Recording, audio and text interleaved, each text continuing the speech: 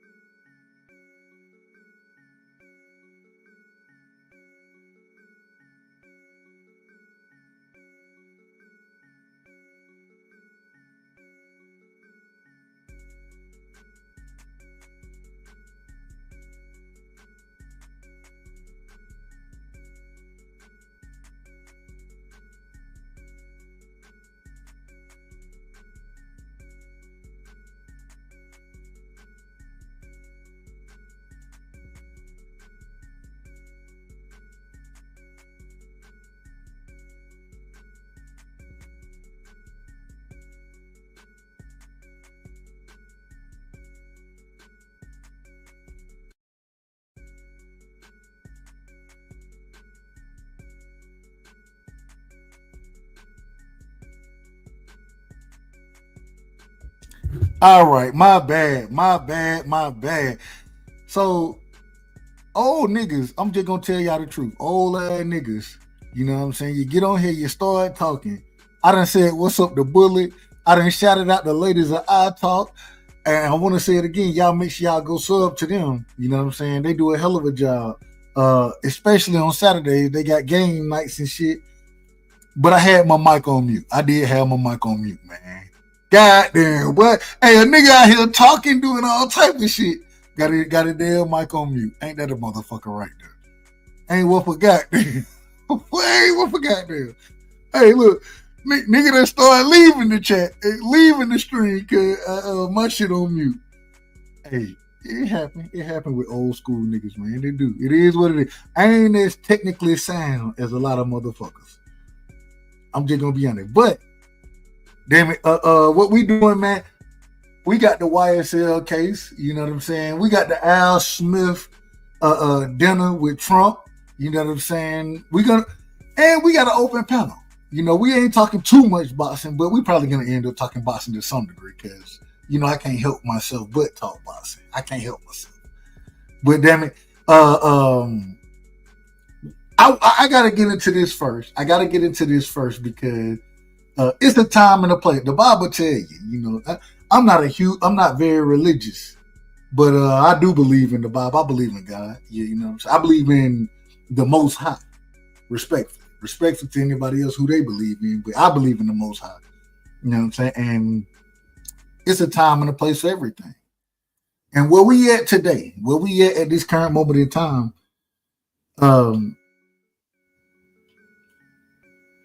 we at a place where we got to talk politics. We got, 3 weeks? 3 weeks? Is it 3 weeks? Before the official date for voting. I'm probably going to go vote tomorrow. Early voting in Georgia. Shout out to Georgia. Y'all know what I'm saying? I'm voting for Trump. I'm just going to tell y'all the truth. I'm voting for Trump. But I want to talk about this YSL case because this is what's going on in my state. You know what I'm saying? This is where I'm from. And this is an opportunity for us to see corruption at its fullest. We get an opportunity to see corruption at its fullest. And so I got to play some of this and react to it. And then we're going to move forward accordingly. You know what I'm saying? We're going to move forward accordingly. But like I said, man, y'all make sure y'all go shout out or y'all go sub to the ladies of I Talk. You know what I'm saying? A hell of a show over there. My brother Ben Israel was in the building. I tried to bring him on. Didn't know I was on mute. You know what I'm saying? When you're on mute, it don't matter who you try to bring on because that shit don't mean a goddamn thing, respectfully. It is what it is. So, and shout out to my brother, man, Bullet Gibson. Hey, Bullet, I always gotta say, man, Bullet that's my brother right there. You know what I'm saying? Bullet, one of my day ones, an individual who be like, man, fuck it. I'm riding with Doug, bro. Fuck it. I don't give a damn how many folks. I'm riding with Doug, and I appreciate that shit, but that shit mean. Hey, real niggas understand. You feel me? Real niggas understand. Can you say nigga on YouTube? I might get flagged for saying that, but I don't give a damn anyway. So shout out to my brother Bullet, man. Shout out to my brother. That's my brother. That's my homie right there. You know what I'm saying? A real nigga. And so we got to get into this. And the reason I want to get into this is because I've been, you know, sometimes you have to jump off and I love boxing, but at this current moment in time, there are more things going on in the world than boxing, right? It's things that you got to pay attention to, especially things that's happening in your state that's going to affect, possibly affect things you have going on. And this YSL case is one of them. It's one of them. Because depending on how things are ruled on in these cases, it affect the whole state. It affect the state.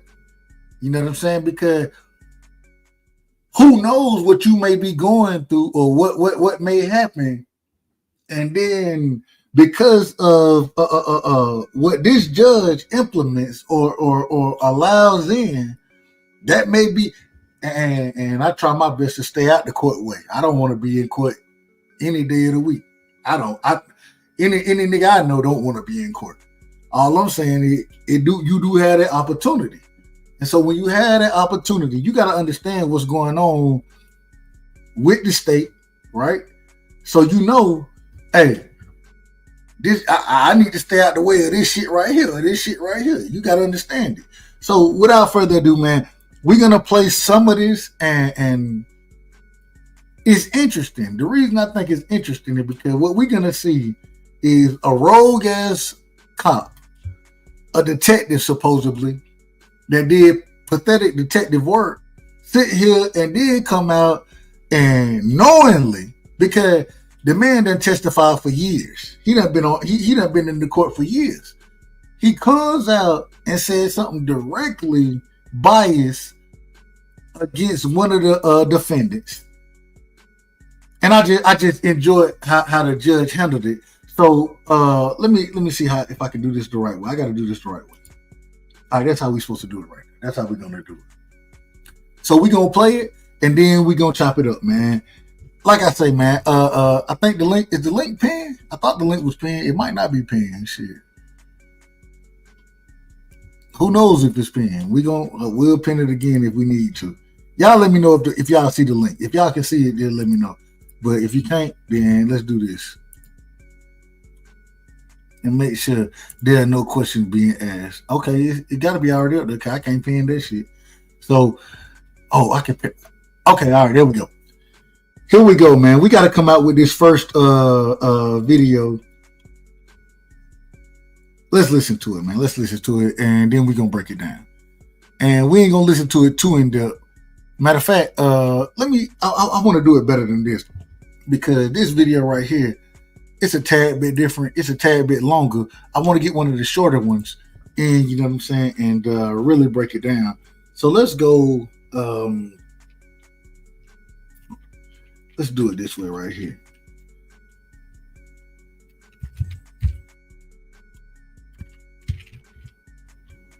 There we go, right there. There we go, right there. And then this shit should come up. Here we go. But that shit longer. I don't want the long shit. I want the short shit.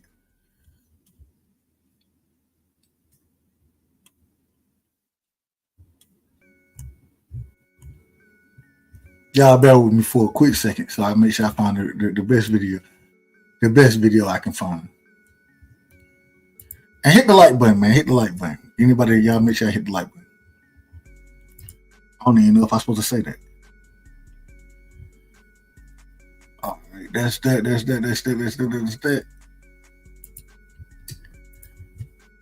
go here.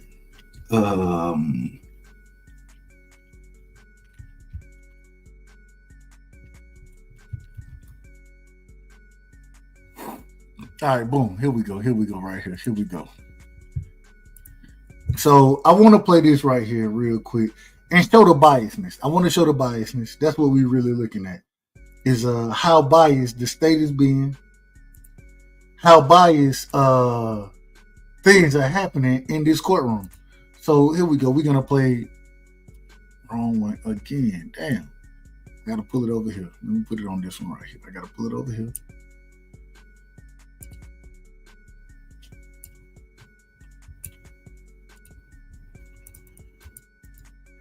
All right, here we go.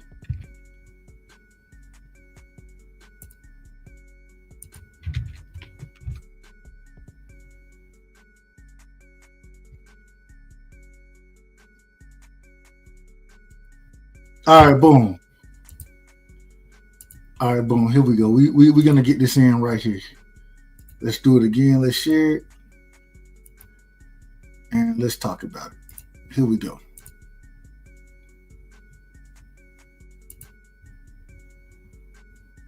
Y'all tell me if y'all can hear this. Y'all tell me if y'all can hear this right here. Y'all tell me. Y'all let me know.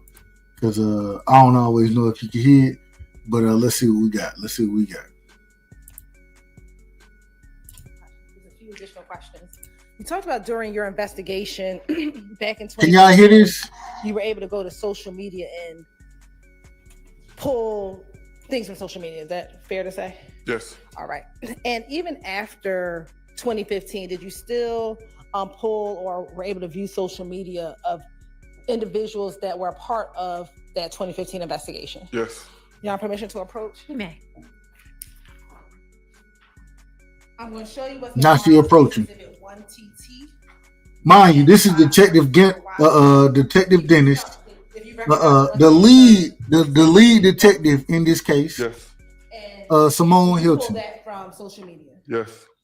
And is that a fair and accurate depiction of the picture in which you pulled from social media that contains a blue car and an individual standing on a blue car? Yes. You're on this time to say like the tender states into 1TT into evidence.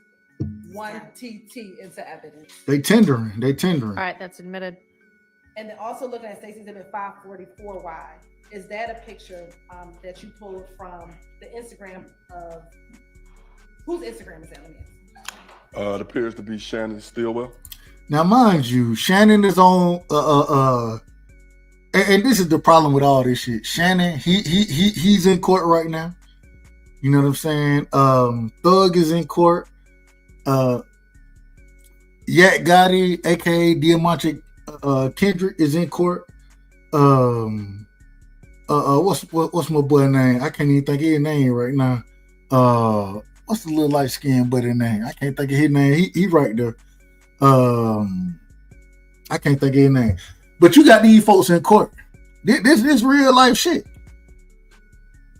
I want y'all to listen to what this man say. I want y'all to listen to this.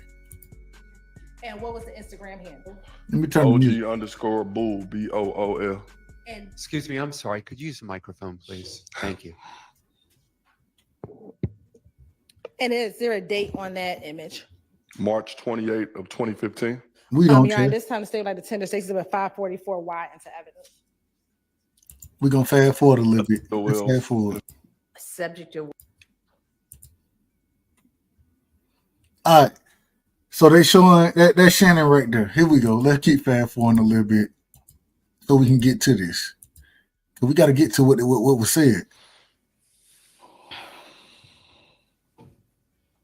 Now, mind you, Dennis don't want to be there. Dennis, although now he work in St. Louis, so the nigga got to fly down to Georgia, you know what I'm saying, to testify. He don't want to be there. Why was Here we go right here. And for some reason, Law and Crime, they kept muting the case. So what we seeing right now, I just want to be clear on this. What we seeing, that's Yak Gotti right there. Yak Gotti standing on YFN Lucci. Shout out to Lucci, man. Lucci stood on his, you know what I'm saying? Lucci stood on business. He took what he had to take, you feel me? And he ain't say shit. And they had YFN Lucci Mama come up there, and she was like, "Shit, I don't know who did what. I know I got shot one time. My friend, her boyfriend at the time, got shot one time. But she got up there and said she don't know what the fuck was going on. She can't point no fingers. But what they really is, and the funny thing is, Yak Gotti did twice. He did it on that's Lucci car right there. Then he did it on Lucci truck, right? So now I want to finish this though. Let's keep going. And it's muted. It's muted. Let's do it this way. So now they're approaching, and what we're gonna move forward. We're gonna move forward so y'all can hear what happened. Character evidence. So now this is Doug Weinstein getting up there. Weinstein is Yak Gotti lawyer. Listen to what Weinstein Your Honor, say. this one you cannot fix. So while everything was Paul, what Dennis said was that this was when Yak Gotti was in and out of prison. You know what I'm saying? In and out. The problem is you can't speak on a defendant being in and out of prison. Why? Because that goes to character. You know what I'm saying? It is bad character testimony. That's the first thing. And it biases the jury. So now listen to this. Just listen to what happened.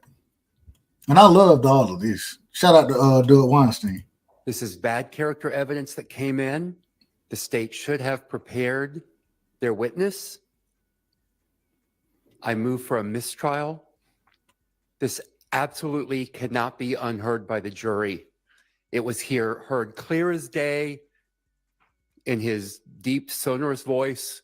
They have heard it. They have Deep, absorbed sonorous it. voice. It cannot be fixed. 404A, Your Honor.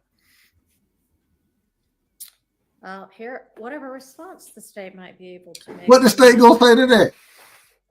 We already know it's You're right, bad. that was not the state's intention. We didn't mean to do it. Your Honor, that wasn't even, that response didn't even come across my mind. That would even. I didn't even think he would say that shit. Of our witness's mouth, Your Honor. I didn't think he would say The that state's shit. intention was to solely talk about the vehicle that he was standing on and the fact that he was standing on that vehicle.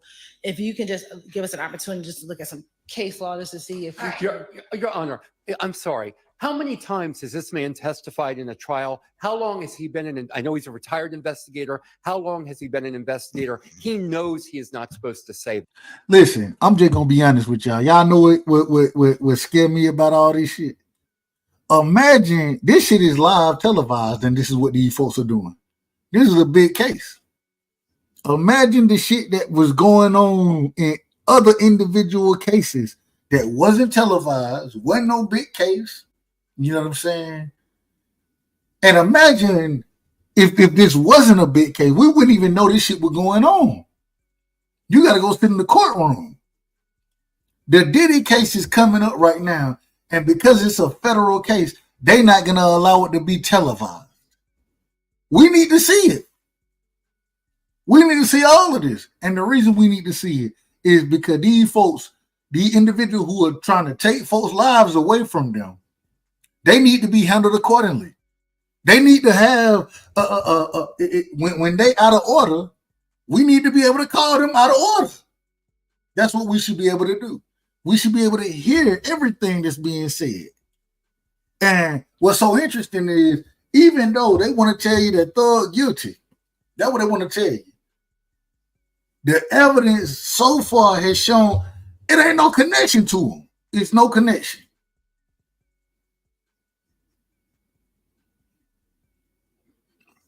They out of order. They out of order, but they allowed to get away with this shit because ain't nobody watching it. Ain't nobody looking at this. We should all be looking at this. All of us. And the reason we should be looking at it is because of the nonsense that's going on with it.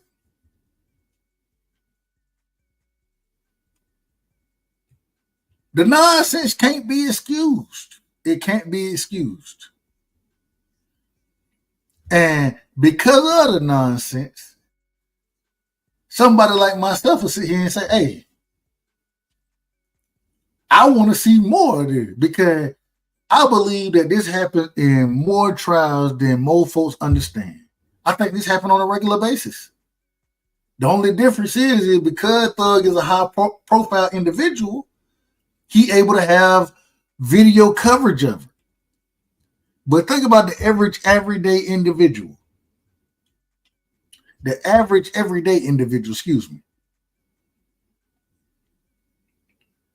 They could be going through the same shit and the shit be excused and they didn't have the money, right? They didn't have the money for the high price lawyers. The shit that's going on is still wrong. It's still wrong, but they didn't have the money for the high price lawyer. Matter of fact, shit, they really only took it to trial. And when they took it to trial, they take it to trial with a public defender. Whose side the public defender really on? You telling me the public defender don't already know the prosecution? Don't know the judge? Of course they do. I ain't saying that they just giving their clients up. I ain't saying that. But what I am saying is that if you ain't got you somebody there who understand what's going on and can call some bullshit, you might be fucked.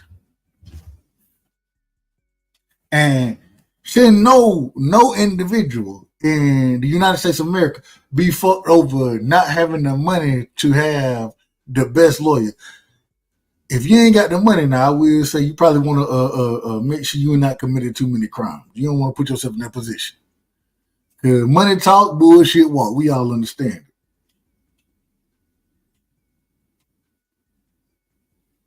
But for what the state is doing right now, it's a damn shame. It's a damn shame what the state is doing. And they need to be called out about it. They need to be called out. And it's been consistent. It's been a consistent, like a candor to the court from the state. The state has consistently brought up evidence that shit had already been excluded. But what happens? Because they got high paid attorneys, shout out to them. Because they got them, now we able to see the bullshit. And we seeing the state scrambling and scraping. Shout out to AV. Scrambling and scraping. Trying to figure shit out. On the fly. And they doing a piss poor job of it. We got more of this that we got to show. But let's finish this clip real quick. That, Your Honor. I would find it surprising if he isn't aware that that's not supposed to come out. The judge just said she would find it surprising if Detective Dennis, the state's witness, who done already been on the stand twice before this time right here, she would find it interesting if he didn't know that this shit shouldn't come out. He knew it shouldn't have came out, but he still said it anyway. He still said it. It's the bullshit. It's the bullshit that we talking about. It's the shit that they taking niggas' lives for. These folks facing life in prison. And you got a nigga up here lying. A nigga up here bringing out evidence that, or not even, it ain't even evidence. A nigga giving his opinion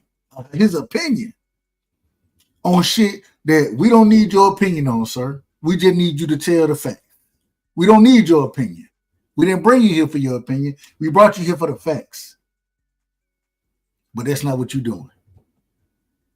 He out of order. He out of order.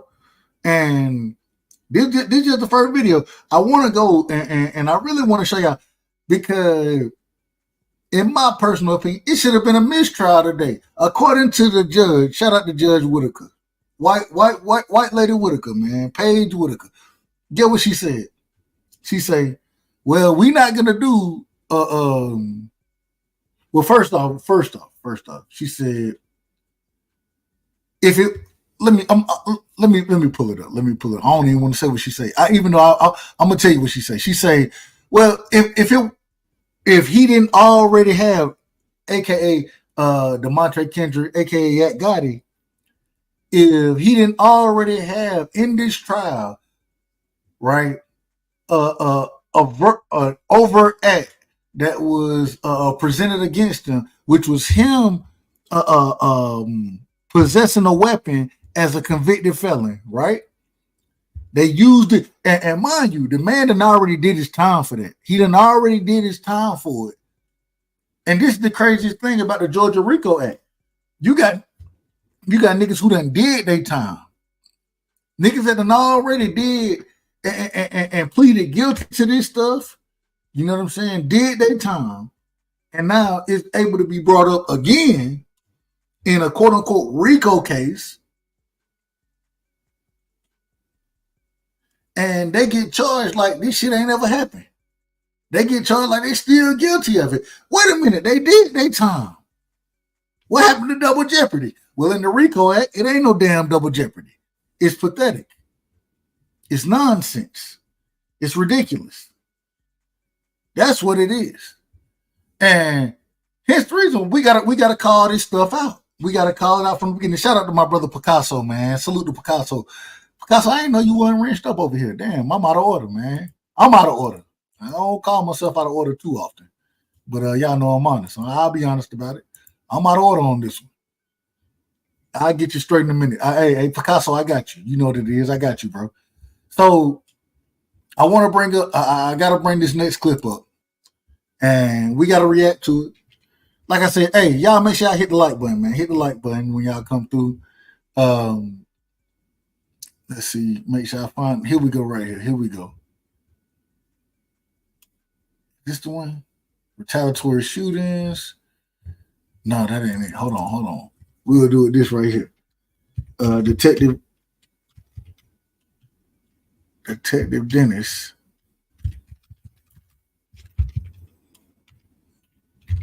Picked up. Hey, Picasso, get some order in the chat, man. I ain't mad at you. All right, here we go right here. We're gonna play that city. Let me see if I can find the short version of the shit. Hey, next time I come up, I already have my shit lined up. I have it lined up. Yeah. All right, here we go. All right, here we go. I want y'all to listen to this. Shout out to Steady Nash, man. Steady Nash, a hell of a content creator. You know what I'm saying? Doing this thing over there. I ain't got no problem with it. You know what I'm saying? Got to talk to him a couple times. So shout out to Steady Nash, man. All right, here we go.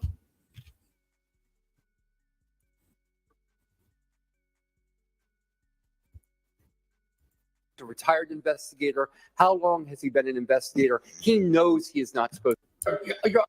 So let's listen to that again. I want to listen to it one more time right here.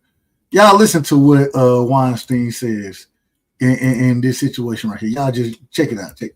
Check this out right here, because I think this is deadly. I think this is deadly to the case. Here we go. Y'all let me know if y'all can hear this. Honor, I'm sorry. How many times has this man testified in a trial? How long has he been I know he's a retired investigator. How long has he been an investigator? He knows he is not supposed to say that, Your Honor. I would find it surprising if he isn't aware that that's not supposed to come out. He knew it wasn't. Yeah, it was. The brother knew it wasn't supposed to come out from the beginning. He knew it wasn't supposed to come out, but he still brought it out, didn't he? Still brought it out. Let's keep going. Mr. Weinstein.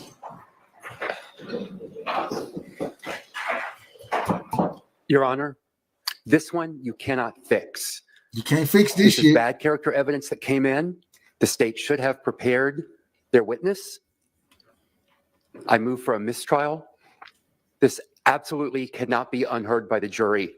It was heard clear as day in his deep, sonorous voice.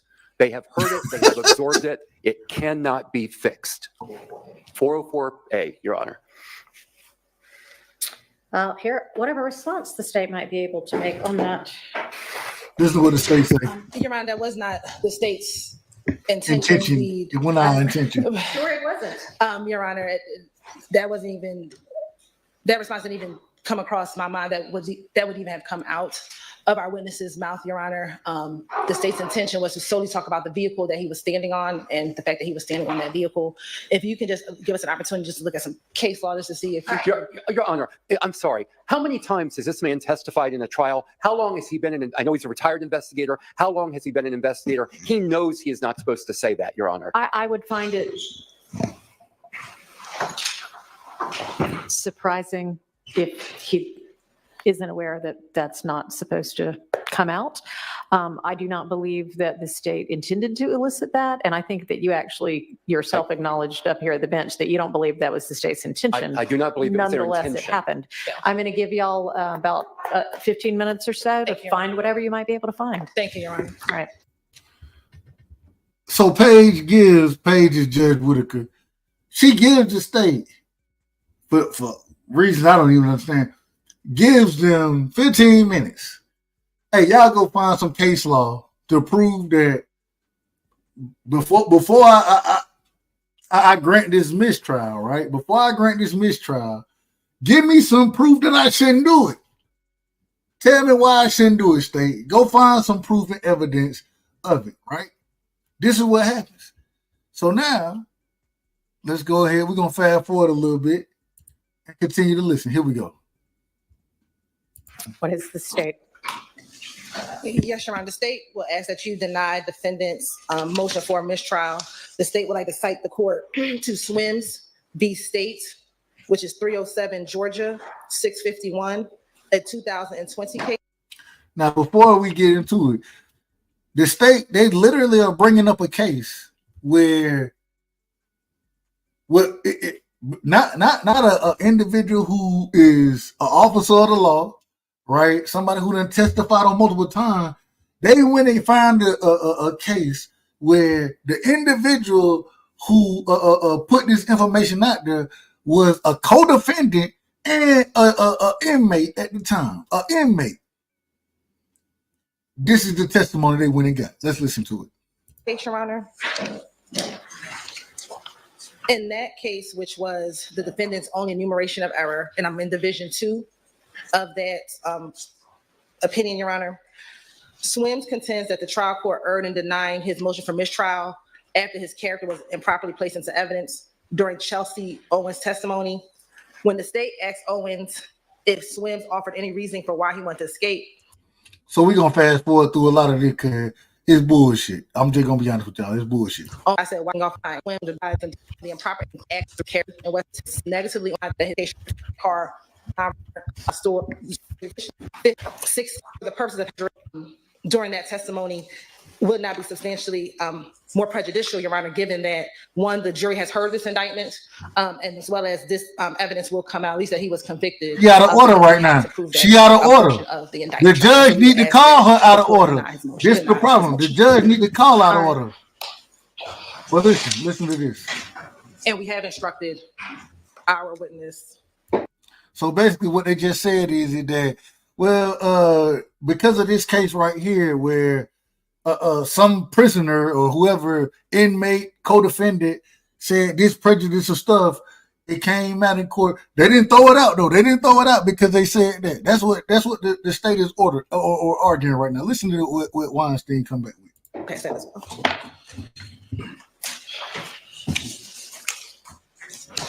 Ms. Weinstein. Thank you, Your Honor. In the Swims case cited by the state, correct me if I'm wrong, but I do not believe that was a seasoned officer that testified about the bad character. Is that correct? Not a seasoned officer. Shout out to my brother Cooking with the Champ in the building. That's my brother right there. Salute, champ. Much love and respect. Hey, I've been living life, man. I've been living life. Appreciate you coming through, brother. Appreciate you. You know what it is. Nothing but love and respect. Listen to what Weinstein's saying right here. I don't know if it was No, I looked. It's not. It's an inmate, right? And I think there's a distinction between Did y'all hear that? So the state said, well, we don't know if it was a seasoned officer. The judge said, well, I know. I didn't read the shit. It wasn't no damn seasoned officer. Let's listen to it one more time. That was a seasoned officer that testified about the bad character. Is that correct? I don't know if it was seasoned officer. No, I looked. It's not. It's an inmate, right? And I think there's a distinction between a fellow inmate and an officer with decades of experience. And it's not just I that think that. I mean, I think if you go back and look at Posey v. State, which you may have already looked at, start bringing case law. Georgia Appeals 216.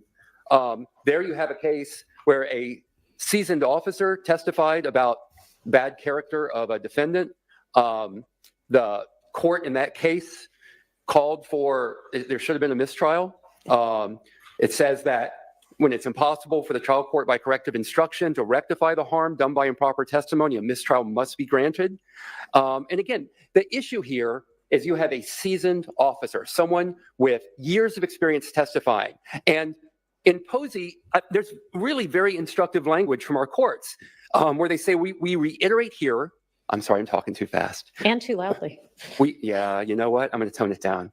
We reiterate here. Hey, look at got it laugh. You say you're too loud. You're too loud. Officers are not always well acquainted with our rules of evidence, and that statements such as the one here are merely inadvertent.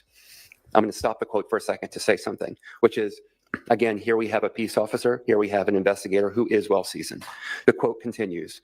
But if we refuse to reverse this judgment, then we provide no incentive to district attorneys and solicitors to counsel their witnesses, especially law enforcement officers, to avoid extraneous and inadmissible outbursts. That's the big part right there. if you let this shit go, then what he's saying is fuck it. You ain't even got to counsel your damn. You don't have to make sure that they ready to testify. They can come in and say whatever the fuck they want to say. And in this situation, if they go to mistrial, right, then a lot of times mistrials are granted. But then you have to, if you look at the YS or whatever the nigga named Melly, not the nigga in Florida. If you look at Melly case, nigga, he got a mistrial only to have to do the shit over again. That's it. Right? But if the state is golden a mistrial, it need to be a mistrial with prejudice. They shouldn't be able to come back and try this shit again. Let's finish this, what he's saying. And let's get to what the judge is saying. It is high time that this court go on record as opposing without reservation such conduct by law enforcement officers. Posey is exactly on point. Posey calls for a mistrial. This officer should have known better. The state should have properly prepared the witness to not issue, to not blurt out, to not state so clearly that my client was just getting out of prison. It cannot be corrected, Your Honor. You can't fix this shit. Any last words by the state? Well, actually, never mind. It's the defense's motion, so y'all don't get any last words. Actually, right.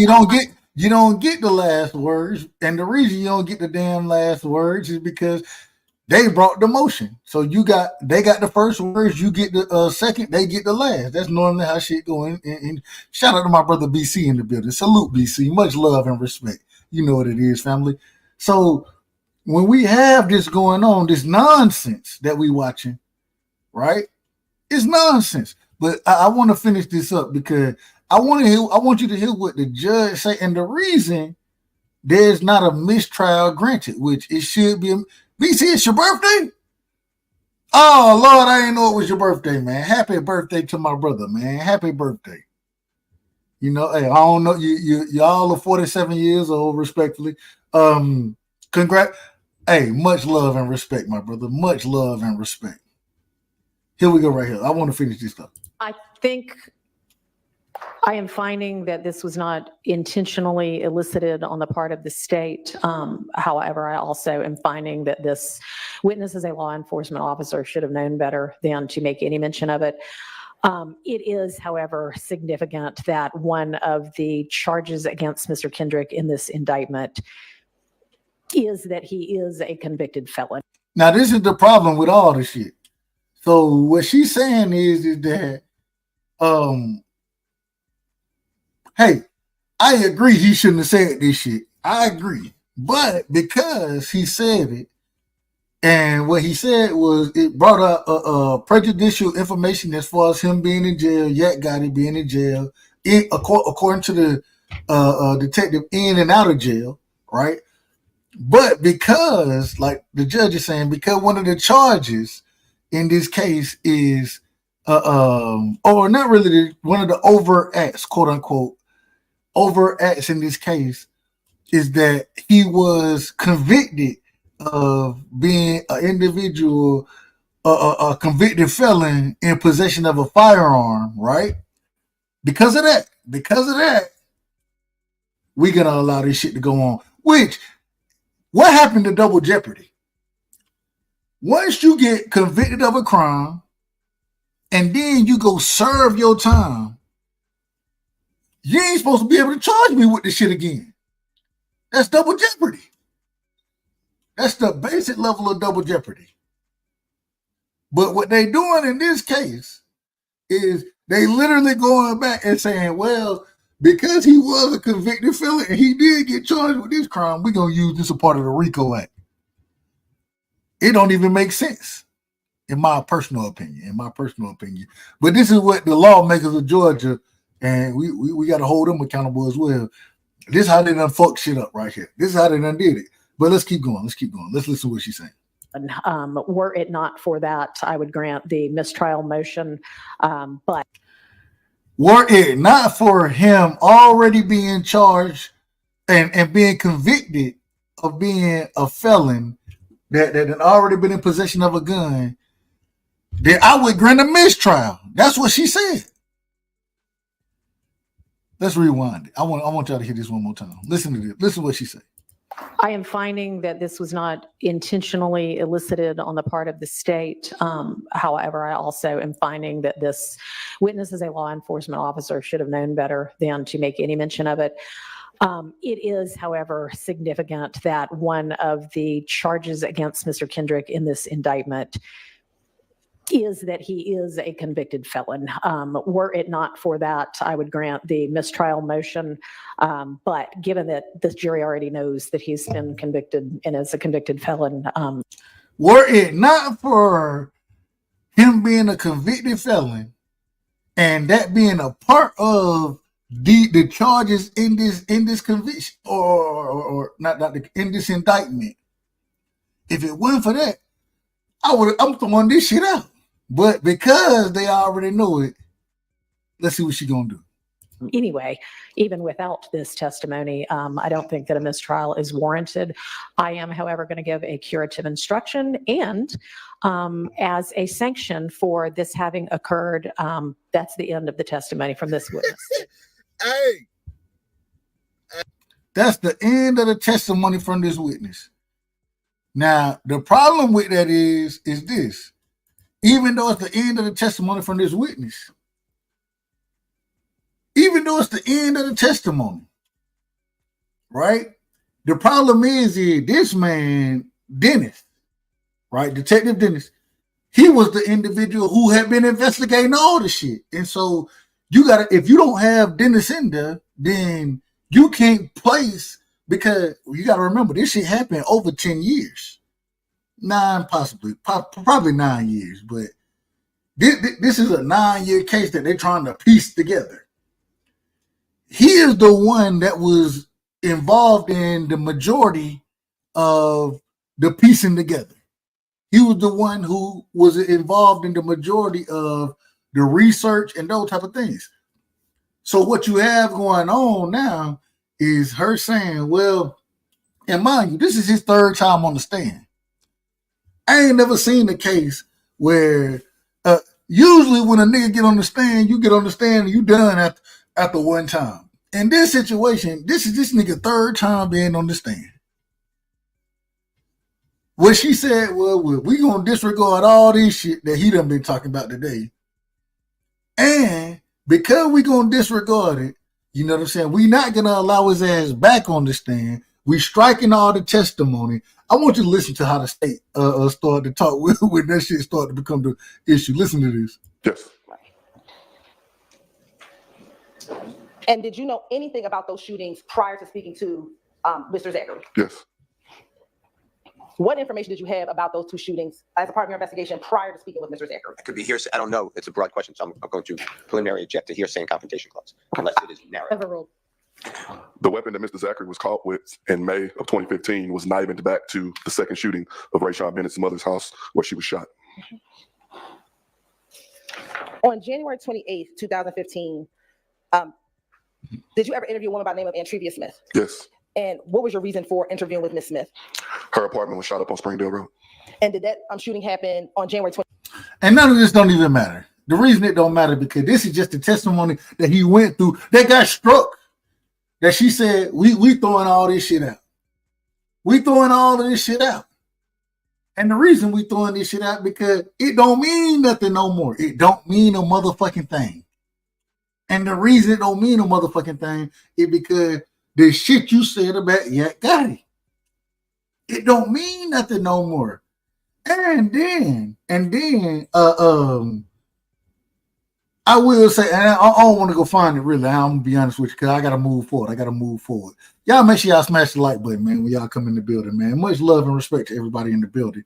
All I'm saying is that when you have an individual like him up on the stand, sitting here knowing that he shouldn't be able to testify to a lot of the bullshit that he I ain't gonna say testify to. He shouldn't be saying a lot of the bullshit that he's saying. He's still doing it. This the USA. We done always heard about dirty cops. We done heard about dirty cops for the longest. Anybody who grew up where I grew up at, hey, we already know about dirty cops. But at the same time, The reason I love this is because we getting to see it on display firsthand.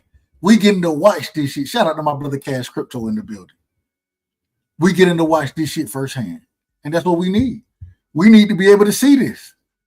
Because a lot of individuals have gone to jail, have been prosecuted illegally. They've been prosecuted illegally. And now we're seeing the illegality in the courtroom. Imagine if there wasn't no cameras in here and she was like, nah, we ain't gonna work. Hey, keep going. Keep testifying, sir. Imagine if that happened. It may get switched on appeals. Maybe.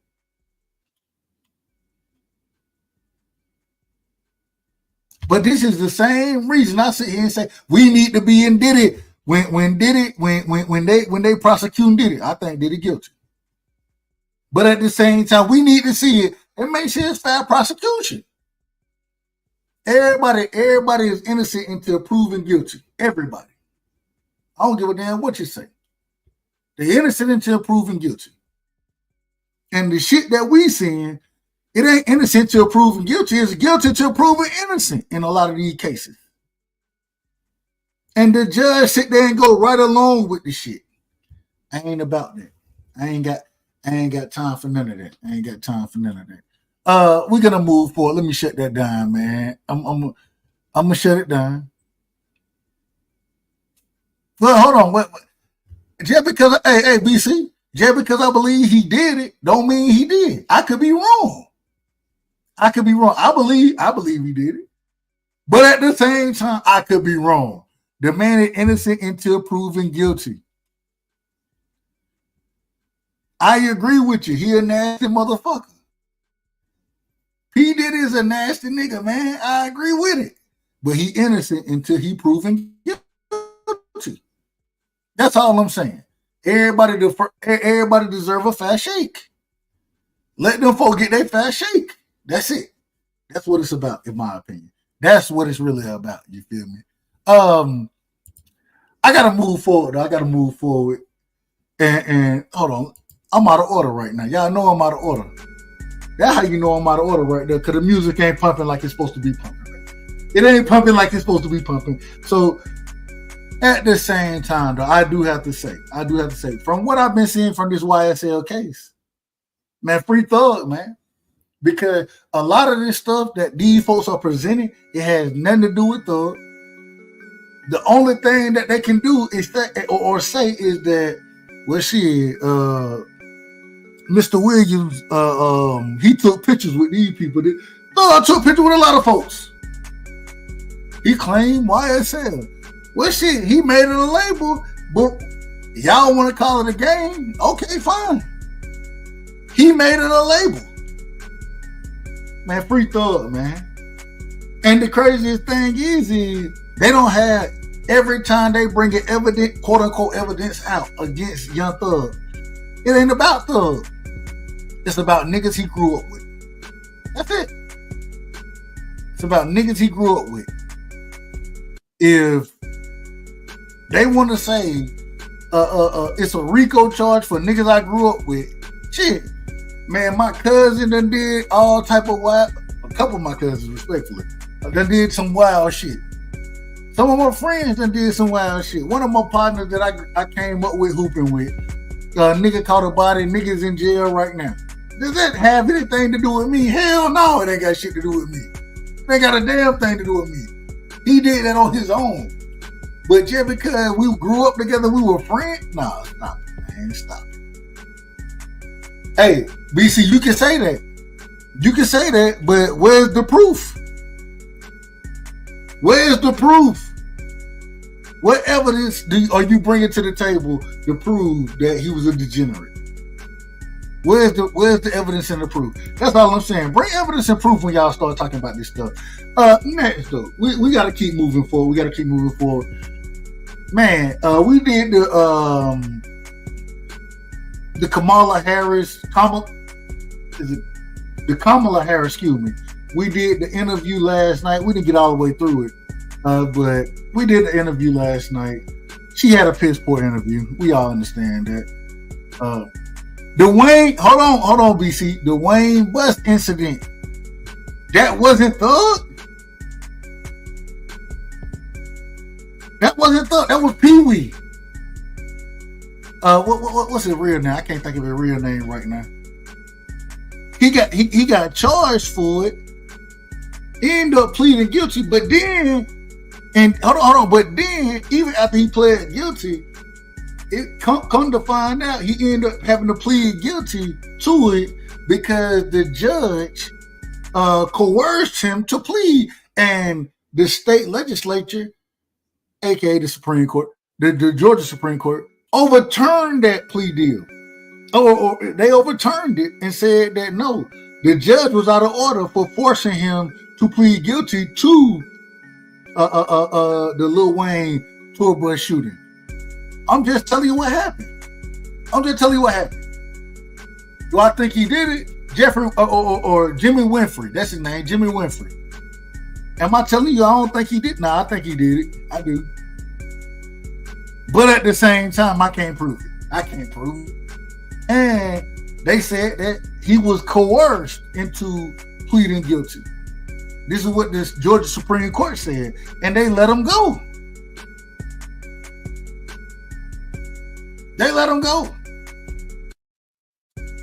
And so, hey, Jimmy Winfrey, do I think the man is guilty of doing this shit? I do think he, I'm gonna be honest, I think he's guilty. But who gives a damn what I think? Who fuck what I think? What was proven? When shit proven.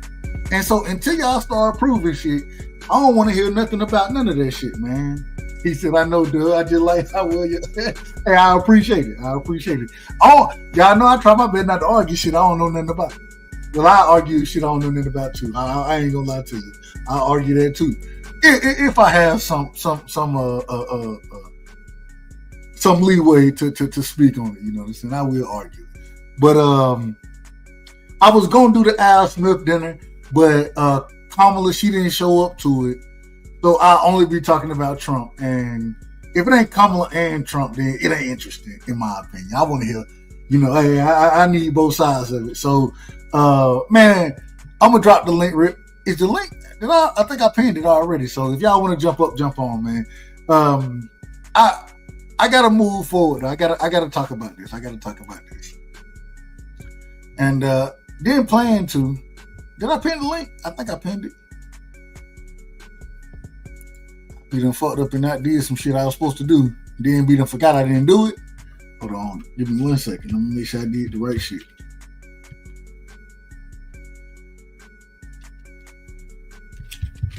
And y'all make sure I hit the like button, man. Hit the like button. Y'all, we gotta, I don't know why. From now on, you just gotta tell folks to hit the like button, because folks ain't gonna hit the like button. Y'all should hit the like button when y'all, okay, we good. It's at the top. Y'all wanna jump in. So, well, I'm gonna go into it. Oh, hold on. We know Thug ain't shit. These lawyers just fucked up. What that mean? Hold on, BC. I don't even know what that means. I don't know what you mean when you say that. I would ask you to come break that statement down when you say Thug ain't shit. You mean he didn't do shit? Thug is innocent, and they taking it. That's what you. I think that's what you mean. I may be wrong. I gotta ask this question.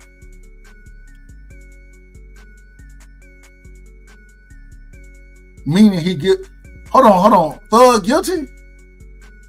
You think Thug guilty? What is Thug guilty of? All right. Well, if they didn't prove it, then the man ain't guilty. I don't know how to take that one. But hey, come explain yourself, BC. I don't know how to take that one, because you saying that the man guilty when clearly he not guilty. Clearly,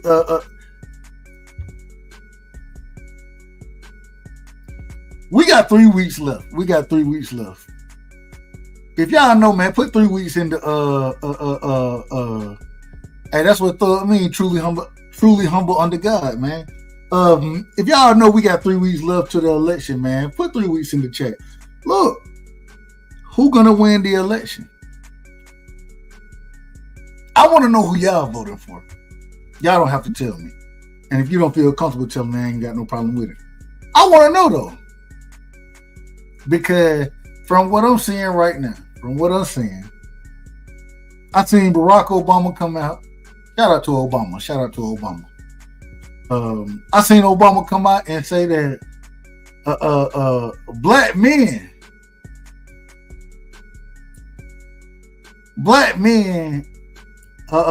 ain't supporting Kamala enough, and it's because we don't believe a woman can lead. Hey, I don't think that got nothing to do with nothing.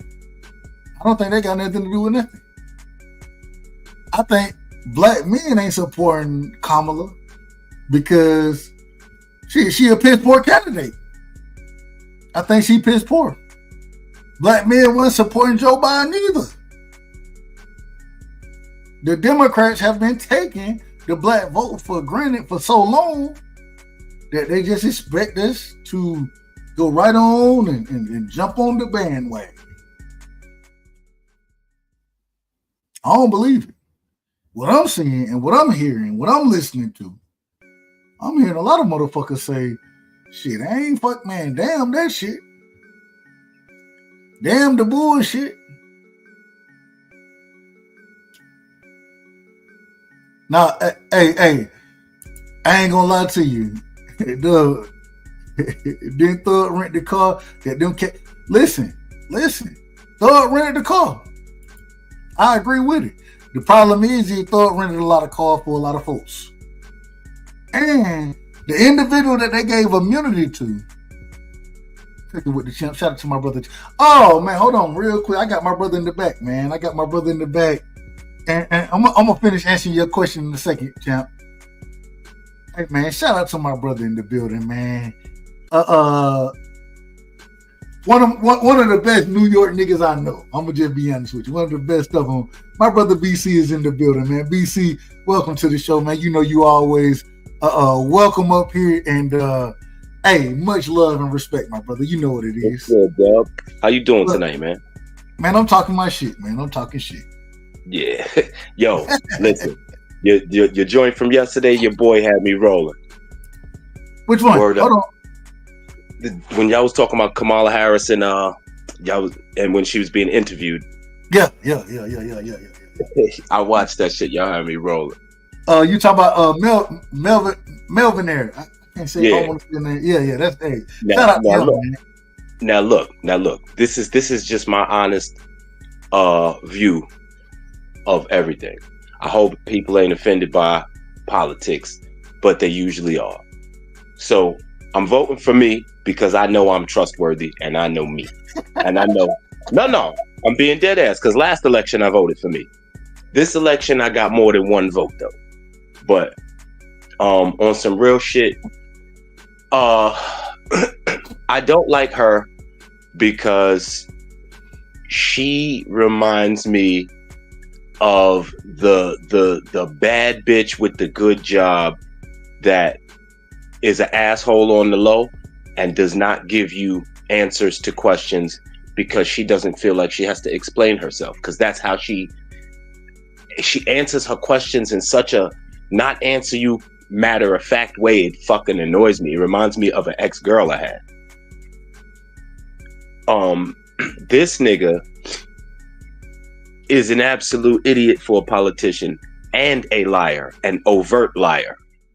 I cannot fuck with either of them. It is also with all of the shit that's going on in Europe and in the Middle East, as tense as it is over there. I don't know if right now is the time for a minority president. That shit will not go over well with our enemies, and we already looked at like a laughing stock. We will probably be targeted to see how she's going to react. That's just my opinion. Hey man, this is what I'm trying to tell you right here. I understand what you're saying. I agree with you. I agree 100% with you. I don't think that she's qualified. And when I say qualified, I'm like you. I listen to her speak, and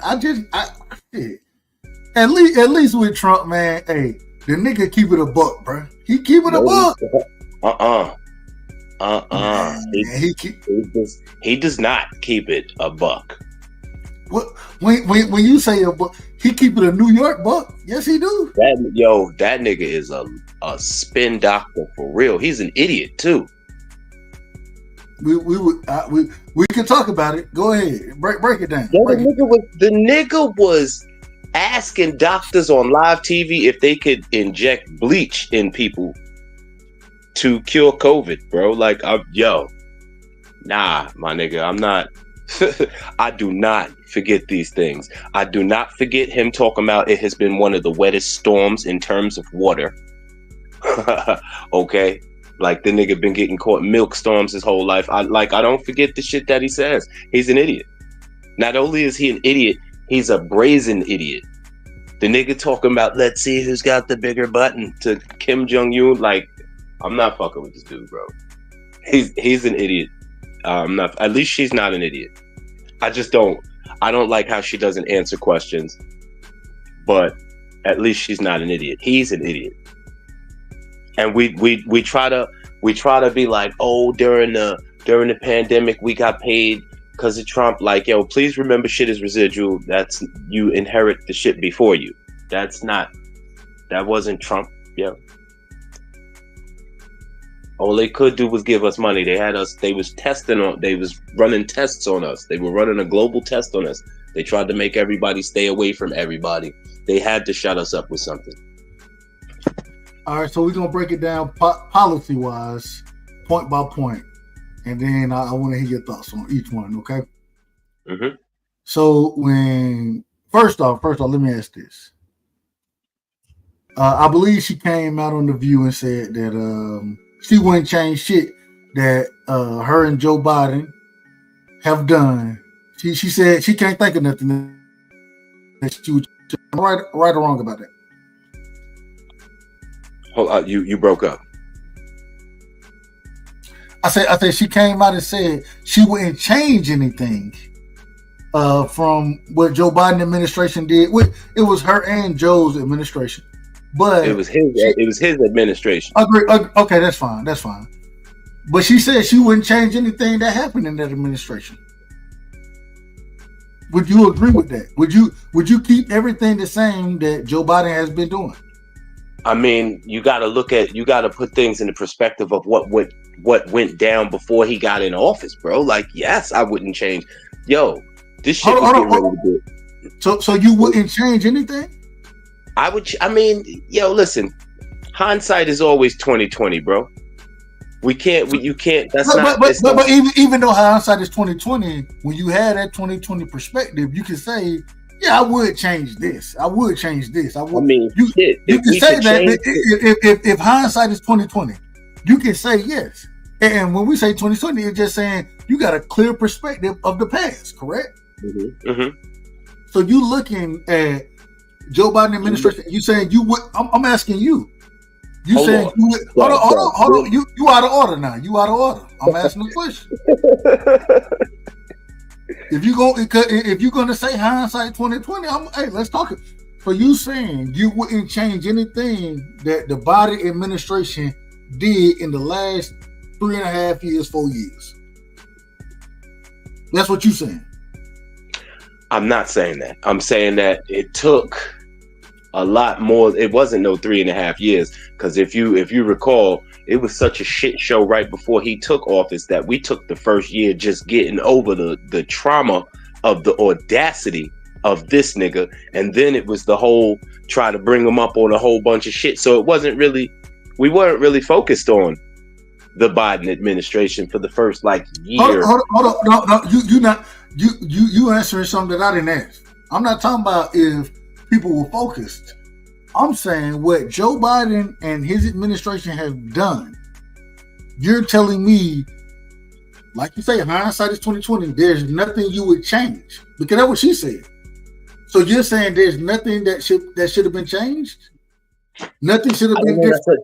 That's a very broad question to ask the way you asking it, because there's a lot of shit that I would have changed, but there's things that you can't blame the current administration for that took place, bro. There All are right. things that So let's break it down this way.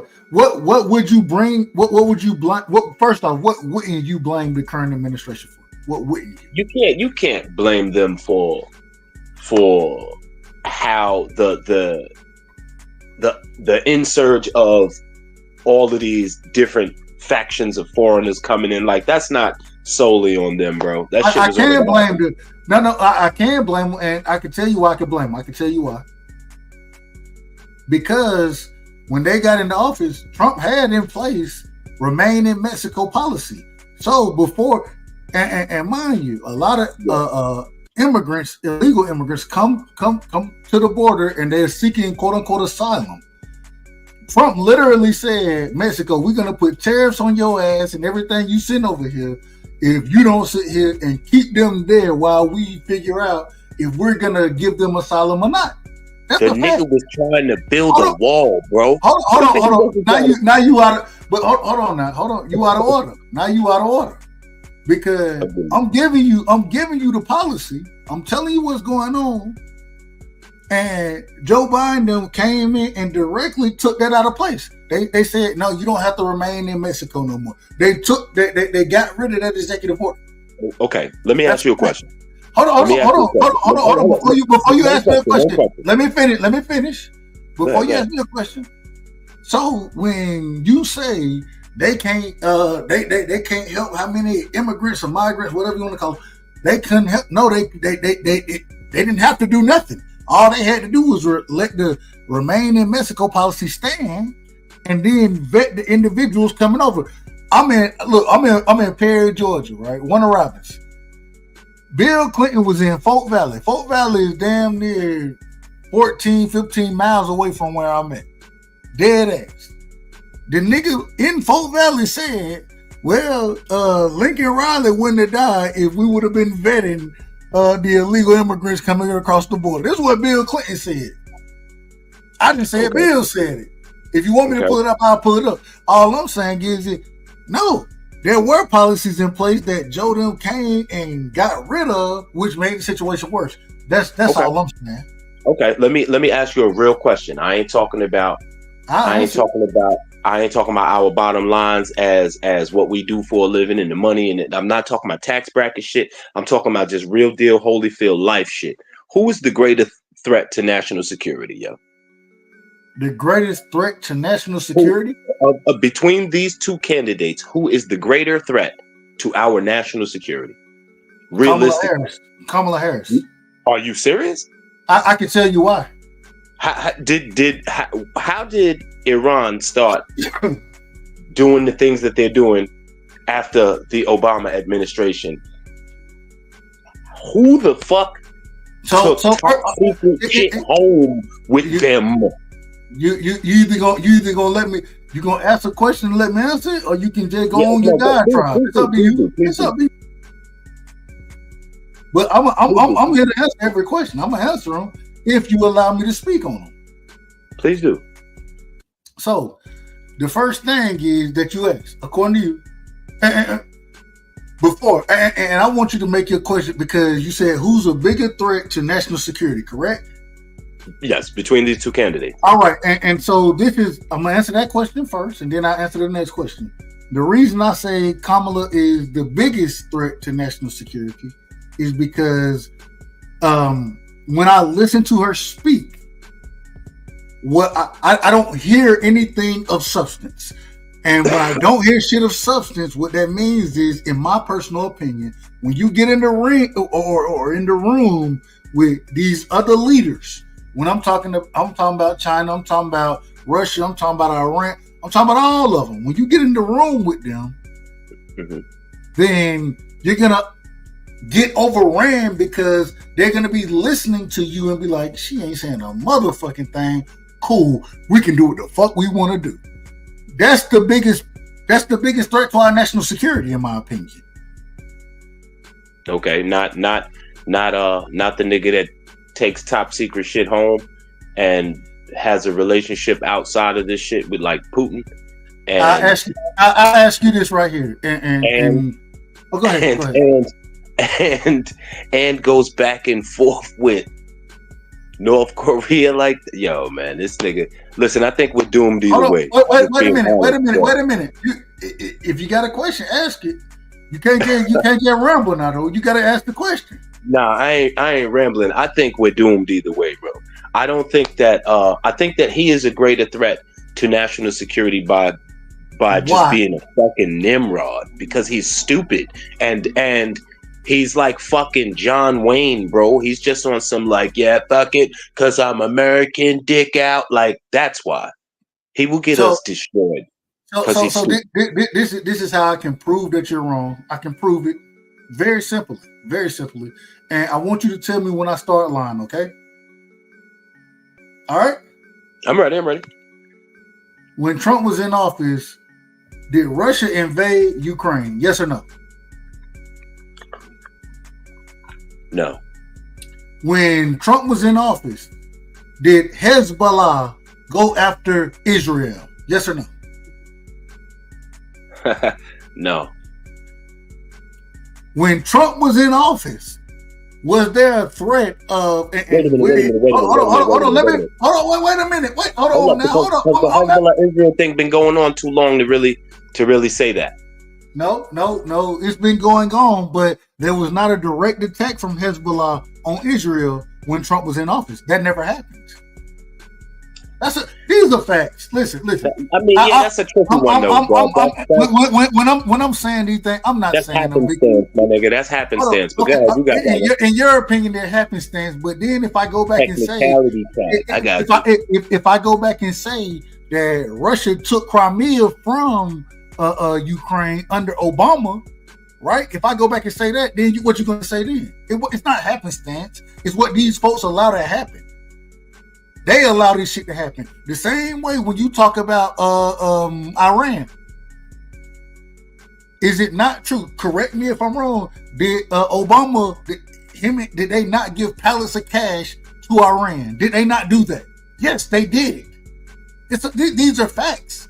When Trump was in office, what happened? Iran was damn near bankrupt. Why? Because what Trump would tell Russia, what he told China, if y'all go trade with them oil wires, we putting sanctions on y'all motherfucking ass. It's gonna cripple y'all shit. And then it stopped them from trading with these folks. And then when Joe Biden got back in office, what he did, he took that shit away. And then now you have Iran running wild out this motherfucker. You know how hold on. You know how wild they running?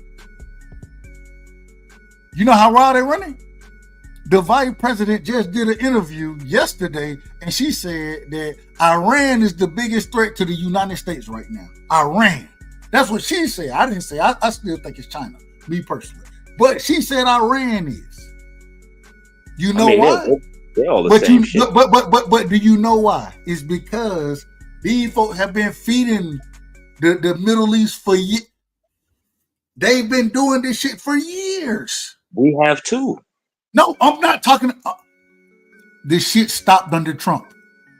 The shit started under Reagan. I don't disagree with that.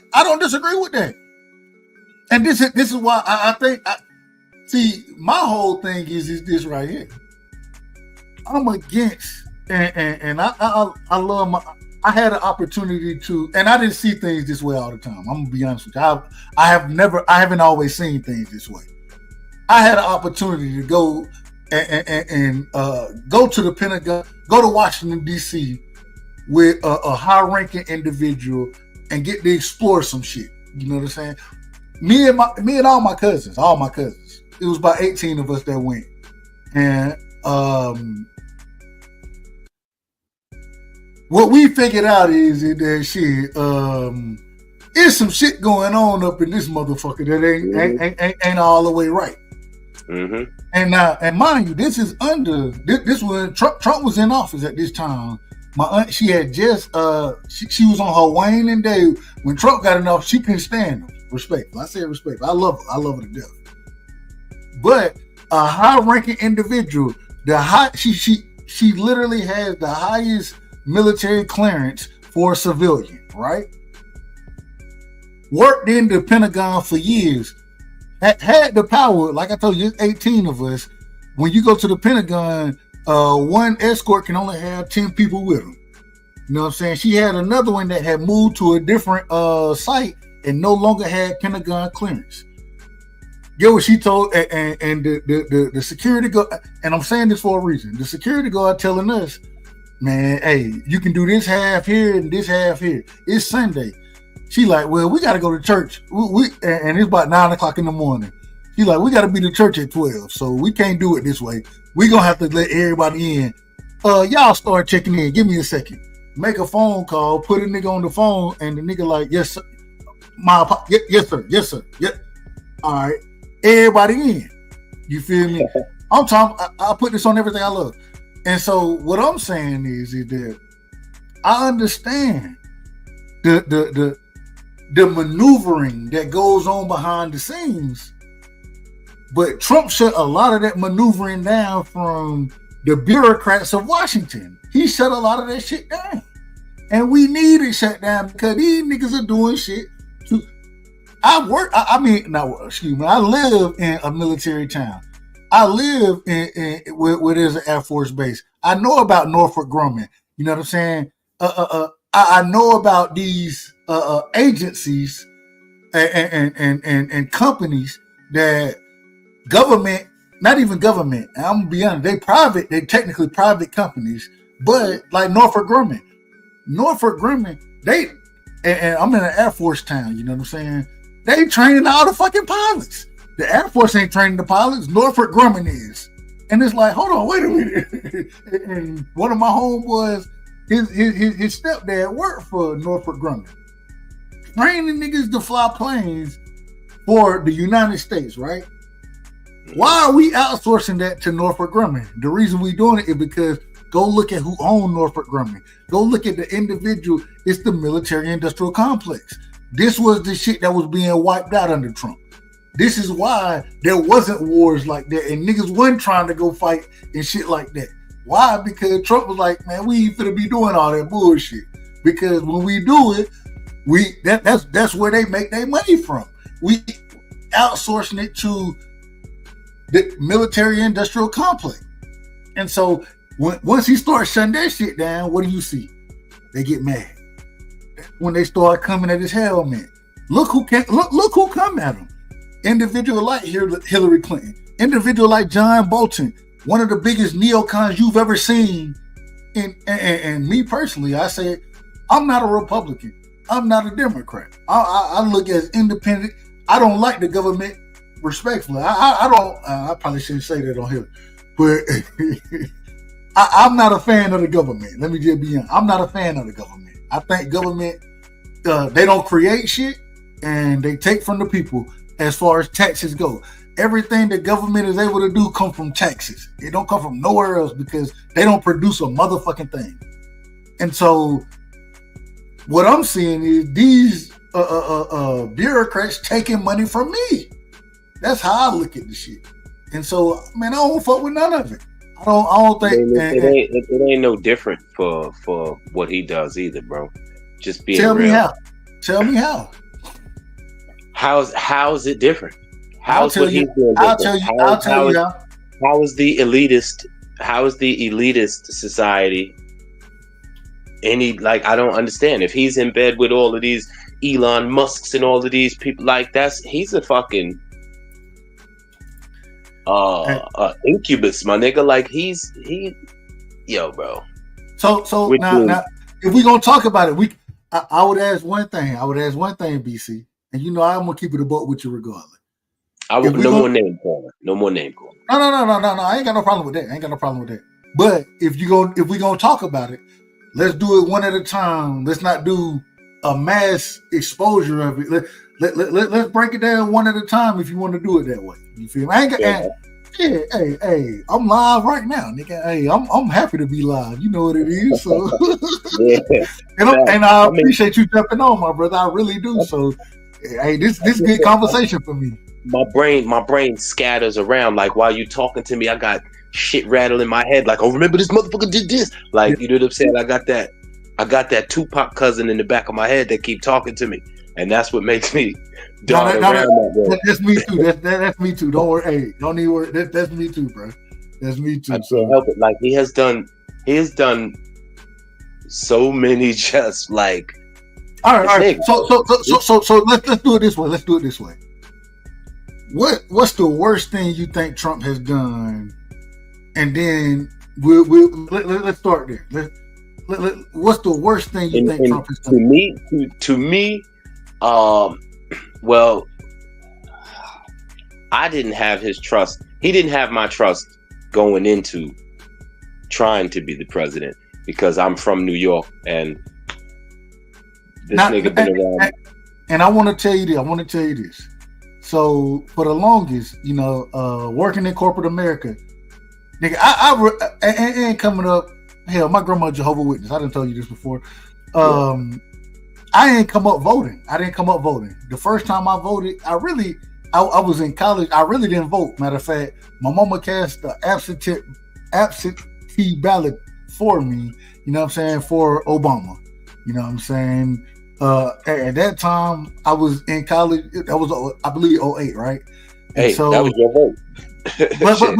but I didn't have no problem, man. When Obama got elected, me and my partners, I'm gonna just be straight with you. We was in the parking lot. We had that Jeezy bumping. My president is black. No, we was rocking to it. On everything I love. On everything I love. I voted for Obama the second time, and that was my actual vote. That was my first time really voting. I voted for him the second time. The problem is I disagree with Obama so much, and it is what it is. I can't help how I was raised. You know what I'm saying? Like I keep telling you, my grandma Jehovah's Witness, and all the LGBTQI, all that shit don't ride with me. You feel me? It don't ride with me. And so because it don't, you know what I'm saying? I didn't really like a lot of that stuff that Obama was doing. I didn't really fuck with it. You feel me? So then I went back to the whole like, bro, I'm not voting no more. Fuck this shit. Fuck voting. Everybody good. And I'm a conspiracy theorist by nature. I believe that the Illuminati is correct. I believe the Illuminati is real. I still think it's real. I think that the Federal Reserve got some shit to do with the Illuminati. This is how I think, right? When it was Trump and Hillary, I didn't vote in that election. But while I was at work and I was telling, and I worked with at that time a bunch of older, I ain't gonna say old, but everybody was old enough to be my mama. You know what I'm saying? If not my grandma, and more or less aunties though. And when I told them I ain't vote, all black women, and I'm talking about they working for me. They work for me. Most of them, well, some of my peers. But when I told them I wasn't voting, but they chewed me out. They cussed my ass out. Talk bad about me. Especially being from the South. Hey, man, they done fought for this. You not gonna do it? Okay. Mm-hmm. So then, but then this was the crazy thing right here. This was the craziest thing. So I had to take that. And even then, like I paid attention to the election a little more. This was when it was Trump and Hillary, but I still didn't really pay attention to it. Like I'm like, but y'all ain't for the shame me in the vote. Damn that shit. So then, when I'm still working with them. I eat lunch with these folks every day. We got a salad club at the time. They started telling me, and this went after Trump done got elected. And mind you, they got mad at me because I was laughing. I was laughing about this shit. Cause at the time, I'm like, man, fuck this. I didn't give a damn who won. And they always saying how Hillary was gonna win this, that, and they was so hurt when when he won, right? And I was laughing because y'all done shamed me this whole time for not voting, and then the nigga y'all want to win, lose, and now y'all mad. And so then I'm like, but at the same time, even though man, these my folks, man, these my people. I'm talking about we tailgate together. I rock with these folks. So then, it started the whole Russia collusion shit, right? Mm-hmm. And I told them, they like, man, they finna get Trump at. And mind you, like I said, we got a salad club, right? So what they started doing, so we'll eat, normally we eat in the conference room And, you know, we don't really put shit on the TV, nothing like that. We just be chopping it up, talking about work and shit. Got to put that CNN on. Oh, they started putting it on, but and what they started putting on was the court cases when Trump would go to court. And they like, oh, they finna get his ass. And then I started watching this. Women want that juice, boy. Hold on. So now I'm in here. First off, I'm pissed off because I gotta sit in here and watch this shit. I don't even look at politics. I hate politics at this time. So then I started watching this shit, and I'm like, oh, they finna get Trump ass. And I'm like, wait a minute, hold on, what? And I'm just listening to this shit in the scene. I'm just watching the damn collusion case. And then I started to look, I'm like, I don't know if he's guilty. I don't know if he's guilty. They keep telling me he guilty. They just hold on. They slow. They gonna prove it. All right. I'm watching this with y'all now. I'm watching this with you. And get what I realized? None of the shit they were talking about was ever proven in that damn case that they had me and that motherfucker watching. Mm-hmm. So then in 2019, I was like, man, damn that shit.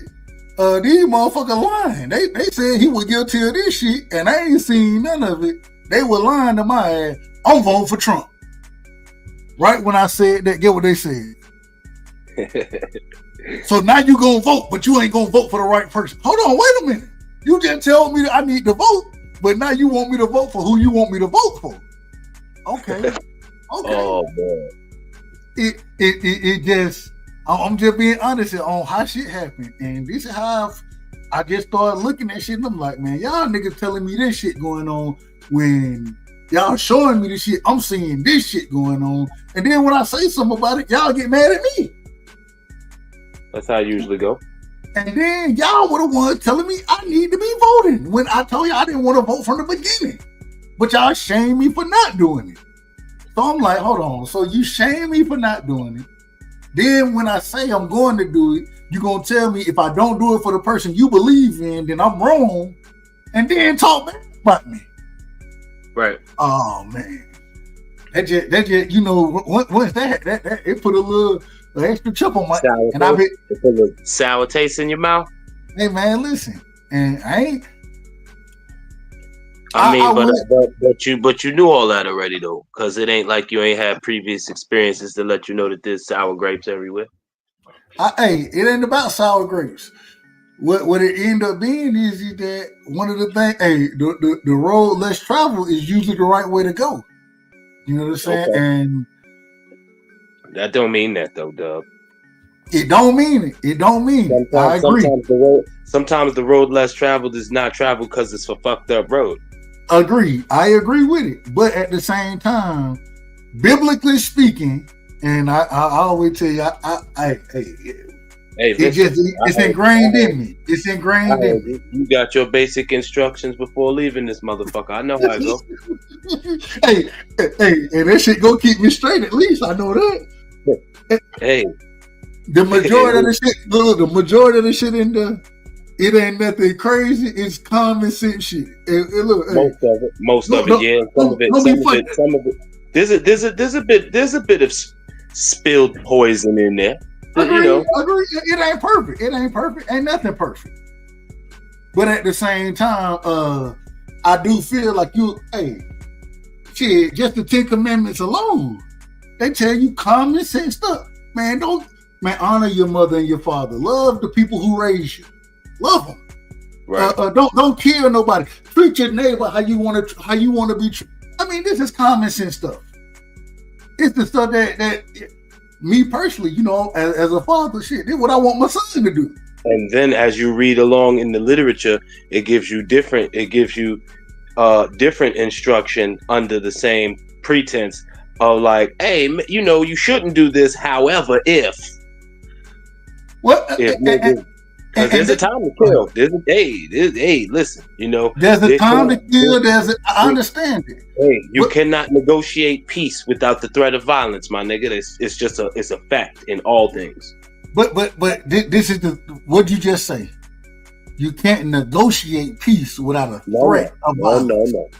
It cannot be done. And get what? Guess who negotiated peace? Who negotiated peace? Ain't no motherfucking peace. Trump. He negotiated peace. Hey, get what? Get one of the. I might have to pull it up. So you don't think I'm just making shit up? But one of the congressmen, he said his favorite story, a black congressman. Nigga said Trump went over to I don't know if it's the Taliban or somebody, and he said, "Look, this your house right here." Showed the man a picture. As long as ain't no American citizens' heads touched, then you'll be okay. And walked out the room. I can never get mad at that. Hey, listen, that's what I want. He handled it like a G, but he's a dummy. Hey, listen. Sometimes, and I, you know what? Even if you want to say he a dummy, the interesting thing is that ain't no way you can be a dummy running or being a multi-billionaire. You can't be no dummy. But he's not. All right, whatever it is, multi-million. I'm gonna say multi-millionaire. But he's not that either. He's not that either. According to his to the records he don't want to release, nigga. Like what is he? Come on, he's a nigga that gets favored. So he don't have $3+ million. He know how to run some shit into the ground. Man, see you arguing shit that I ain't arguing. I mean, I'm telling you facts based on what you asking me. No, okay. So let's do it this way. You're asking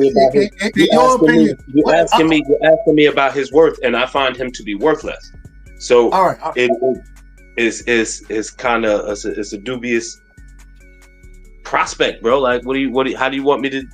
I've watched this nigga squander everything he was given, so it's hard for me to look at him the way you look at him. When you say squander, he fucked it off. He squandered. So he broke. There's no way on earth with all of that bread. And how the fuck do you bankrupt a casino, my nigga?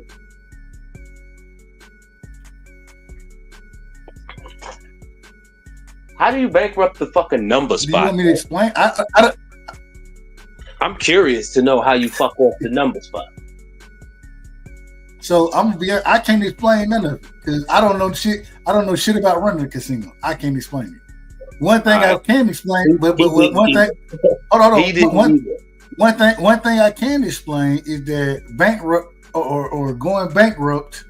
And I think only because I know individuals who done filed for bankruptcy multiple times, and they ain't, and they're still making it well. You know what I'm saying? They filed for bankruptcy personally, but had some of whatever businesses they were dealing in filed for bankruptcy, and they're still doing very well for themselves. Bankruptcy is a tool. I'm aware. It's a tool, and so I don't know. That's my point. So then you understand. You use. Now, I'm not mad at nobody for being smart, but I am mad at a motherfucker for being dishonest, bro. Hold on. Let me put it this way. So, one of the things I respected about Trump so much, when the nigga stood on stage against Hillary Clinton, and she talked about him not releasing his taxes and shit and not paying tax and all that, and he said, "Shit, I use the tax code." What do you mean? And you know what's so crazy about him saying that? There have been years where I don't want to say too much on YouTube, but shit. Nah, I got you. There have been years. Don't even. Right. It's not even relevant. I understand. Hey, you may have an unprofitable business at times in life, and then I may buy things for them businesses that the tax code allow me to use a business. I'm just saying. So using you got to use the tax code to your advantage because the folks they're gonna use to take your money away from you. So you use it to your benefit. And that's when I sit there and say that, and I'm not saying that's what Trump did. I'm saying that's what his what you call them accountants and those type of folks probably did. But shit, that's smart business. And what he said, it is really smart business, but it's also dishonest, bro. If that's the case, then everybody you probably know who get anything back from the tax system is being dishonest. Nah. Yes. Different. Nah. Much different degree, much higher stakes. So you telling me niggas ain't claimed, and I the good thing I ain't never had to do it, but you telling me folks ain't claimed children that ain't theirs? Yeah. I don't know anybody like that. I don't know anybody that's done that. I've heard of that before though. Man, I know plenty of folk who done did it. I know plenty. All right. I'm just saying. They need to break a nigga off then. But check it out. There are a great many things that I disagree with about that man. And they're not personal because I don't know him personally. I don't know her personally. I don't know her well enough to even disagree with a whole bunch of shit. I just don't like the way the bitch don't answer questions. I have an issue with because that's a surefire sign of dishonesty for someone as articulate as her to not just fucking answer. Do you want milk or do you want juice, bitch? I don't even know how. I like cows and I like berries like that. Yo, great. Do you want milk or juice though? You know, I get it. That shit annoys me with her. But he's an idiot, bro. A dishonest one. Like real simple shit. Yo, my nigga, why did you take top secret documents to your spot, bro? Where the fuck do they do this? So, if you want, can I answer that? Why is it all right for him to say that they need to hang his vice president? Hold on, real quick before you, and that's why I say let's do one at a time. Okay. So when you go into the top secret classified document shit, right? Right. Well, when you're the president, you have regardless, and the interest. Anyway, that's a whole nother story. But when you're the president, you have the right to retain records for a certain amount of time under the Presidential Act. You have the right to do that. He exceeded that time. Hold on, no, he didn't. And hence, hold on, and this is why the damn shit was thrown out. The shit was thrown out because he didn't exceed the time, and he shouldn't even been searched by the damn FBI because you have that Presidential Act. And it's so interesting. Joe Biden got caught doing the same damn thing, and he wasn't even the president when he did it. He wasn't the president, and then utilized it for a book to be written. And get what they said. They said, well, we can't prosecute him because we don't know if he can stand up to prosecution. We don't know if he mentally stable enough to stand up to prosecution. He's the damn president. Okay. All I'm saying is it's legal, and hence the reason the case got thrown out. It got thrown out. It's legal when you're the president to do these things, and it goes into a level of retention and all that kind of stuff. The retention rate is at least 7 years. The man ain't been out of office before. Nah, bro. Not when they think it. Not when you. Why I got through out then? I mean, because of the little technicalities and loopholes and shit. But right is right and wrong is wrong. I don't do things like them. I'm not into all of that shit. It's like, hey, my nigga, if you got if me and you boys, and one of your friends is my enemy, while I do not solely or squarely place anything on your shoulders, there's a certain level of like, hey man, hey, hold on real quick, BC, real quick. I gotta do this the right way. You know, I always gotta do things the right way. Go for it. Especially when I had a family come in. I think I don't know if I done seen the Grumpy OG before. I don't know if I done seen the Grumpy OG. But my brother Crush is in the building. Salute, family. Crush, man. Welcome to the show, my brother. Nothing but love and respect. You know what it is, Crush, man. Yes, that is. It's good to see you, family. It's good to see you. Let me get us right. Let's see if I can do it. There we go. We right now. Crush, man, welcome to the show, family.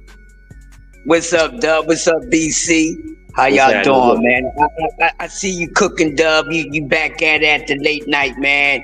Yeah, and yeah, I seen. I just got finished watching KQKC because I was going to go on and do one of my little late night joints. But I seen y'all cooking. I said I'll let y'all get it down for the crowd. I had to take a rest today. I ain't even do my show this morning, man. So I was so exhausted. Hey, Crush, yeah. let me know, because what we'll do, shit, we both go live together. If I'm live, then you can jump on. You can go live and join. And I don't know exactly how it worked, but I done did it before. So yeah, you know how we do, man. We rock out together. That's how I rock, man. You know. Yeah. I'm a team player, man. You know, and I like forming like Voltron. It makes the information more strong, and people can convey it even better. So that's how I am, because it's about getting the right information out to people, no matter what we talking about, no matter if it's sports or whatever the case may be. I just like to, take people away from the blind side of things. That's it. But sometimes they don't want to be led the opposite direction. That's okay. But I'm gonna give you the other sense of direction. Now, if you don't want to take that route, that's fuck on you at the end of the day, because you're gonna wish you did take that route.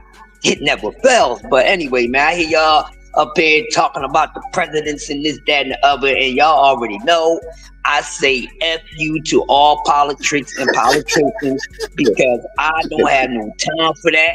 I'm tired of people being stuck in this old channel slavery thing and thinking that they vote really means something. It don't. And they are never elected. They already been selected, and your ass need to eject that bullshit, because people really be thinking that they votes count.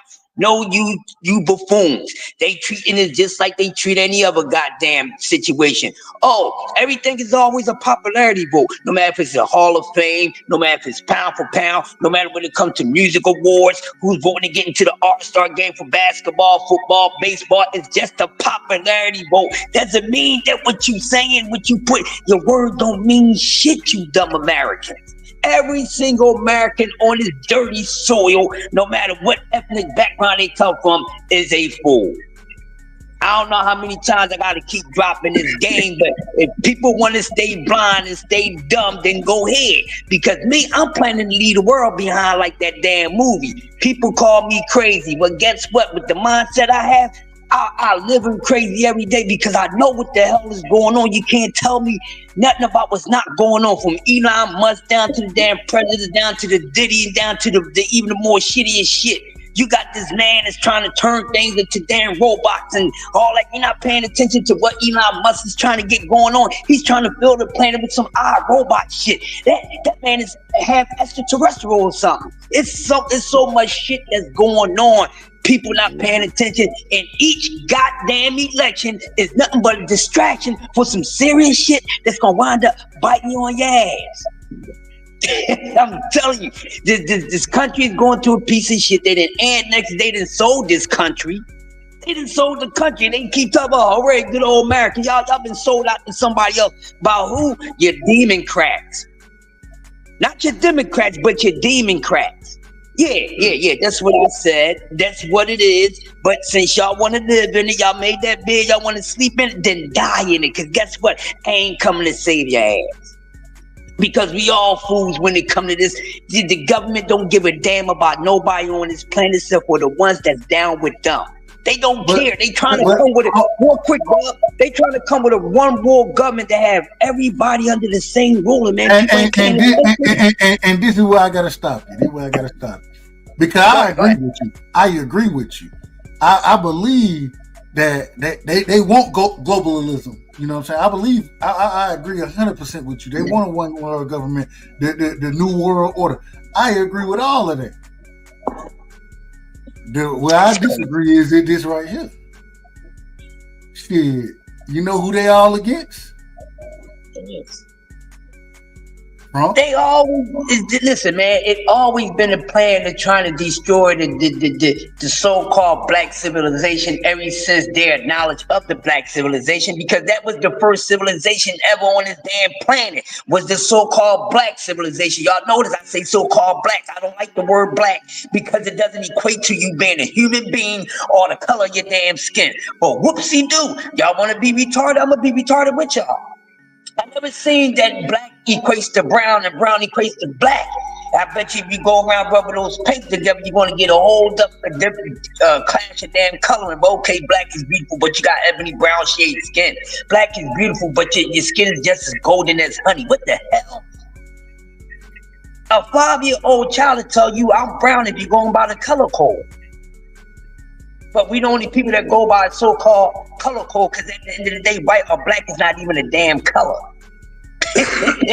But I don't know what I'm talking about. Hold on, but you done took it to a whole nother level. You done took it to a whole nother level.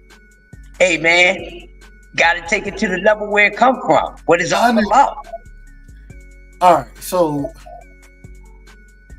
because more or less you done went to the original man, damn near where we at now with this.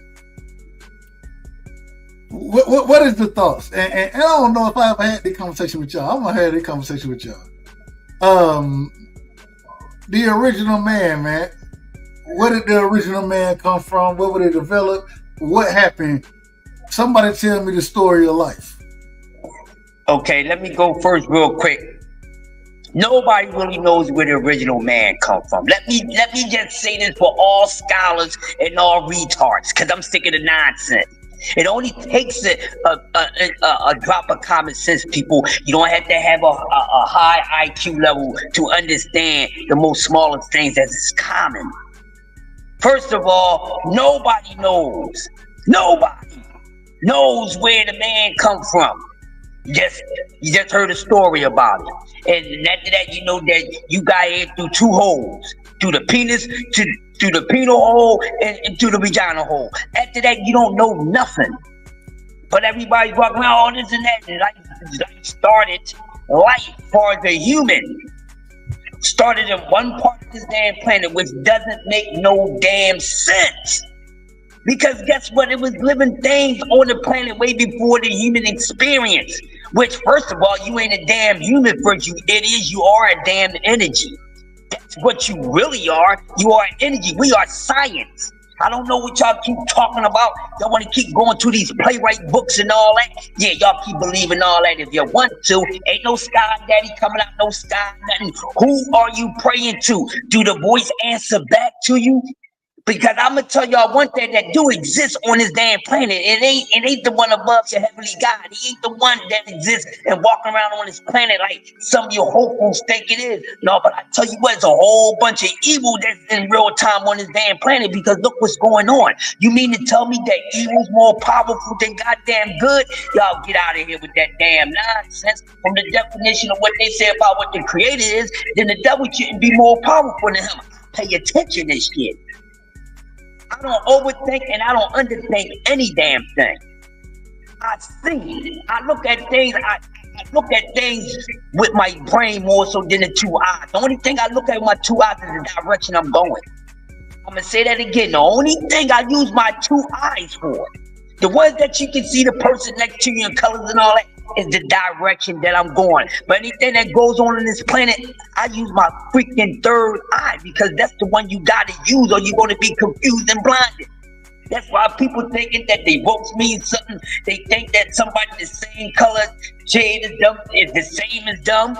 They keep thinking, oh my God, soon they hear a so-called black person running for president. Oh, here come the HINC.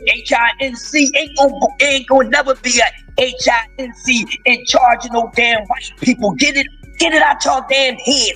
The only way that's gonna happen, you gotta execute them, you big dummies. You think that a group of people, listen to me, this is why your votes don't mean a damn thing, you idiots. I'm telling you the game. You mean to think that someone the same color as you, first of all, it's the same as you, we all not the damn same. The only thing that we have in common that is just one race. It's not multiple races. It's a human race. That's it. Ain't no black race, no white race, no yellow and all that. It's a human race. Get that through your damn heads. But you mean to tell me that some people, a group of colonizers that came and took over everything that they damn touched and enslaved these certain people, all of a sudden we just gonna give y'all a seat and let y'all be in charge of everything? You, every single black colored person in this damn planet, you about the dumbest person I ever met in my life. If you think that. And guess what? That's all he been doing is hoping and hoping and hoping and hoping and hoping. Ain't never nothing happen. They ain't gonna never let no nigga in charge. All right. You a tad bit out of order. You out of order. Hold on, calm down. You out of order. Hey, you out of order. Keeping it real, bro. Hold on, Chris. Hold on. I'll let you give your open soliloquy. I'll let you do it. You out of order, man. You out of order. Yeah, you know what, before y'all cook, you damn right. I'm out of order because I ain't sugarcoating the damn thing. So call me Mr. Out of Order. That's my new name. I ain't the grumpy OG. I'm Mr. Out of Order to put shit in order. Hey, shout out to Dub. Hey, look. Hey, I called me Israel the most hated. He adopted it. I hope you would adopt Mr. Out of Order. That'll be perfect for you, Chris. Mr. Out of Order. Listen, you out of order right now. You are out of order. At least you know. Look. So I will say this. I just gotta be honest. That's the adjuster. Hey, the adjuster, not this mother. Hey, the adjuster, not this motherfucker. If Chris, I swear, and I say this respectfully. You sound like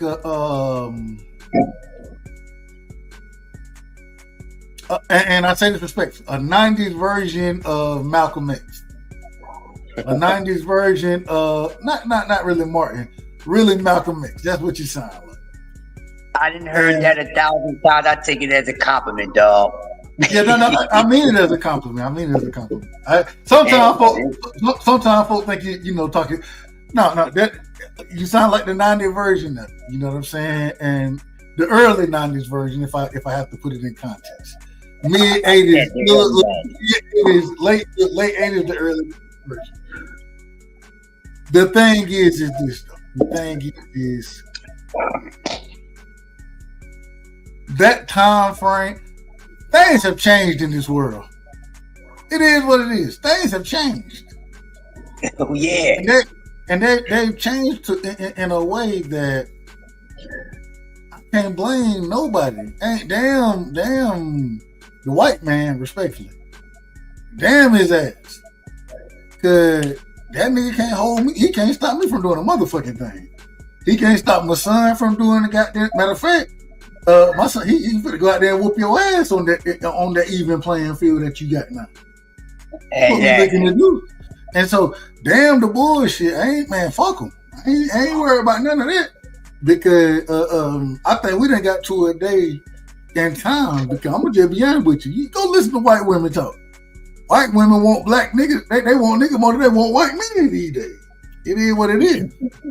What I'm trying to say is that the world ain't nearly that same shit you talking.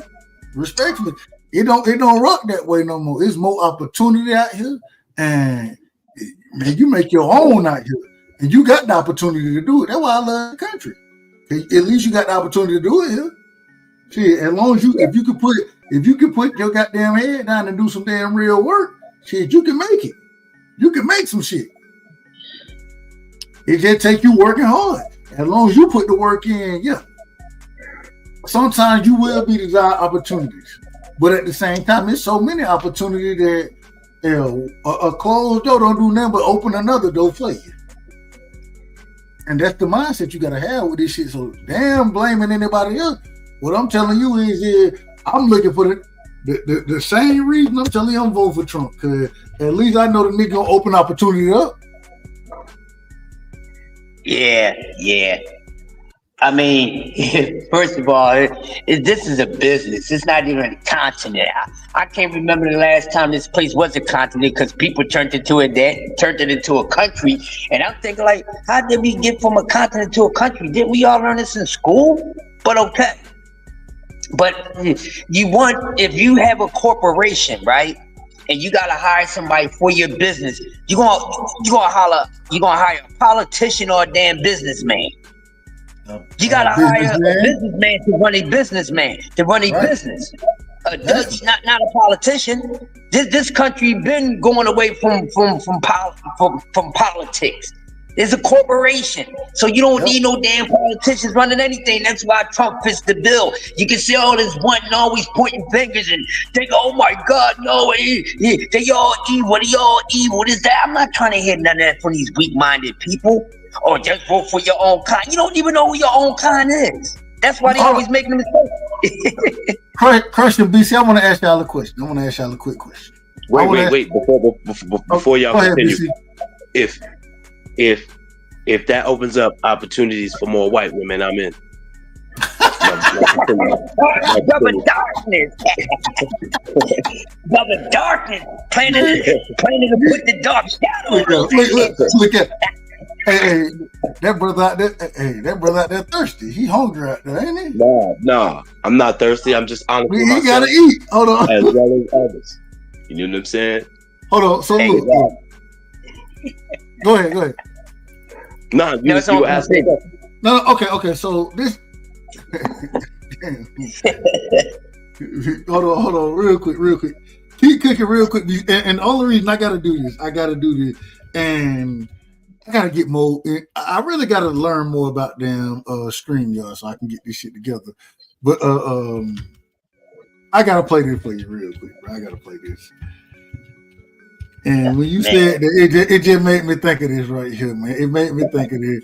What is that? Malcolm X.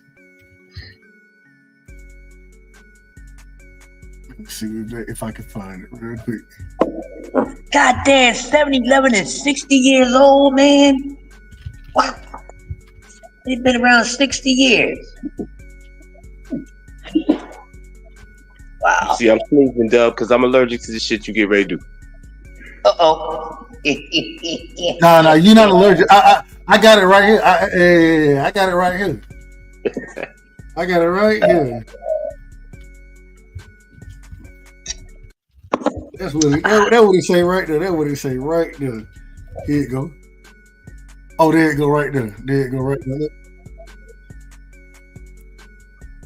We're gonna do it the short way right here. We ain't gonna. I'm gonna make sure I don't do it too long. I ain't gonna play the clip too long or anything like that. I'm just gonna play the short one, just so you get the understanding of what I'm trying to say right now. Oh.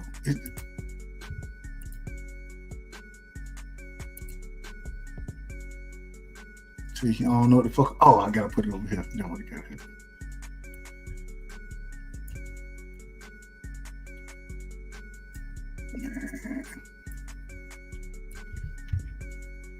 Oh yeah. Wow. You got it done. Man, I'm up here drinking some 7-Eleven coffee, man. This thing got me zooted, man. Yeah, I needed being on this damn night shift, man. Yeah, man. Hey, don't play the video. What's the audio? Oh yeah, that's the audio. Don't play that. For the video? Yeah, just play the audio. I don't even know how to do that. Let's take it down then. We'll take it down. At least I just got it up there looking. Well, I played anything, so how you just play the audio? Let me see. Remove. Tell me if y'all can hear it. Listen. Hold on. Y'all tell me if y'all can hear it. Could y'all hear it? No, we can't hear it. Man, I gotta learn this damn StreamYard shit, bro. That's what I do. Y'all go ahead, man. Y'all go ahead while I'm trying to figure it out. Yeah. While you get that together, man. Oh, seriously, it's just, man, it's gonna be a lot more things coming into people's eyes and what's actually going on with this world, man. Like people's taking this NWO, the changing of a new world out with the old world and then with the new, it taking it for granted. People not even know that we had already went from the old world into the new world. Besides actually going to the new world order, people failing to realize that we didn't already made that move. It didn't happen like it's foretold and and portrayed in movies and stuff like that.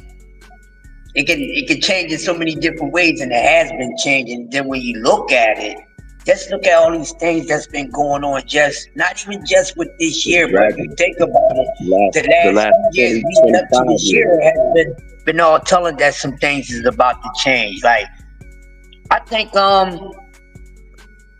it's over for the industry when it comes to far as music. I really think it's at the end. Not saying that music is going to stop completely, but the industry itself, because it's not making any damn money. The industry is losing more money now than what they ever freaking compared to what they was making. That's why you got people stepping out of their positions. No, it's not all because of what happened to Diddy. Some of these things was already going on before Diddy, because the falling of this place, Hollywood has to burn down at some point. Yeah. A lot of people don't realize how it was put together. The evil mind, the father mind that put it together. Go do some damn research and self-educating people. Y'all will understand like a wicked dude. You want to know where the Clive Davis is and all these guys come from. They come from one person. Go look up MGM. And look at the last name Mayer. That's all I got to say. Go do your homework, man. That's the four. You know how they say Jim Crow is the father of this and so is the father of that? You better go look up Hollywood, Hollyweird. It always been an effed up place. It was built off of all this nonsense. It wasn't built off of nothing beautiful. When you look at it and you go into the depth of it, it's always some scary things that you find out. And then, we like, oh, this happened to that person. It's really a jacked up place. It really ain't nothing good about it. The only thing good about it is when you go in there with a safe, protected mind. Other than that, you're going to get taken for bad. You're going to fall in line. You're going to become a follower. You might go from a victim to victimizing people, or you probably was never a victim in the first place. Just so much going on, and people don't want to hear these things because they're like, oh, we look up to these people. Well, we idolize these people. You don't idolize nobody else but yourself. If you're going to idolize anyone, and you ain't even supposed to idolize yourself, but you idolizing someone else, you put them on a higher pedestal, which you shouldn't, just because of money. You don't put nobody on a higher pedestal than you because they're in a higher tax bracket. That don't make them any higher than you. You got to measure that by frequency. And with that being said, they might be higher than you as far as tax wise, but when it comes to frequency, they got the lowest frequency on the damn planet. They have the lowest frequency and the most perverted frequency on the planet. Let that sink in. Real wealthy, rich people, they really demonic, sick people, most of them. But everybody, oh, I want to be rich. This, that, and this. Listen, man, money and everything there's no such thing as clean money. Just because you make your money, honestly, doesn't mean that it's clean money. Because money was created off of what? The money was created off of what? Bloodshed. It's always been about that. It was built off of that. That's why this is the rule of all evil. But where the evil come from? Oh, we on this planet that God created. Y'all don't know who God is. Y'all don't know. Y'all don't know if he good, bad. Y'all don't know. Y'all don't know. Nobody don't know. Hold on. Go ahead, Dub. You got something? Go ahead, bro. I would have to disagree with you. You can disagree, bro. Hold on. Hear me out. we can't say we don't know if God is good or bad. We can't say that. We can't. Hold on. Just hear me out. The reason we can't say that is because we know he's both. If we're talking about the true creator, this is the individual who created everything, good and bad. And so there is no worrying about if he's good or bad. And this is my whole issue. I asked earlier, one of the first questions I asked is tell me who the creator is, right? How did we get here? Break down the story of man, right? You know what I believe? What's that? I believe that it was some a whole bunch of other shit. I think it's a lot more shit going on outside of us than we understand or that we're told about. But I do believe at the end of the day, we were created by who created everybody and everything else, the supreme being. I just don't believe that, and even though I believe in the Bible, I don't believe that everything in the Bible is right. I believe in it because, like we said, you know what I'm saying? Me and UBC, I think we spoke on that earlier, but I think that if you live by those type of things, then you will live possibly your best life. You know what I'm saying? At the same time, I think there's a lot more to our existence than this life. So it's a lot that go on when we talk about that conversation. But I would say overall that I think first and foremost, I think we would all agree we come with this. We have this physical body, but we aren't physical beings. You know what I'm saying? No, you said it earlier that we energy forms. We're not physical beings, and so and so what I would always say is that it's hard to because this is at this current moment in time, this is the level of understanding in the life that we live in. You know what I'm saying? So it's a pleasure. We probably done met spiritually in other, who knows, in other forms, dimensions. It's so many different levels to look at this thing that I just think that, man, we exist on so many different planes and in so many different forms and ways that this is just one of us. This is possibly one of our lower beings. Could be a higher being as well. We don't know. Is that why I'm so moody? He said moody. Yeah, that's why I'm such a moody little motherfucker, because I live on different planes. You don't even want to be here right now. Like, nah, I do. I'm not saying like that. I'm saying you like, man, there's so much more I could be doing right. Man, listen, I tell you, the world is lucky I ain't got no type of superpowers and shit. Yeah. I know that.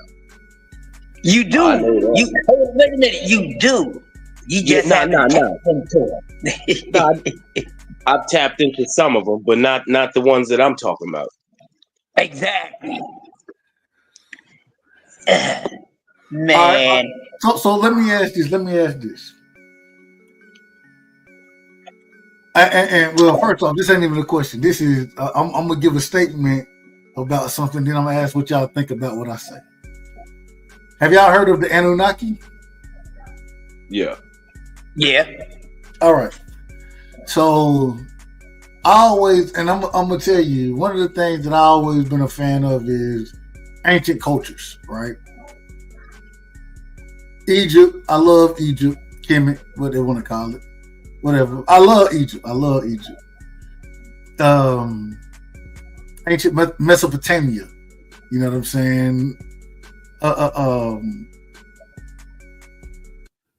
I'm a ancient Sumerian, you know what I'm saying? When you go look at the Asian, even African cultures, you know what I'm saying? You got a lot of different, just interesting. The Aztecs, the Incans, the Mayans. It's a lot of different same shit going on. And that be the problem with it, right? It's different.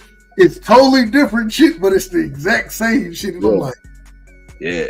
And you just, when you look at it and you correlate it, and I always say, I don't know. I have no clue what truly happened. I have no clue. But for. It was some much smarter than much smarter than what we got going on right now. Exactly. There we go. It was some shit going on that back then we can't do what they was doing now. We can't do what they was doing. We can't even replicate this shit. Imagine not being able to build pyramids and then not being able to explain how the fuck these pyramids was built. And then go look around the world and have pyramids, not the exact same style of, but the exact same dimensions as far as how it was put together. Hey, does your brain, when you go into them type of thoughts, right? Do you go on both sides? Do you go in both directions? I do. Do you think like, hey, like what if the whole lie what if this whole lie about all of this shit is about that took place and we somehow Planet of the Apes and shit and took over? You know what I'm saying?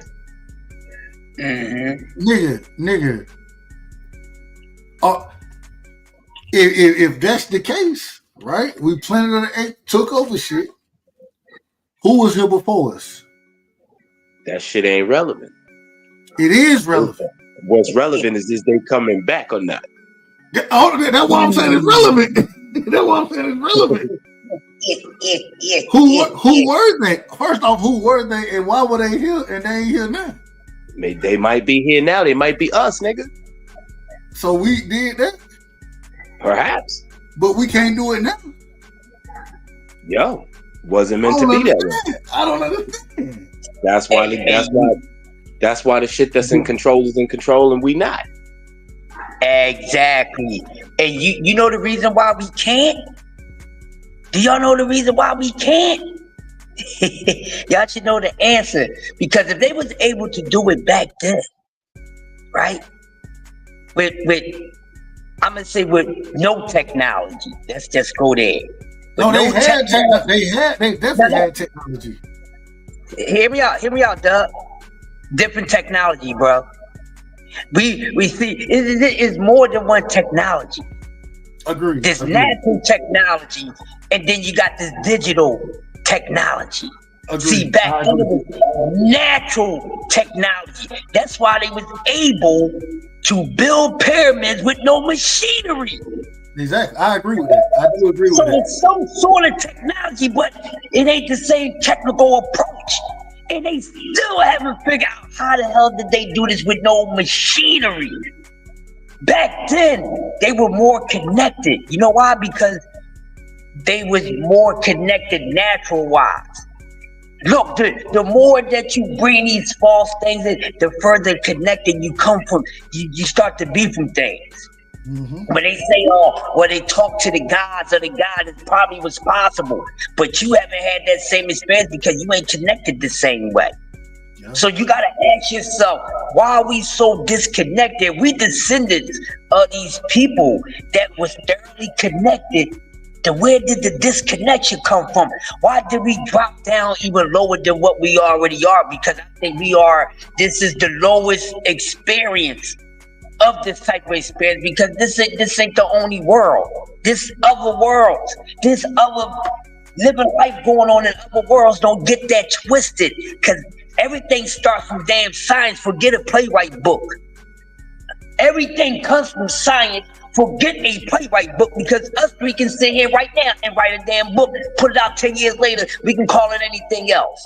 We can call it what we want, they gonna follow suit. Or this.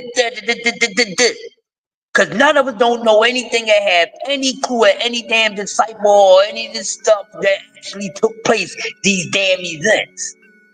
So-called events. But we know man wrote it, but do we know that man is writing off his experience or off his fucking wildest imagination? Yeah. Maybe a bit of both. Maybe a bit of both. Yeah, that's true. But go ahead, Doug. You good? No, it's crazy because when you look at, and I was looking at Cash Crypto earlier, what he put in the chat when he said they still here, underground, deep ocean, right? Well, it's crazy because you had things, and yeah, like you say, hey, anybody can write anything, you know what I'm saying? But the thing is that I done sit here and I done read and watched documentaries on Antarctica, right? I done watched in the depths of the ocean, crafts that done been in and out the ocean that seem to be able to move. How I done read about a lot of this shit and looked at a lot of it. I don't know how true it is, but it seemed like, and it's so interesting. It seemed like that fiction, or excuse me, that fiction is closer to reality than we really believe. And fiction or science fiction? Science fiction. As far as alien aircrafts, just mind reading technologies. I'm gonna say it. I'm gonna say this, and I don't know if I could be very wrong about this one, but I'm not sure it ain't real. Time travel. Weather machines. Weather we that's documented. Weather machines are documented. That shit is documented. So I mean, between heart, is it heart? Not heart. What is it called? Heart. The heart. Yep. But then you also had back in the day, and the only reason I knew about it because shit. This before I was alive. But in Savannah, the biggest storm biggest hurricane really to ever hit Georgia. You know what I'm saying? Shit, the government was working with a independent company.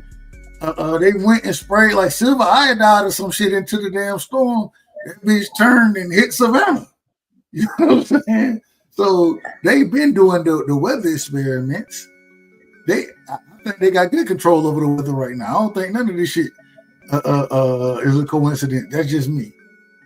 Yeah. But I mean, I think that listen, y'all remember Nikola Tesla, right? Mm-hmm. Remember Tesla was shooting beams in the damn, but he was shooting beams in the air. You know what I'm saying? Trying to and having shit going on with lightning, all type of wild shit. And this was what, in the 50s, 40s, 50s? Yeah.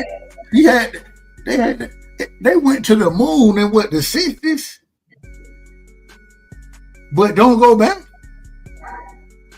That's one thing I always been a question for me.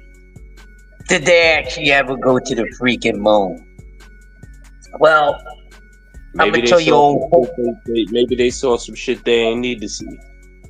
Did they? But my whole thing is, BC. Did they actually ever step fucking foot on there in the first damn place? Now, one person always told me hell to the no. This one person always told me hell to the no. That was my great grandfather. He said, "Man, I don't believe that bullshit." You know what's so crazy? What's that? If you go, I've done this before. If you go look up they say satellites. There's so many satellites orbiting the Earth, right? Mm-hmm. If you go look up what satellites are made of, then you look up the temperature that they melt at, right? Mm-hmm. Then you look up the Van Allen radiation belt. Right. What you tend to find out is that the materials they claiming to use in these satellite materials or the materials for the satellite burn at significantly lower temperatures than what the quote unquote Van Allen radiation belt exists at. Right. And so I mean it's a lot of that shit, like even the whole going to Mars and I done heard for a while that we can't get through that damn radiation belt.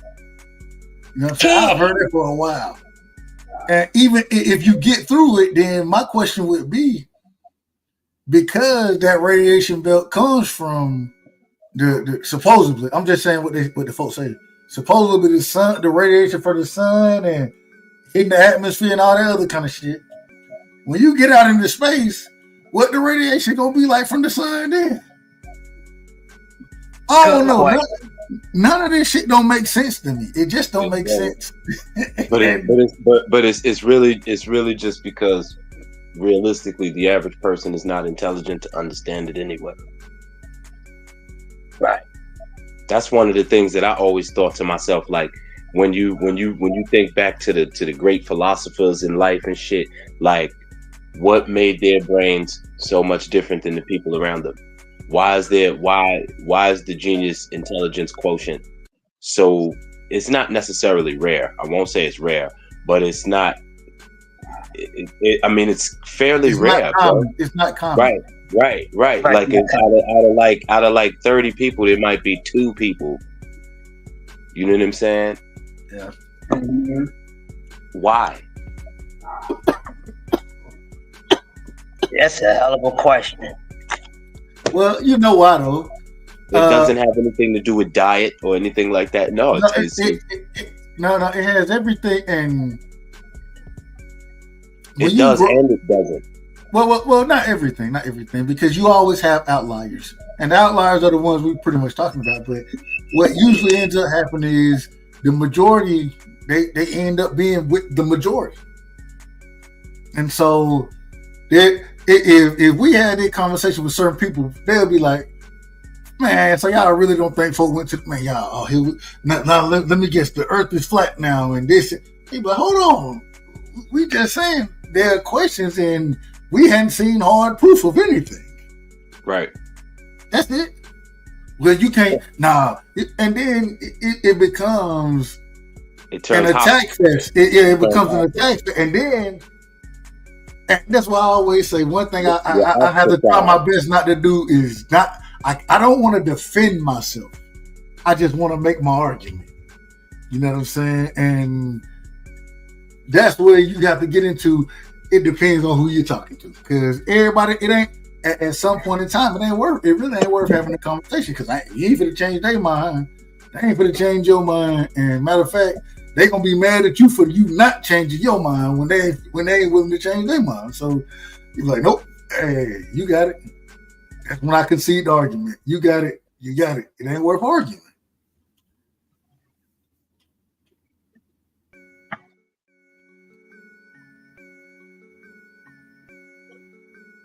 Agreed. Well, look, hey, check this out, man. It's 3:15, man. Y'all know I'm about to tear it down for the night. You know what I'm saying? But, man, give me your last word. Hey, first things first. I always got to say it, man. The big homie Crush is in the building. My brother BC is in the building, man. Much love and respect to both of y'all. Thank y'all for coming through, having a random ass conversation with your boy. And man, give me your last word. We're going Crush. We're gonna let you start it off, and then BC, we're gonna let you shut it down. All right, real quick, Dub. I'm glad to see you back doing a late night show, man. I'll come over and build with you anytime on any topic. You know how we do. Yes, that sir. being said, y'all make sure y'all check me out. I'm going for the #1 morning show on YT. Coffee and Donut. I'm coming for the crown. Whoever want to try to, if you want to go head to head with me, bring y'all little asses on so I can decimate y'all. It's so damn easy. But make sure y'all just come through. And hey man, we gonna keep on putting truth out here, man. And that's what it's about. So I appreciate being around great minds and vibing. So with that being said, man, Dub, BC, y'all my brothers. BC, you know I always see you in the morning, bro. We definitely gotta link in because your mind is just, it's a terrible thing to waste, man. So they need to hear you a little more. You know what I mean? BC a bad dude. And also a real nigga, man. A real nigga. I'm glad to be cooking with y'all and looking for the next cook, man. That's all I got, man. That's all I got. Hey, Crush, man, much love and respect, OG. You know what it is, man. You my big homie, you feel me? You the OG, man. So, look, when I get back on it now and I get an interview, I got to we need to hear. I know you went to one Diddy party, man. I know you went to one, so You gotta tell me about the nitty party. I'm bullshit on you. Hey, but for real, you probably were at that time when you was coming up. You know, they say you probably knew a lot of them guys who were not necessarily dealing with them or had that type of thing going on. But you know, the industry guys, you feel me?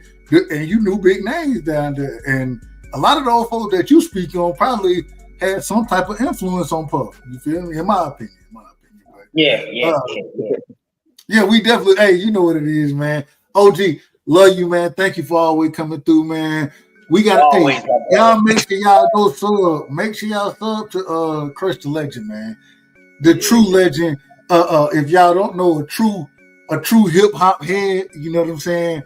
And I say that in a genuine, living in the culture style, coming up with the boom bounce on the shoulder. You feel me? That's what it feels like with them. You know what I'm saying? So, OG man, much love and respect. You know what it is.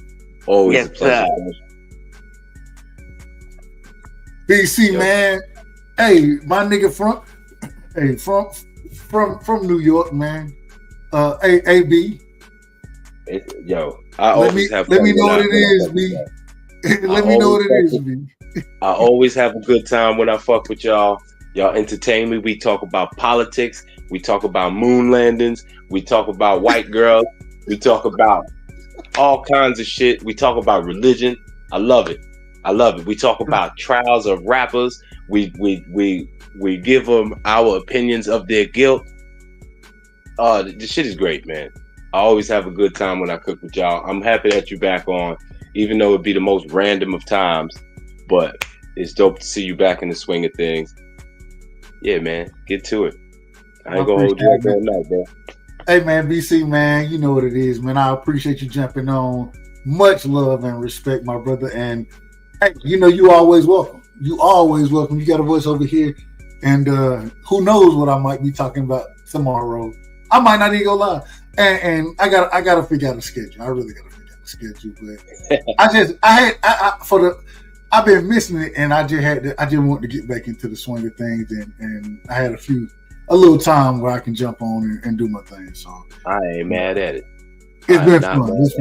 And it give me the opportunity to try some new topics out. You know what I'm saying? Because I love boxing, but I can't talking boxing all like I feel like I'm missing out on life if I just talk boxing the entire time. You know what I'm saying? Because there's so much other stuff going on, and that was one of the good things of me getting away from YouTube is to get back balanced in life. You know what I'm saying? Because boxing was it wasn't everything, but you know, hey, the good thing, soccer is really everything right now, guys. Hey, soccer's tough though, bro. Man, soccer is tough. And bro, if you get into soccer deep enough, you start liking other shit like lacrosse and hockey. Bro, so on everything I promise you this. I promise you this. So, you know, I'm watching, so you know, like I said, I'm watching just random soccer highlights and this type of stuff. And then like this little highlight of hockey come up. Man, I watched this dude. I can't remember the dude, man. He played for. I don't even know hockey teams like that. I used to like the Red Wings way back in the day because on the game they were good. That's it. But man, this nigga did some shit with Cross. That shit gave me chills. I'm watching. I said, God, what's going on? Hockey is tough. I liked hockey since back in the day. You a Gretzky fan? You a Gretzky fan? I like Mark Messier. I like Wayne Gretzky. Yeah. Now, what's the nigga? Hold on. What's the nigga who played for Pittsburgh? Lemieux. Mario Lemieux. There we go. Mario Lemieux. You're right. Yeah, I used to follow. I ain't never really followed hockey, but I watched a little bit of it. But it's soccer on ice, bro. It's soccer on ice with a stick. And that's the thing. Watching soccer, like even today, after my son, like he had practice today. After he left practice, we went to the field to watch the other teams play. You know what I'm saying? Just so let him get an eye for what it looked like from when you not in the game, and just getting a real understanding of what's going on and where you can be effective at. And so, shit, the nigga outrun everybody else, so at least he can do that. That's all I be like, hey, if worse come to worse, kick it in that direction and go get it. They give you a chance. They give you a chance, bro. Oh shit, that's an endurance game though, right there, bro. Hey. And get what? When it'd be so funny because so at practice and stuff, he'll be running. I'll be sitting out there, and they'll finish running. The coach will call him on the stretch, and he'll be like, "He got to run." I'm like, "Nah, I told him one more, coach. I told him one more lap." And coach like, "Well, he do be running in the game." Exactly. That's all we got to worry about. As long as he can run the game, because they develop the skills. But at this age, bro, you got to be able to run. Yeah. And it's funny because I always, when I'm out there, I'm on the sideline. I'm like, "Hey, you got to hustle." And what he be like that. I ran the whole time, and he be trying to pace himself, which I understand. You got to do it. You got to do that at certain times, though. And I be like, sometimes you pacing yourself at the wrong time. I need you running right here. This is when I need you running. You feel me? So, but I think him watching it from the outside, looking in, and we kind of talked about it a little bit, and what was going on and that type of thing. As far as how is his change of directions with the ball? So it's okay. It's not great. And the thing is that left foot ain't strong at all. Mm-hmm. You know what I'm saying? It's like having a weak left hand in basketball. I got you. And so because of that, what he can do with it, he can push the ball forward with it and go. You know what I'm saying? But controlling it, that's gonna come with the right foot, and that's where that change of direction come a lot of times. So what we've been working on is trying to understand. First off, you always got to keep the ball kind of tight to you. You know what I'm saying? When you start to have more space. Mm-hmm. But it's crazy because I want him to keep it tight, but I'm like, sometimes you got to put it out there so you can go get it and beat everybody, and then you can start trying to keep it close. Mm-hmm. You know what I'm saying? Yeah, I get it.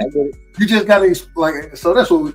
But when it comes to the change of direction, it just depends. If it's on that right foot, then it's good. If it ain't on that right foot, then it's a stop, readjust, and it's like he has to be able to find the instead of outrunning everybody, he has to be able to maneuver like a Euro step almost. You know what I'm saying? Like if I were to equate it to something like just the speed at which he's doing it, like slow down a little bit. Just slow down when you're not supposed to slow down. No. Slow down when you're not supposed to slow down, and because you have a weak left leg, change the direction with that leg because it's awkward. I promise you it'll work. But this is the problem. The problem is that at this level, it's not. You're thinking of soccer. Yeah. This isn't soccer at this level. It's more of a scrum. Okay. So I need you to get away from the scrum. Hence the reason I need you to kick it and go get it, so you can get away from the scrum first, and then you have an opportunity to do some of the other things. But we got to get away from the bush because what ends up happening is you got 7 players on the field, right? 6 on, or each team got, so it's 12 on the field and 2 goalies or goalie. Yeah, well, 2 goalies. Yeah. So,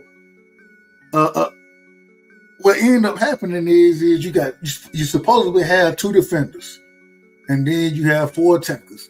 Well, anytime you on the defense side, or if you're on offense or defense, then what happens is one team gonna have 6 players on defense, and the other team gonna have 4 players. When 10 kids are all running around together, they run into each other, and the ball just don't go nowhere for a long time. Mm-hmm. You know what I'm saying? Mm-hmm. Everybody kicking each other in the shin and shit. Mhm. So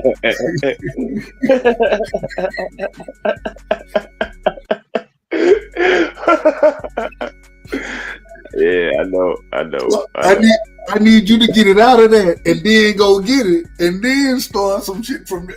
After that.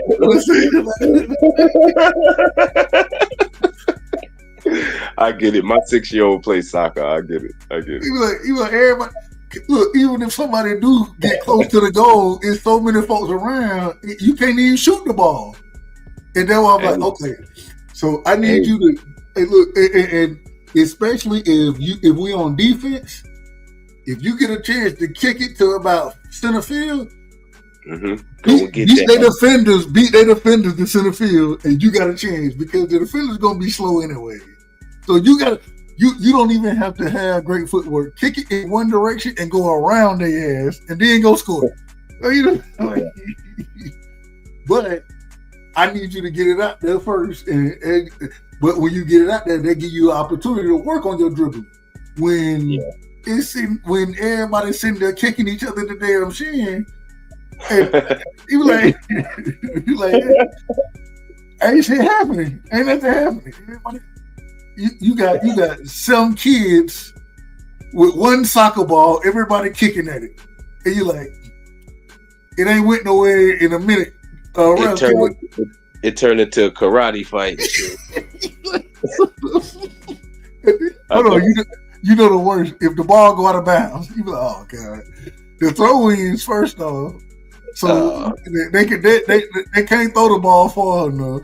So then what happened is everybody crowd around. and look, they throw the ball and it get kicked out of bounds. They throw it back in, it get kicked out of bounds. They throw it back in, it get kicked out of bounds. They throw it back in, it go to the other side, it get kicked out of bounds. And now that we go back to the same shit we were just, I'm like, oh my god. Mm-hmm. Hey, mine is my youngest is her mom is Caucasian, and she live up around that. Hold on, did you say Caucasian? I did. She I white? didn't know. She white? I mean, hey, listen, I ain't want to talk like that against the woman that I've created life with. You know what I'm saying? So calling her white, that's like saying calling you black is bad.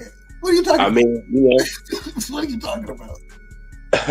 You know, she don't talk about me that way. I'm just her daughter's father. Okay, all right. She don't have to say I'm black. My daughter lives amongst white people and she ain't white. You know what I'm saying? Right. You say too much. So it's implied. You know what I'm saying? I'm just saying. All right, go ahead. I'm just saying. Go ahead. She plays soccer up there with them, and I keep hearing these things about how fast she is and how she just dominating them, and that shit just tickles me, man. It tickles. Yeah. She gonna be fast enough, motherfucker. Well, hold on. How old is she? 6. Yeah. See, this is the craziest part about it. Right now, my son 9, right? And mind you, I'm 6'5", so he ain't short. There's my height. He a little my height as 9-year-old nigga.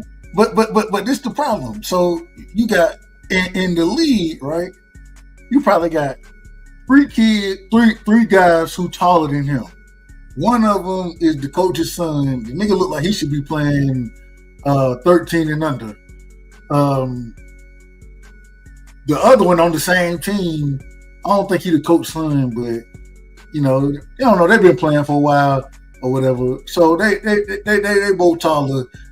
And then you got another kid on he's a white guy, but he tall, but he's sorry. He ain't really respectful. But guess who the biggest kids out there? All the girls. Bro, I don't know how this works. You got a few girls out there who playing that's smaller, but the girls out there, huge. I'm talking about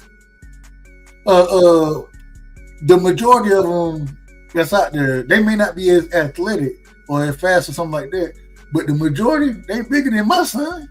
And I'm saying they the biggest folks in the league. Like literally, they the biggest people in the league. And I'm sitting here thinking, I'm like, it's so crazy how girls at a young age, how fast they grow. compared to boys, but then in 3 years, they can't play in the same league anymore. You know what I'm saying? And I was like, it's just crazy because even we got a girl on our team, Ava. Ava can play. You know what I'm saying? Black girl, they the same size, and she be out there physical with her. Me and her dad cool. And one of the trying rep that caught the penalty and everything, he talking about, well, shit, we'll take that. I don't want her to be too soft out there. So I said, that sounds about right. That sounds about right. But that high, like, but it's crazy how big the girls are. Like, all the girls are bigger than, like I said, you probably got a handful that's smaller, but the majority, man, they bigger than the guys. And I'm sitting here like, my goodness. Well, you got one little girl, she had 4 goals one time. I said, damn, she put it on there. I thought she put it on there. What? I said, God damn, man. It'd be like that. Yeah, it do. All right, man, my bad, but you know I get long-winded. Nah, you good, Dub, man. Yo, have a good night, bro. It's always good to cook with you. I'm gonna get up with you next time. All right, bro. Be safe out there. You know what I'm saying? And thank you for coming through, man. You know it ain't nothing but love and respect, my brother. You know what it is. Always, brother. Thank you. Hey, man, I appreciate everybody who came through tonight, man. You know what I'm saying? Cash Crypto was in the building. Let me make sure I do it the right way real quick before I get out of here. You know, so I don't want to look too crazy. Uh-oh. There you go. I done messed myself up. All right, here we go, man. So tonight, man, Cash Crypto was in the building. Salute to my brother Cash Crypto. Much love and respect. Appreciate you coming through, bro. Crush the legend. Y'all make sure y'all go sub to the OG, man. The OG, one of the best in the business. One of the best in the business, if you feel me. Man, we had Cooking with the Champ in the building. If y'all don't know, Cooking with the Champ, one of the great cooks, and that's my brother, man. That's the homie, man. Also, a hell of a boxing mind. The man used to listen. Champ did a lot, man. I'm just gonna be honest with you. Y'all make sure y'all go sub to Cooking with the Champ. My brother Picasso is in the building. Picasso, I gotta get you right, man. I don't know why you ain't got no rings. I don't know how that work out. But you know, hey, man, me and Picasso, we go back, man. That's my brother right there. The big homie, man. Salute to Picasso, man. BC, man. BC was on the panel tonight, man. I appreciate you, BC. You know it ain't nothing but love and respect, man. Shout out to New York. Shout out to New York. One day I got to go back to New York. Well, I ain't never been there, so let me rephrase it. One day I got to go. I got to go and chill in New York, man. I want to chop cheese, man. Did anybody tell me about a chopped cheese? I got to ask BC about that next time he jump on. I got to ask about the chopped cheese. I ain't never had a chopped cheese. They say, Dub, you got to get a chopped cheese.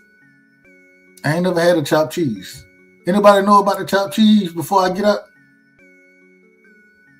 Anybody know about the chopped cheese? Okay, BC in the comments. Hold on.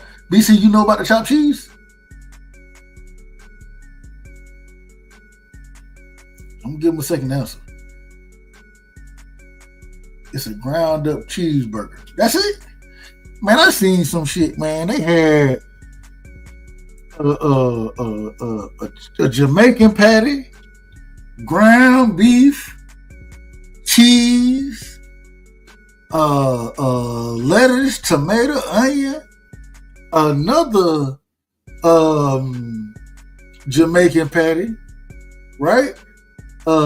Bacon. Man, that shit looks so good. I think Eli Manning was getting it. I think it was Eli Manning who I seen getting it. I said, God damn, well, I want one of them. Hold on, let's look at the chopped cheese real quick. Let's see if we're gonna play a quick chopped cheese. Let me see if I can find me the good chopped cheese that I'm talking about. Hold on, let's see. Chopped cheese. New York. I think that's him. Is that him? That's him right here. This the dude right here. All right, hold on. We're gonna put him on. We're gonna put him on real quick. I don't. If they can't demonetize me because I ain't monetized, it don't matter. It don't matter. Hold on. Let's see if we can do it this way. We're gonna do it. No. Come back. Let's do that right there. Again, you gotta do shit a certain way when you on that StreamYard. Should be gonna piss you off. But it's okay. It's okay. Here we go right here. Boom. I want to do that. I want to do this.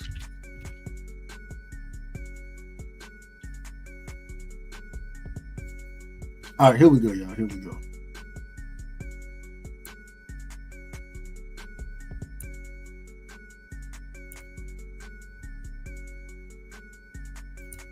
Damn, chopped cheese. Why am I up playing chopped cheese YouTube videos right now? All right, here we go. Here we go. Hold on, let me turn the music up. So, let me know if y'all can hear the music. Let me know if y'all can hear the music, man. Or excuse me, not the music. Let's see what we got. Yes, sir, man. Help you today. Hey, yo, let me get a spicy chopped cheese on a Jamaican patty, but I want it the Aki way. Sure. Yo, babe, first you throw the patties on the grill. Patty on the grill. Yo, then you hit it with the peppers. Then what we gotta do? Then you're gonna hit it with the beef bacon. Let's go, The man. beef bacon. Yo, I'm gonna put the mozzarella sticks in the fryer. And Mozzarella sticks? on the grill. Hash brown. Now we chop it up. Yo, you know after you chop it up, you gotta season it up. Let's go, baby. Then we hit it with the cheese. Hit it with the cheese. Once everything's ready, now we stack them up. We stack them up. Once everything's ready, now we put it on top of the paper. Now we wrap it up. And the result is OMG. Ooh, that big on fire. Never. Now we serve it to the customer. Here you go, my brother. Appreciate you. Hold on, but that one, the one I was looking at, hold on, there was a better one than that one. They had a fire chopped cheese out there, man. With Eli Manning. Let me see, they got chopped cheese with Eli.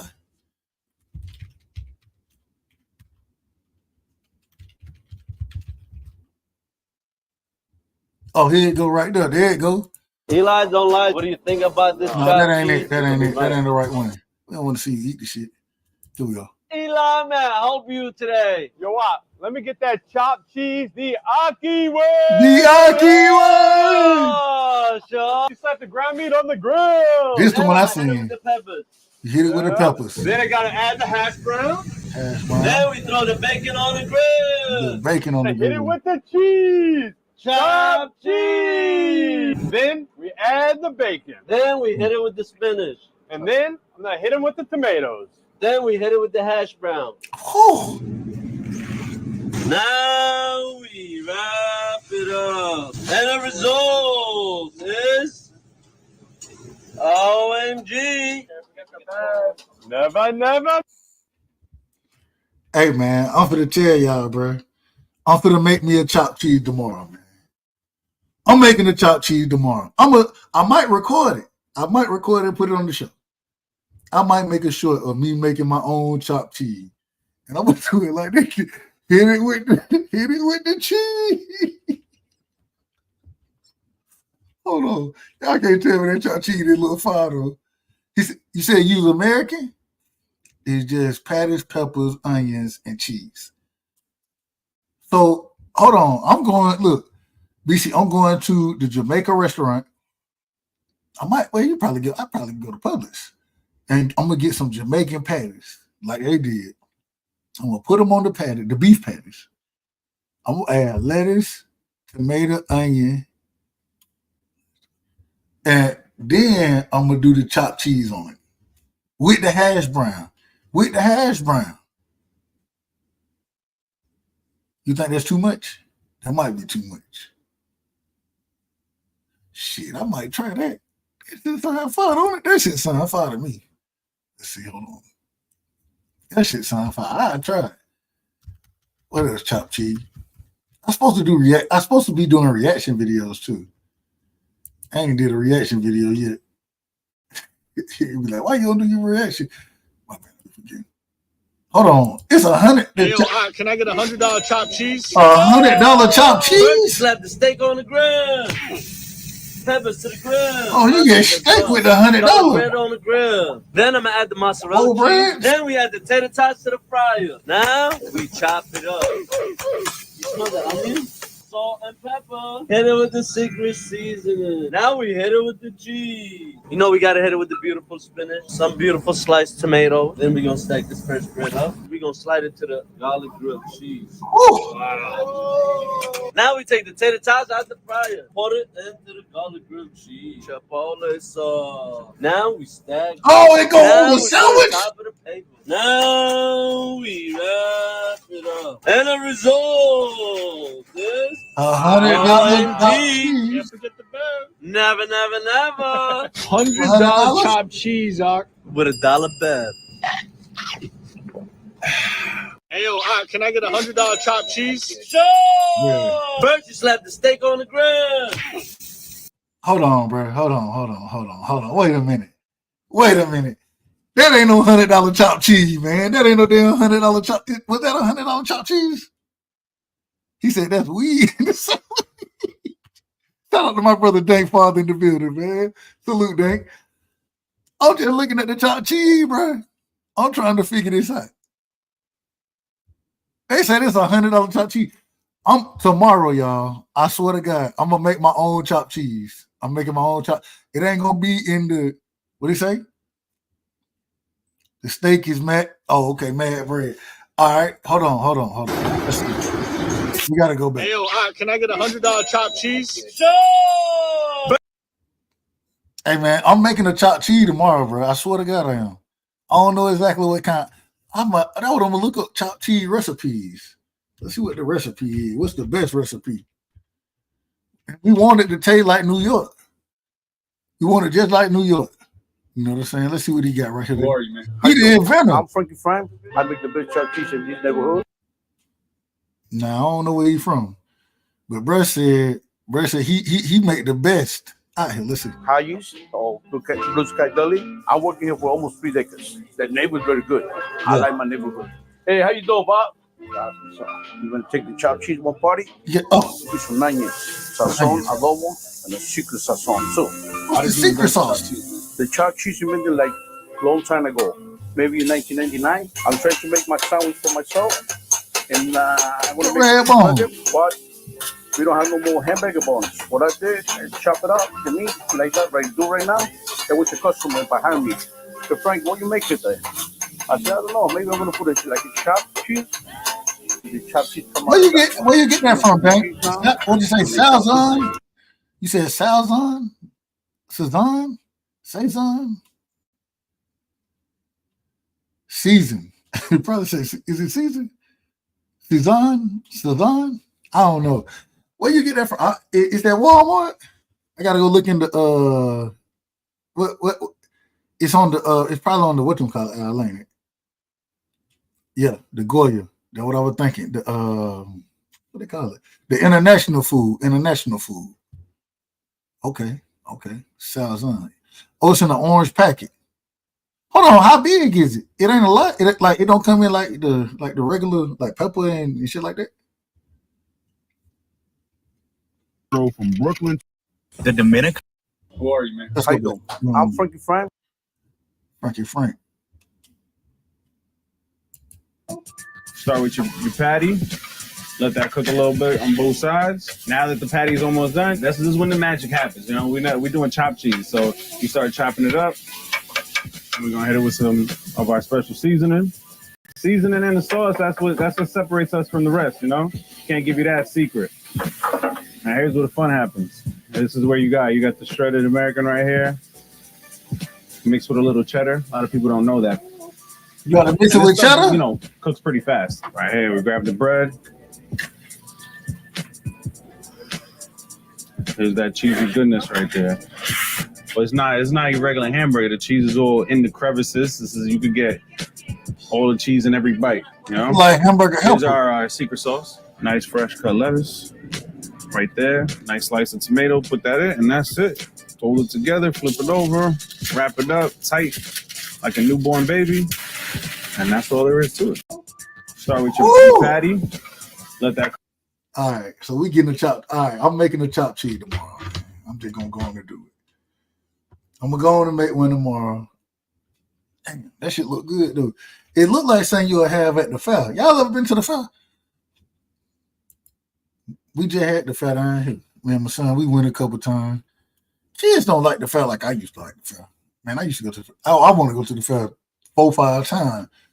My son went out there, that nigga rode all the rides in one day. I'm like, really, bro? Really? You know what we doing? You gotta, no, you spraying of that. You want to spray it of that. Are you crying? No. There's no crying in baseball. Or with the Capital One Venture Card, because it lets you earn unlimited double miles on every purchase every day. And you can use those miles on any travel purchase. What's in your wallet? Are you crying? No. There's no crying in baseball. Or with the Capital One Venture Card. We are the first and only chopped cheese food truck in New York City. Chopped cheese is essentially a cheeseburger chopped up on a roll with lettuce, tomato, ketchup, and mayo. The first bite of a chopped cheese is just comfort. All the cheese is in every single bite. To me, it's New York City's Philly cheesesteak. Everybody knows what Philly cheesesteak is, but not many people know what a chopped cheese is. And that's what we're trying to do. We're trying to bring chopped cheese to the forefront and put it on the pedestal, because chopped cheese is better than a Philly. I'll say that. I'll die on that hill. The hype is real. The hype is real. Best chopped. Hold on, would y'all agree with that? A chopped cheese is better than a Philly? I love a good Philly. I'm not gonna lie to you. I love a good Philly.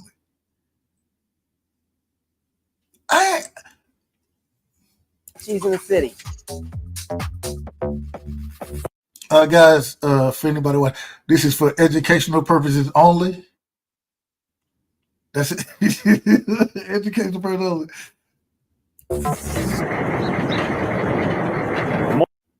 I ain't gonna watch this whole shit.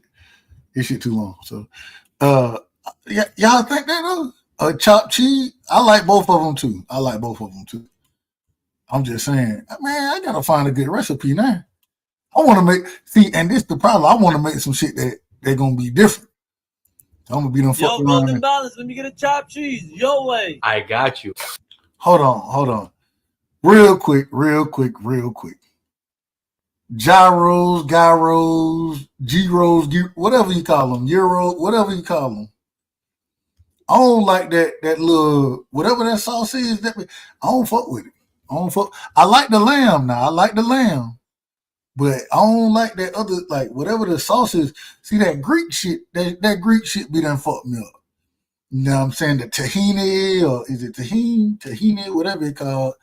Olives and blue cheese and feta and all that bull. That shit I don't fuck with it. I don't fuck with none of that. You know what I'm saying? I like 99% of foods. Greek food I don't deal with. That about the one I don't deal with. I can eat damn anything of that, and I don't fuck with oysters. I don't fuck with oysters. Anything else I can deal with. You know what I'm saying? I like lamb. I just don't like lamb wrapped up with that damn sauce on it. I don't know what that is. I don't even know what that damn sauce is. What do you call it? Taka. Say that. How do you say that? I don't know how to say it. Takaziti. Is the T silent? I don't know if it shouldn't be silent if it's done. Takaziti? No, not Ka. Tazaki Ziti? I don't know. Don't give me the line. Probably should look it up. See, and that's the problem right there. I don't like yogurt and I don't like cilantro. I don't like neither one of them. I hate yogurt. I hate cilantro. Don't deal with neither one of them. If they put too much cilantro in the sauce at the Mexican restaurant, I'm not eating it. I'm not dealing with this shit. I'm just telling you the truth. Okay, so, all right, hold on. Let me see. We got the best pizza and Chinese food. I love pizza and I love Chinese food. I love Chinese. Now, this be the problem. I don't know. I ain't never really just had authentic Chinese food.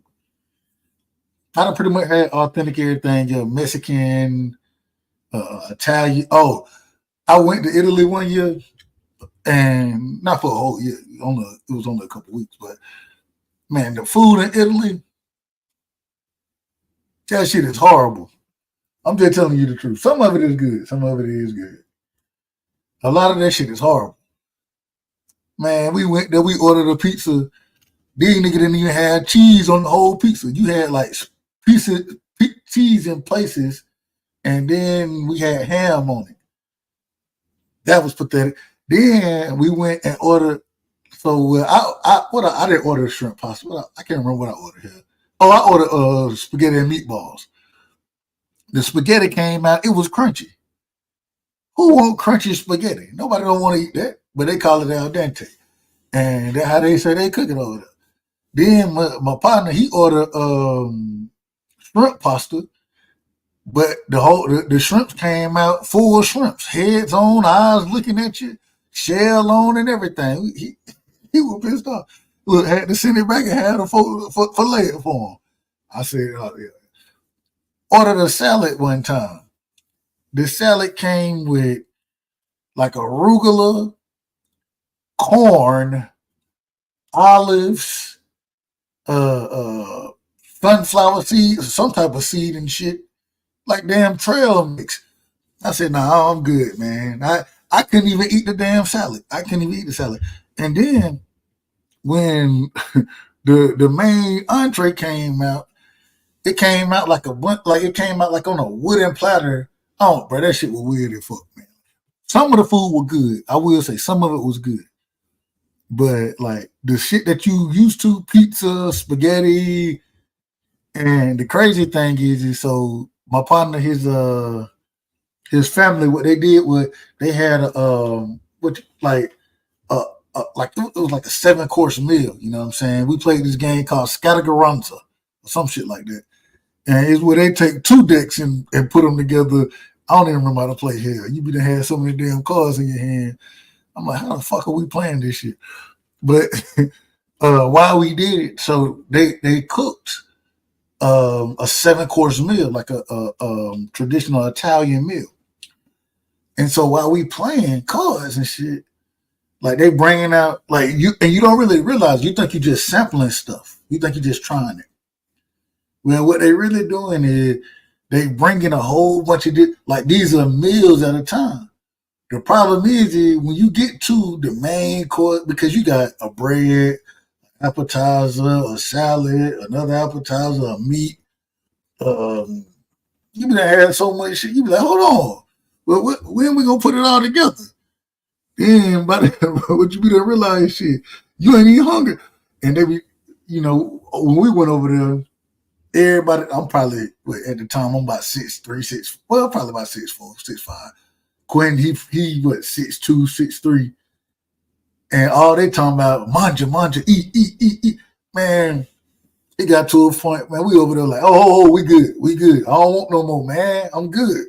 They talking about, well, you still got this, and this right here. Like, damn, we got 3 more courses to go. But I don't want to take nothing else. Just bring the main ones. Shit, I'm trying to get. It'll make me fall out. Make me fall out this mother. But no, it was fun over there, man. Italy is fun. Italy was very fun. All right, man. Here we go. We back. So, back to and real quick. I gotta ask, man, what's y'all favorite dishes? I want to know. If y'all want to, y'all comment. If you don't, I see. Hey, stuff, y'all. Favorite dishes that you would recommend? You know what I'm saying? What would y'all recommend? I'm going right now. Let's look at this chopped cheese. What is this? Chopped cheese. Generously season and start chopping away. Add onions and peppers. Introduce the lactose. Every bite gotta be cheesy. We toast down our roll. Add mayo and ketchup. The Ock told me I better load this bad boy up. Add tomatoes and grass. I used the wrong lettuce. Forgive me. You can compare this to my head. Ock, let me know how I did. Gotta get ready for the big bite. And as always, Bismillah. This is amazing. Yo, Golden Balance, let me get a chopped cheese. Your way. I got you. What it is, New York? What's good to my people over there, man? How y'all doing, baby? Bing bang. I got a story to tell, man. So check it out. Y'all know I'm from Tampa, Florida. So automatically, you would assume that most of my followers are from Tampa, but if not just Tampa, at least more cities in Florida, right? Well, I ran the analytics and the result came in. That's when I found out that Tampa is not even in the top 10 cities of where my supporters are mostly from. And Florida is not even in the top 10 states where my supporters are from. I ain't gonna cap. That ain't very nice at all, man. I was a little sad about that. I thought Florida would at least be in the top 5, you feel me? But it's all good and very nice, baby. I ain't gonna hold it against them too much. I'm just going about my business and go where I'm celebrated, baby. After I was done feeling butthurt, I felt like there's an opportunity here, you feel me? What if I did a series of the top 10 states or the top 10 cities where most of my supporters are from, where I would make a recipe video that's native or popular in that area? Hold on, let me check the list to tell you who's next. Oh yeah, there it is. Texas was the second on the list in the states, and Houston was the second on the list for cities. So if you're from around that area. All right, guys, I'm way overdue for making this chopped cheese sandwich. Meet me in the kitchen. Let's make it happen. Damn, that's good. All right, first things first, in a skillet over medium. All right, hold on. So does the chopped cheese need to be on the does it need to be on the sandwich bun? Like what's the best bread for the chopped cheese? Should it, cause they just had it in like what they call them buns? Like Subway, what you call them? I can't think of the name of it now. Damn, I'm going crazy. Anyway, what's the best bread to have the chopped cheese on? We got to see. We got to get an understanding of what's the best bread to have the chopped cheese. Okay, Italian bread. Now, you talking about like the Italian garlic bread that you eat with Italian garlic bread? Or you talking about like sub sandwiches, Italian style?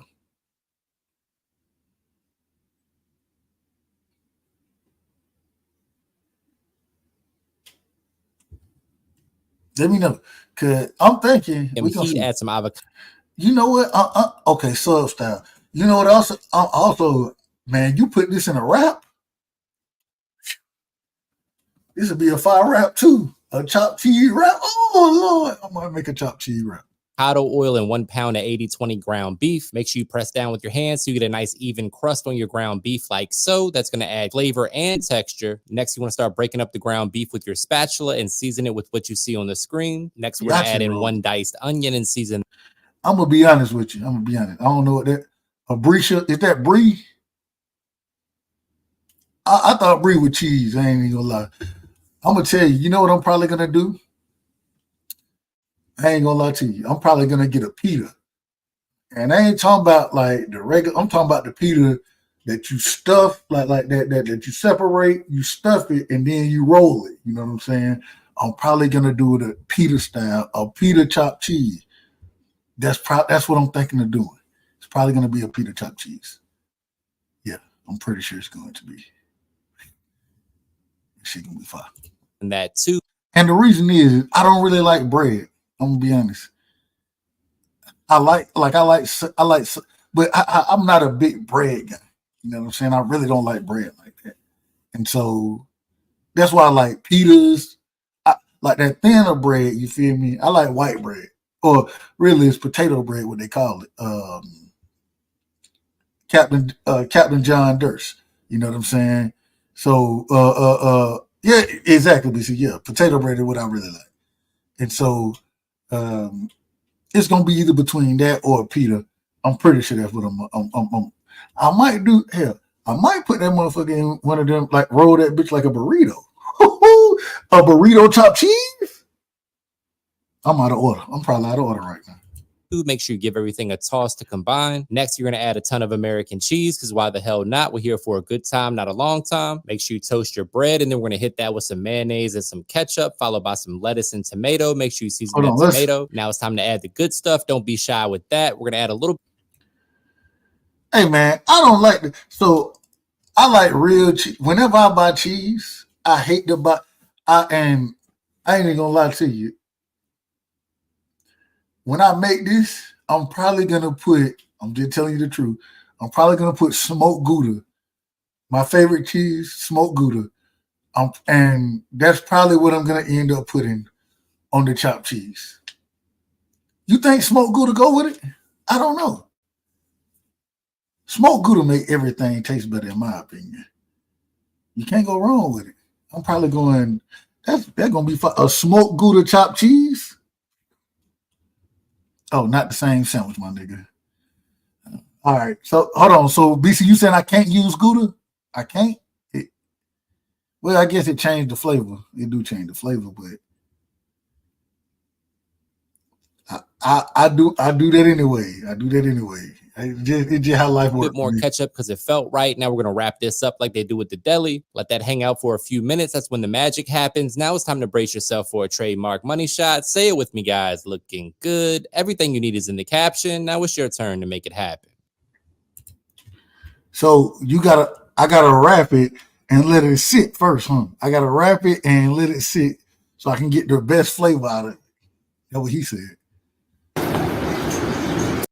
All right, guys, I'm way over. I got to do it the right way the first time. I'm gonna flip it up and switch it up the next time, but I'm Let's gonna do it make the right a way. chopped cheese sandwich, New York City style. Let's see what she A said. chopped cheese sandwich is made with seasoned ground beef, cheese, and topped with. Is that the bun you talking about, bro? Is this the bun you talking about? I think that's the bun BC was talking about earlier. Is this it? Is that the barossa? What do you call it? Tup. Yep. I got you. Okay. Lettuce, tomatoes, and special sauce, also known as bodega sauce. Drain the excess fat and add your seasoning, top with cheese, and cover until everything is nice and melty. Then toss everything together and you want your beef to look like this. Load that onto a roll and top with lettuce, tomatoes, and can't forget that special sauce. Find the full recipe at madewithsazon.com or comment chopped cheese and I'll send it your way. So that's what y'all talking about right there. That's how you're supposed to make. Now, she got French fry with. Y'all see the Goya in the background? Y'all see the Goya in the background? I like that chop sheet. That look like it. All right. Brother, like he already get hot. Oh, you don't know how to make a New York City chopped cheese? Yeah, he already like We he can make that. He blows. If you're from the town, you know. If you get a chopped cheese, it got to be certified. And this one right here, indeed is. Let me show you how the recipe. All right, first we're going to get our ground beef, put that on the grill. Man, this nigga had the ground beef in the sleeve, in the bag sleeve. Y'all know what I'm talking about. I don't know if I always trust the ground. Man, I ain't gonna lie. Let me stop capping. I done had the ground beef out the damn sleeve. You know what I'm saying? After that, we're going to make sure get it nice and brown. Then we're going to use some salt, some onion, some garlic, some smoked paprika, some black pepper. That's it. You know what I'm saying? Then we're going to get some bacon, put that on the grill. You know what I'm saying? Then we're going to get some onions, some garlic. You know what I'm saying? Then we're going to get our bread, chop that up, put your ground beef, whatever sauce you want, your onions, your cheese. Get that bread ready. You know what I'm saying? Flip it both sides. Then you put everything to that bread. Take it off the grill, put it in the oven, make that cheese melt, put some more sauce on it, some pickles, jalapenos, bacon, chop it up, put some garlic sauce on top. God damn, boy. Y'all seen what that nigga had pickles and shit on his goddamn shit, didn't it? Is bacon Get it nice and brown. necessary Then we for gonna the use chopped some cheese? salt, You ain't gotta some have onions, bacon, do some you? garlic, some smoked paprika, some black pepper. That's it. You know what I'm saying? Then we're going to get some bacon. But y'all see all that? Hold on, y'all seen all that grease on the damn? He using the same Paprika, some black pepper. He using the same. That's it. You know what I'm saying? Then we're gonna get some bacon, put that on the grill. You know what I'm saying? Then we're gonna get some onions, some garlic. You know what I'm saying? Then we're gonna get our bread, chop that up. Put your ground beef, whatever sauce you want, your onions, your cheese. Get that bread ready. You know what I'm saying? Flip it both sides. Then you put everything to that bread. Take it off the grill, put it in the oven, make that cheese melt, put some more sauce on it, some pickles, jalapenos, bacon, chop it up, put some garlic sauce on top, and boom. New York chopped cheese. Y'all see that right there? That look bomb. Oh, look, I love it. Hey, I ain't gonna lie to you. Hey, bacon make everything taste better. It make everything taste better. Don't it? Get some sauce, put that on there, and yeah, you know what to do after that. But that's it right there. New York chopped cheese. Don't tell. They got the chopped cheesy going crazy out here, boy. Let me see. Let me see what he got. Chopped cheese White buddy. panini. My version He of making this a New York panini. City classic, made with some of my favorite Don't wanna be a semolina player. bastones, some really great new school American cheese. I don't want to see that shit. Yeah, don't want to be a player. You can't have that plan while you making. This nigga said a gluten-free Oreo. Nigga be having some crazy shit on here, man. Some wild shit. I want to see, man, country. Let me see. I'm gonna put that in country nigga. Chop TGA. See what they come up. See what they give me. Let's see what they give me, y'all. You might not give me nothing.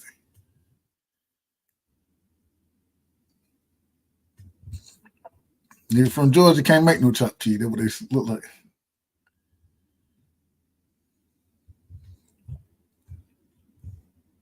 I don't see it. I don't see it, y'all. See what they have. What's up, everybody? Today we're whipping up a chopped cheese on the griddle. Start by throwing on some diced onions, and once they're cooked, put a couple patties on and season them with salt, pepper, and garlic powder. Let them build up a nice crust before you flip. Then after a couple minutes, begin chopping them up. Mix in those onions, give them a nice toss, and then don't be shy with the cheese. Add a few slices, let it melt, and then begin chopping and mixing it in. Grab a toasted hoagie roll, drizzle mayo and ketchup on both sides, add lettuce and tomatoes, and don't forget to season them, then finish with that beef mixture right on top. Wrap your sandwich in foil to get that classic feel, then all that's left is to dig in. All right, I ain't gonna lie to y'all. I'm wrapping my sandwich in foil, y'all. I'm gonna make the chopped cheese and I'm gonna wrap it in foil. Get why I'm gonna wrap it in foil. I'm wrapping it in foil because everybody else wrap their shit in foil, man. That shit like it be fine. I gotta see. Let me see. Y'all want to see some crazy videos? Check out. Hold on. Let me see what they. Hold on. Let me. Before I just put it and go there on here. Let me see what this shit look like first. And they said you want to see some crazy shit. Let's see.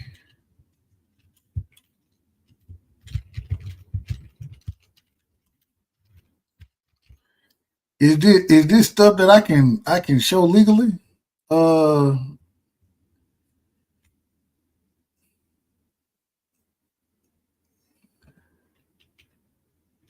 right, don't do it. Hold on.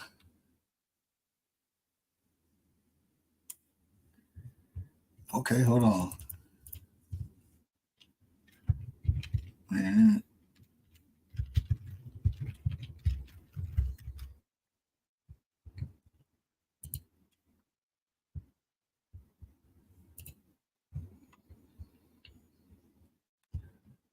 Do shorts. I only got 2 shorts.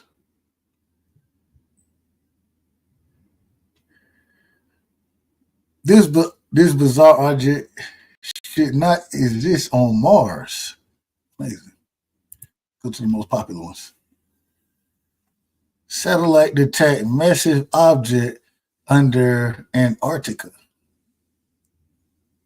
Amazing. See, we can. I don't know. Well, shit, it don't matter anyway. They can take the video down. I ain't monetized, so fuck it. Let's do it. Ain't fucking Cash. Cash, let's do it, bro. I don't give a damn. Let's see what we get, man. Let's see what we come up with. We finna check it out. Fuck it.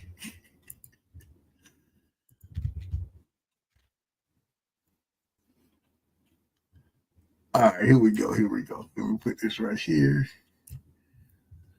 Booyah. All right. Cash Crypto in the building. Cash said, hey, man, check this shit out. You want to see some wild shit? All right, here we go. Let's see. I'm finna play this shit, and let's see what we find out. Let's see what the fuck we find out. Hey, let me know. Cash, if you got a crypto, if you got a main one, let me know if there's a main video you think I should play. Let's see.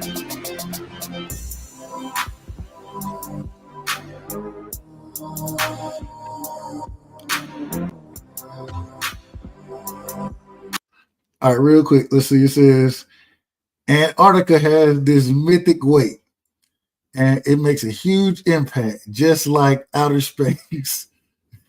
It's going to the moon. Am I supposed to read that? I don't know. I probably wasn't supposed to read that shit. He said scroll down. Oh, damn. Hold on real quick. I got my brother in the background, man. I didn't even see you back there, Piro. We got Piro in the building. What up, bro? Dub, can you hear me? Yeah, you good? What up, man? How you feeling? Feeling, bro. Just woke up from a nap. You and me. Hey, man, listen, I don't know if you want to be on what we just doing some crazy shit right now. I'm just telling you the truth. All right, hold on. All good. So all good. I was gonna hop on earlier, but like I said, I needed to take a nap, so I was like, fuck it, man. Oh, no, you good, bro. You good. You know you're always welcome. All right, he said scroll down. Hold on. Hold on. Cash, you mean scroll down on the previous screen or this screen? Let me know. I'm going to play this real quick first. Let's see what they say. The Wilkes Land gravity anomaly is seldom spoken about in the ufology community. However, sitting deep under an ice shelf of this isolated part of Antarctica lies one of the greatest mysteries on Earth. This is known as the Wilkes Land gravity anomaly. In March of 2002, the Rocket launch vehicle blasted off, launching the Plesetsk spaceport. While in orbit, it launches its payload, which consists of 2 satellites known as the Grace twin satellites. The purpose of the Grace satellites was to monitor the overall gravity of the Earth. Specifically, it was used to find what are called gravity anomalies, or locations on the Earth where the gravity is actually different from the rest of the planet. Many people believe that the gravity field around Earth is all the same. It's all even. But this is actually not true. The Earth is shrouded in varying land masses of varying sizes, and this has a distinct effect on how gravity works. The larger the land mass, the more mass that it has, and the stronger the gravitational pull it will have on the satellites above. Certain tools, like the Grace satellites, have a number of applications for studying these gravitational anomalies, whether it be for locating volcanoes or potential earthquake areas, and even for finding oil. However, during one of the flybys over Antarctica, the Grace allegedly built there, Antarctica, is so large. Real quick, we're gonna move forward. You know, I love the information. I do love it, but I can't listen to it the entire time. We gotta keep going. So we're gonna get to the main part right here in the video of this video, and then we'll see what happens. Let's go. Using the current tools and satellites at their disposal, they can only note that whatever is buried there is so large that the gravitational pull on the Grace satellites was like nothing they had ever seen before, especially from a continent like Antarctica. This continent has been shrouded in a mystery of its own for years now. Conspiracies range from secret Nazi bases that were allegedly built there during the Second World War, with some evidence of this coming to light in recent years, purporting to show various entrances built into the side of mountains that hold a saucer shape and are not to mention at a very high altitude, which begs the question, how exactly would you enter these entrances without something that could fly and that was the same shape as the entrance itself?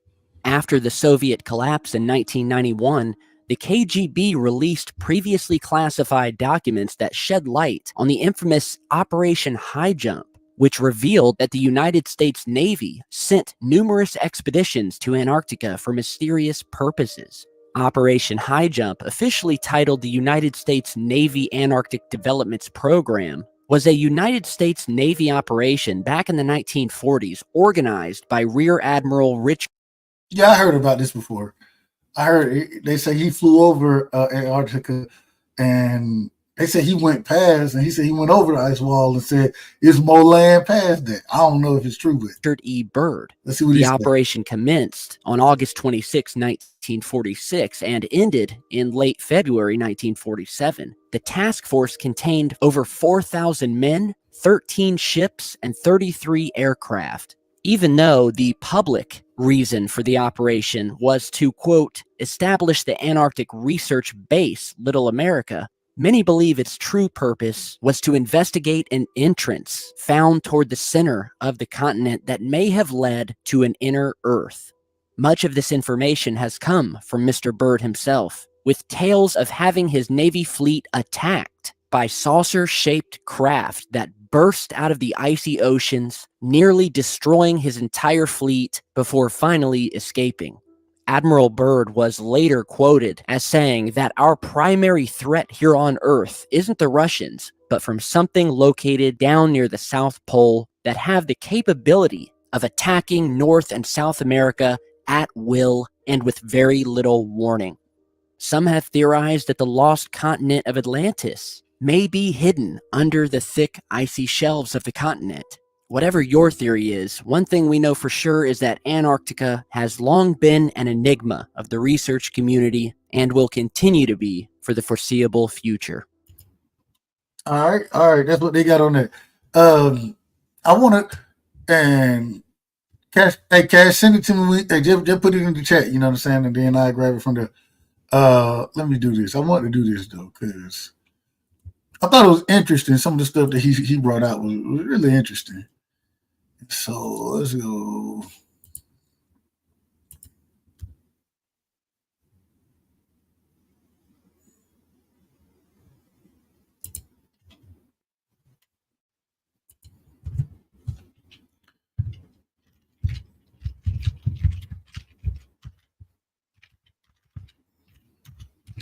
So what's up, Dubs? It's not like you to be on for forever, bruh. Like you should be asleep by now. No, I got a little. Hey, I ain't got to work tomorrow. Oh yeah, you got to work tomorrow. That's dope. Yeah, hey, I'm also, and shit, I've been off this week, so I ain't gonna lie to you. All right, that's cool. That's cool. All right, hold on. Here we go. Now, I want to play this. Is it Play Richard? it. I don't know which one. It's Admiral. The right one that there. sounds the most craziest. Yeah, but all this shit sound crazy, don't it? Look, I've never seen any of this stuff, so like, you know, I'll be the judge in a minute. You said you ain't never seen none of this? I don't know what we're watching, to be honest. Like, I don't know what this website, like literally, I just hopped on to, you know, because you were on. That's all. You know, But like, I'm assuming like you're watching stuff like, you know, unexplained phenomena and man, I'm just Antarctica. Listen. Let me tell you something. Yes, sir. I just spent 45 to 50, probably an hour looking at chopped cheese videos and trying to figure out how I'm gonna make a chopped cheese tomorrow. I don't have no game plan right now. I'm just only reason I'm looking at this because shout out to Sean. I said Sean, the Crypto Cash was like, hey, check this out right here. I'm like, all right. What up, Cash? Let's see. Yeah. No, they got some interesting videos on the YouTube. Let's say huge mouth. See movie on ocean floor. All right, that's at Secure, right? Let's see. I could believe that though about the miles long object because there's parts of the ocean we'll never, at least not in my lifetime, be able to go.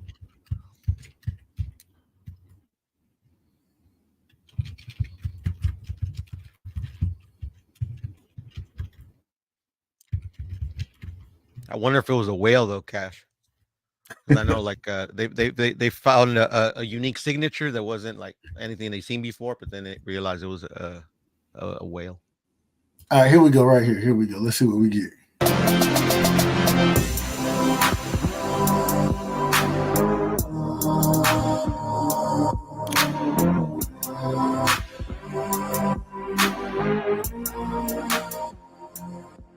ABC, I got a Facebook, but I don't even know my password. I can't get it. I ain't been on Facebook in so long. I couldn't do it. Respect. I don't use Facebook. I use MySpace. I'm just playing. It don't even exist no more. Hey, look, I just got a Twitter, right? And I be forgetting I had that going on. I'm like, man, I gotta do better. I gotta do better, but I don't know. That shit just don't be. It ain't in my wheelhouse. So it is what it is. Now, let's do Hey, this what's thing. up, guys? Tyler here with Secure Team. I have a pretty mysterious find for you guys today. Now, as you know, we've talked in the past a lot. Not as much as I'd like, but we are going to dive, no pun intended, into the mysteries of the ocean in the future on this channel. And as I said, we've done a few videos in the past about the fact that basically our oceans are 90% undiscovered and uncharted. I mean, we are living, forget alien planets, light years away. We have an alien system in and of itself right here in our oceans, of which 10% we have charted, and we have somewhat gathered data and, discovered certain species of animals. But the majority of our oceans are alien to us. We have no idea what's there. And if you've watched our past videos, you'll know that there is just as much UFO and mysterious activity happening in our oceans as there is in space or on other planets or on the moon. And we're going to discuss a few things that we found regarding these mysteries in our ocean. But first, we're going to start with this new find that was emailed to me by a Mr. Peter Collier. Now, he was looking over the Google Earth ocean imagery when he came across these very mysterious lines and patterns at the bottom of the ocean, the North Pacific Ocean. And we will put the coordinates to this down in the video description. This is off the coast of California, Southern California. And as you're seeing here, we have some very strange lines that almost look like there was a large vehicle moving on the bottom of the ocean. Now, some have said that these are actually sonar lines created by boats scanning the ocean floor. However, some of these tracks definitely seem to be dug into the soil and are complete with shadows and, basically look like these massive trenches that aren't just image artifacts or sonar readings or anything like that. And there's some other discoveries we've seen here. Now, as we zoom in, you'll notice that there's a lot of blurring. I've noticed, and I've spoken with many other researchers before about this, there are certain areas in the ocean that are obviously blurred out. And again, as I said, and I've said before, what better place for another race, another group of beings to hide than in the deep of our own oceans? While we're up staring at the sky all day and worrying about space and what's out there, we have 90% of our oceans uncharted. We have no idea what's there, and we've had a lot of mysterious UFO phenomena happening in our oceans. So we see some of these tracks here. And again, as I said, some of these truly do look to be dug out by something. Now, what really has caught in my eye is the fact that there looks to be some very large structures down here that are indeed carving out large trenches in the bottom of the ocean, which are certainly not created by sonar or anything like that. And I'm going to show you this here. Now, you may see it, but if you don't, I want you to turn your attention to this circular object right here. Now, look at this thing. Well, first of all, we have one of these massively long trenches, and you can see the sides of it. I mean, there's shadowing here. I mean, this looks dug into the sand. And in the middle of this long path, which again heads over to this area here, which holds some very anomalous items, we see this large circular object and an obvious path or trail created by this object. Look at this thing zigzagging. Look at this thing moving, and we can follow this thing down all the way down here, continues here, and goes into this blur. Real quick. I gotta ask. I understand what he's saying. I do. At the same time, I'm not sure what I'm looking at. I don't know if this is, I don't know. Like how can I prove that this is that something dug this out of? It's the ocean floor. Yeah, you can't. At the end of the day, people are going to see what they want to see. Okay, here we go. He said, "Hold on." He said, "Wait till you check." Okay, all right. Hold on. I'm gonna keep going. Let me keep going. I'm just saying. I'm just listening and trying to figure it out. Go ahead. Bird out area. How convenient. So we'll follow this track back up, and it zigzags. And now this is very peculiar, and you're going to see why here in a second. Because honestly, I don't know how this was created. So we have this zigzag pattern carved completely out of the bottom of the ocean soil, and it leads up directly to this almost perfectly circular object. I mean, look at that. It's a perfect spherical or saucer-shaped object dug in to the soil. Now, what's kind of freaky is that when we measure this thing, which we'll do now, this object is over 2 miles in length, in diameter. I mean, you can see it right here. We use the measuring tool, and 61 kilometers, or 2.87 miles. So between 2.5 and 2.87 miles in length. Now, what object that's in this perfect circle would be 2.5 miles long? And I mean, look at this. Look at this trail that was created by this thing. Now, I could understand if this was maybe a slab of rock sitting on a hill, which, slid down and created a large path in the soil, but there's no hills here. I mean, we have some hilly areas here and here, but at large, this is a virtually flat area where this object is located. It's perfectly flat here. And we don't see what we would believe to see would be, more of a straight line had this been some sort of slab of rock sliding down a hill, which again doesn't exist. But instead, we have this long zigzagging pattern, back and forth, down, curving around, going back down here. I mean, this object has traveled miles. I mean, let's go ahead and measure just how far this thing has gone. Okay, this isn't even how far it's gone. It's gone actually farther. But just from the area that it's landed here to here, 41 miles this object has moved. 41 miles. A 2.5 mile long circular object, which again, look at this thing. It's a perfect circle. What object this large is moving under the ocean, zigzagging like this, as if under some artificial control, intelligent control, that is going to move 46 miles at the bottom of the ocean? I mean, what is this thing?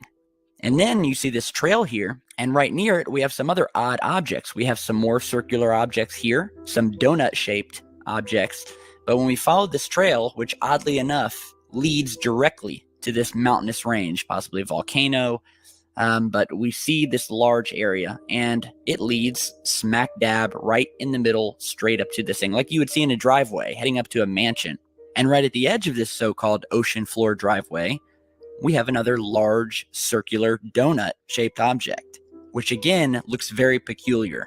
I mean, again, it's a perfect circle, another circle inside, and there looks to be an object inside the hole here. And again, it's at the end of this long trail, of which we see this 2.5 mile long object. I want to know what this thing is. What is moving at the bottom of our ocean? I mean, it's just scary to think of a 2.5 mile long object that's moving this way. And then we have this large mountainous terrain here.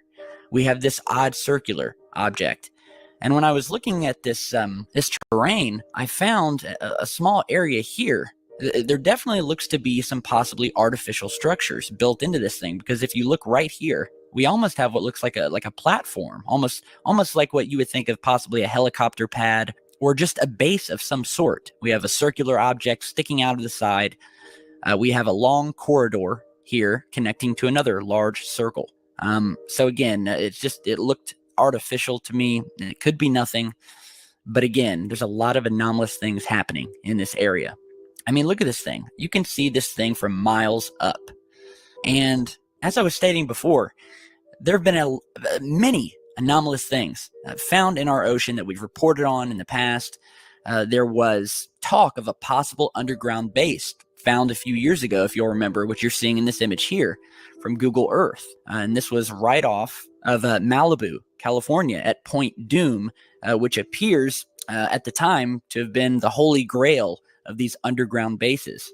And this plateau here, and you can see as a perfectly flat top, circular top with what look like these massive pillars, and a large underground space here. And I mean, look at this thing. Does this honestly look natural to you? And I don't think Google, or the government for that matter, understood how many of these anomalies would be present when mapping the ocean floor. 90% of which they have no idea what's there. And every time we seem to find one of these structures, these anomalies, these artificial bodies under here, or these 2-mile-long objects moving along the ocean floor, zigzagging. They always seem to come out with a clever cover story. And then there was a case of a man who was flying over the ocean and snapped these images that you're seeing here of a large group of thousands of multicolored glowing lights underneath the ocean surface. And this was in the middle of the ocean. No land for hundreds of miles. And as you're seeing in these images, you could see these lights for miles after passing overhead. And to this day, no one has any idea what these lights were. You know, it's just another unknown mystery of our ocean. And then moving on to another strange find, which is actually originally found, well, it was originally reported on by Scott Waring over at UFOsightingsdaily.com, who found this odd formation of structures you're seeing here at the bottom of the ocean, where we see these 6 objects sitting at the bottom of the ocean, all lined up, pointing directly to the middle here, where oddly enough, it is completely blurred out. This area of ocean where these objects, they all look like arrows pointing to it. They almost look like they're stationed there, almost like a military positioning. And of course, we see the blurring here, which you all know is something that the government has had a long history of doing. We've shown you countless moon photos where they've blurred out structures, as you're seeing here, blurred out towers on the moon, buildings, vehicles, and this is no different. And you know, and we can go back to one of the most famous ocean UFO stories was that of Admiral Byrd, who took a fleet of Navy ships down to Antarctica. And this fleet of Navy ships were attacked by...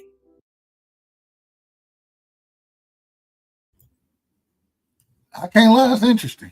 I can't lie. Hold on. Real interesting, man.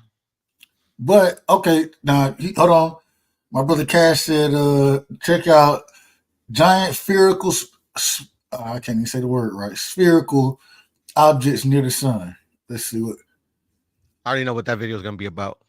What's it going to be about? Talk to me.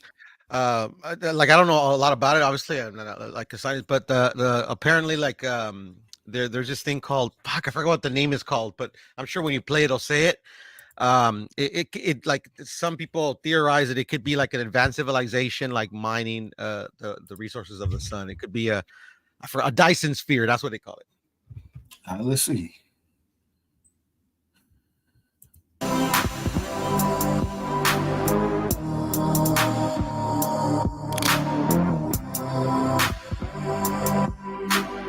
See what I tell you. You said it. You called it. Yeah. Well, I just recently saw the video and shit. You know, I'll be watching the Tyson scientist. He'd be breaking shit down. Mike, what's his name? Eric Dyson Tyson. Eric. It's I know it's Tyson something, but yeah, he's like a physicist or whatever.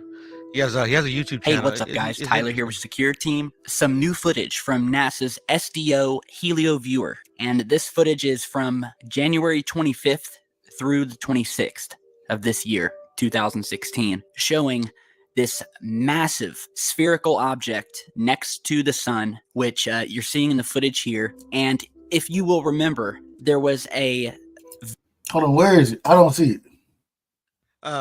I think he's referring to like the little silhouette, like kind of like, yeah, like that little semicircle. I think that's what he's referring to. That's the object. Yeah, that's what he's saying. To me, it just kind of looks like the radiation coming off the sun.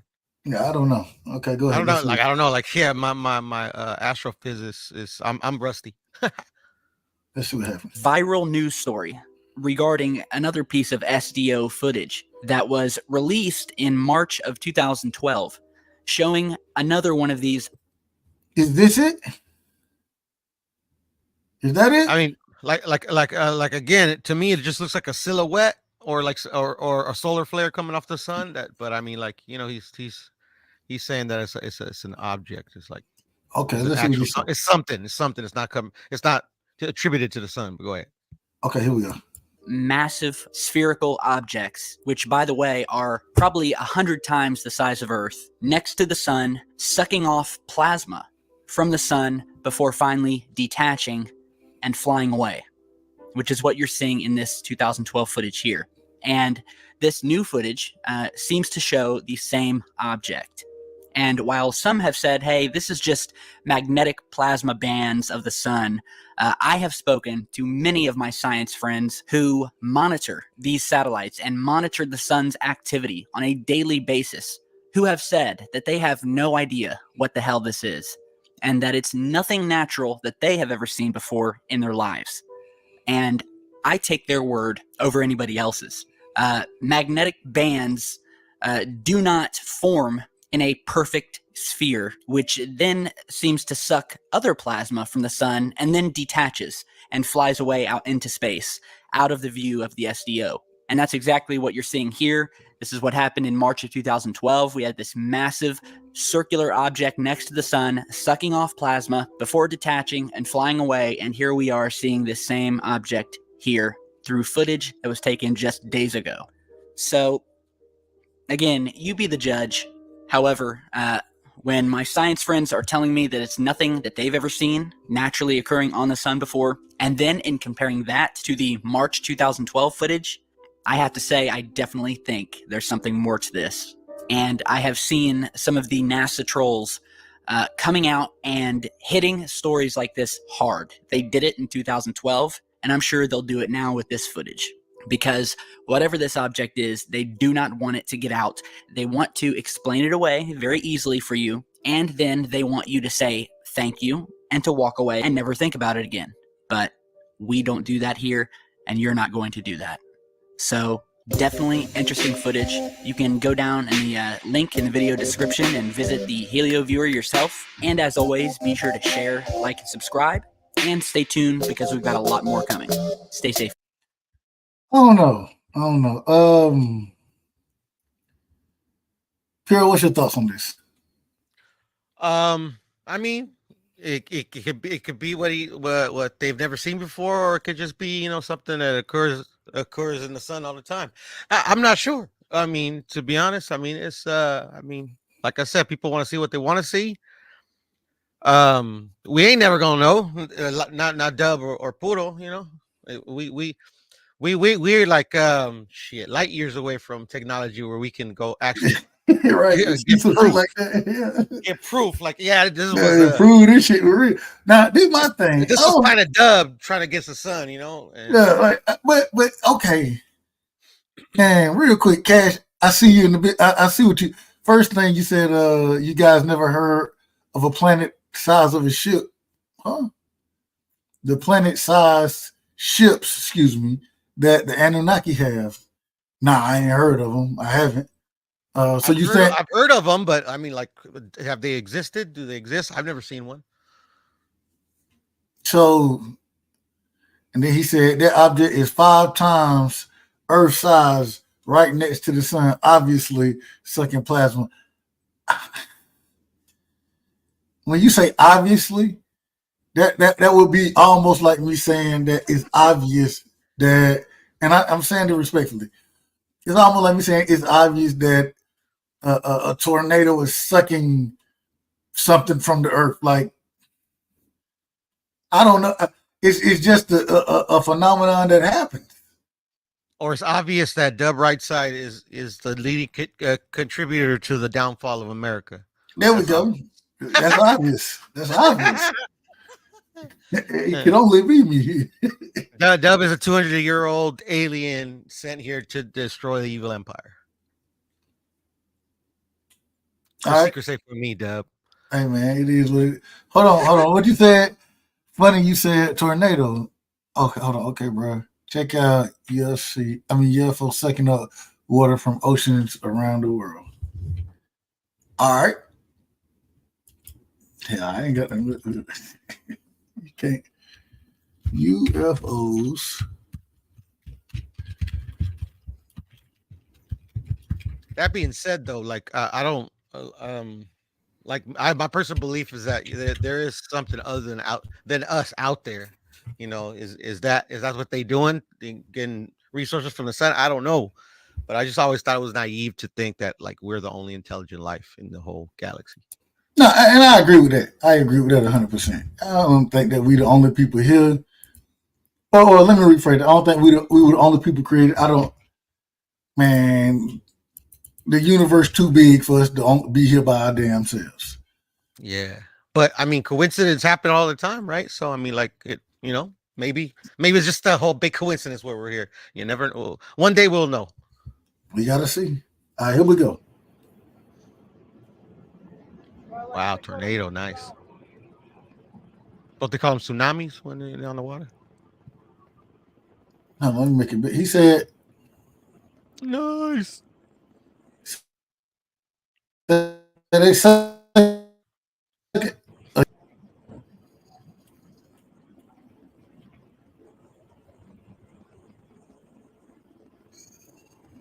That's some Star Trek shit, bruh.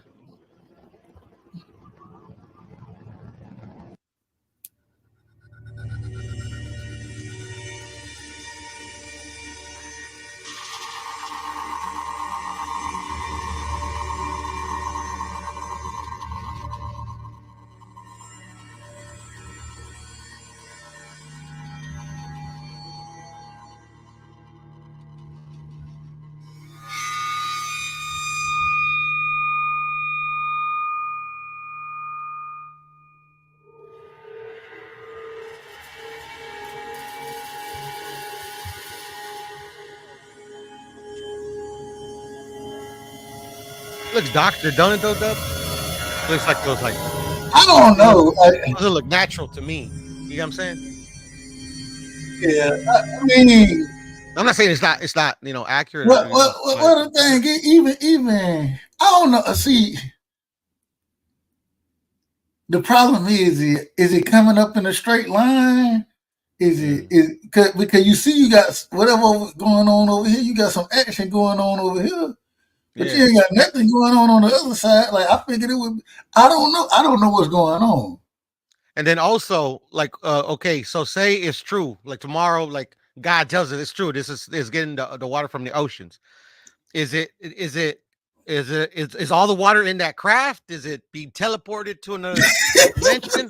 Because that craft looks kind of small to be just, you know, and it be sucking all that. It be like it need to be about to sink. It's counterproductive, right? I mean, like, bro, why are you bringing the smallest ship to collect the water? Come on, man. Who knows what's going on? All right, hold on. He said play it to where he started talking. Let's see. All right. You ain't got I don't know.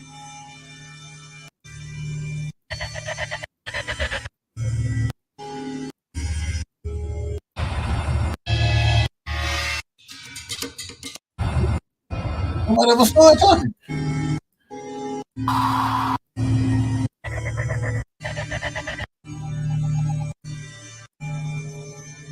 Phil, you hear anybody talking? Nope. Oh, he said it in the right video. Oh, okay. Oh, my bad. Oh, it got to be okay by a brother, by the dude. Okay, hold on. If you like videos of this type, Dub, go to this channel called the Y Files, bro. Like it's this dude. He be like, you know. You said they call it the what files? The white files? The Y Files. Yeah, it's like he does some like comedy. The color white, like white. No, Y, like WHY. Oh, like, Y Files. Y is Dub the coolest YouTuber. That type of Y. I'm definitely not. Let's see. Hold on. Let me see if I can find it on here. Terrified man, giant machine UFO hiding in the sky. Look at this. Scared. Hey, now, this one thing I ain't gonna lie to you. I be worried about CERN. CERN scared the shit out of me. What you think about CERN? You know about CERN?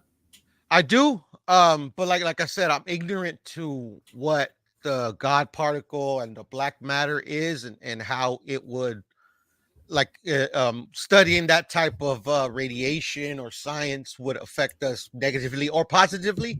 So yeah, it don't scare me not one bit. I mean, no, I'm just man. You think the Mandela effect is real? Yeah, I do. But if it's real, how did it come about? Hold on, what am I supposed to be typing in? UFO. UFO sucking up the water. Okay, go ahead. The Mandela effect is just what this generation calls like a deja vu type feeling, or just I forgot what the how our mind like I always say when it comes up, my earliest memory of my grandmother, because she died when I was 5. I remember vividly she being in bed all the time. But then, I got some information that I could be piecing bits and pieces of my memory at the time. And I think that what happened really happened, but it's really kind of just like different memories of my grandmother when I was young. You get what I'm saying? So it's just sometimes it's just like old memories, or or just common things. Sometimes it's the brain, we just like add our own little spin to it. You know what I'm saying? But everybody add their own little spin. Yeah. Because at the end of the day, like especially like say something that happened, like say like I'll put it into like our terms, boxing. Like I remember watching Meldrick Taylor and Chavez like live. Like there's like a lot of things that I add that didn't happen, because like I remember I was talking my guy rest his soul, talking about Pops. It's like, you remember we went through the party when he won? It's like, I didn't go down like that. I'm like, really? I remember it like that. But then then my dad, I'm like, well, my dad's crazy, but then my uncles, say the same thing, and they're a lot older than me, so they were older. I was young. It's just like old memories. Like I think we like piece them together. And that could be true. I just think that when we piece shit together, but everybody ain't gonna piece the same shit together. And when we talk about we'll talk about the Mandela effect in a second. We're gonna talk about it in a second. Hold on, let's get let's see what this is. And you said, Cash, you said go to when he started talking, right? Let me make it big screen. I go to when he started talking.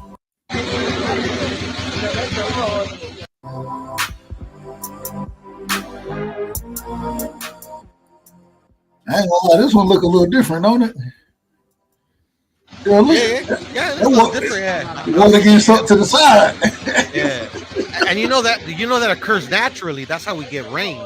Like that's how rain works. Okay, he said let it play.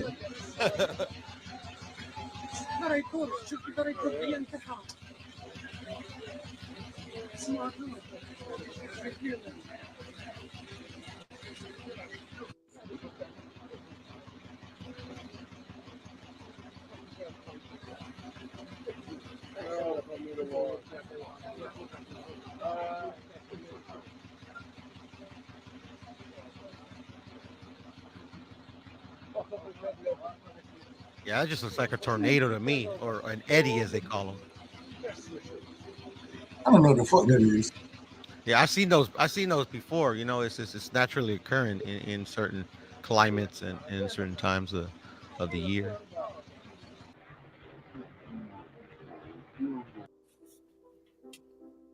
Or it could literally be, the aliens getting some water, man. They thirsty. Let them drink.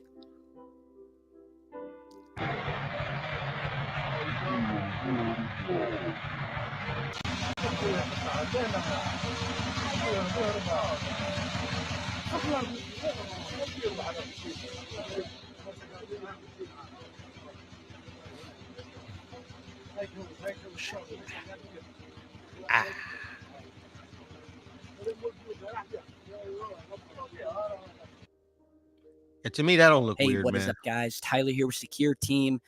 We have a very interesting new piece of footage that was emailed over to me that shows by some of the witnesses who were there, who saw this thing, what to them looked as a UFO that had flown up into the clouds, shortly after which we see this water spout like formation, or what amounts to water being sucked up out of the Mediterranean Ocean off of the coast of Algeria. And this was posted by one of the witnesses, the eyewitnesses who were there, who was recording this, who is originally from Puerto Rico, but I guess had been visiting family or for whatever reason vacationing in Algeria on the Algerian coast.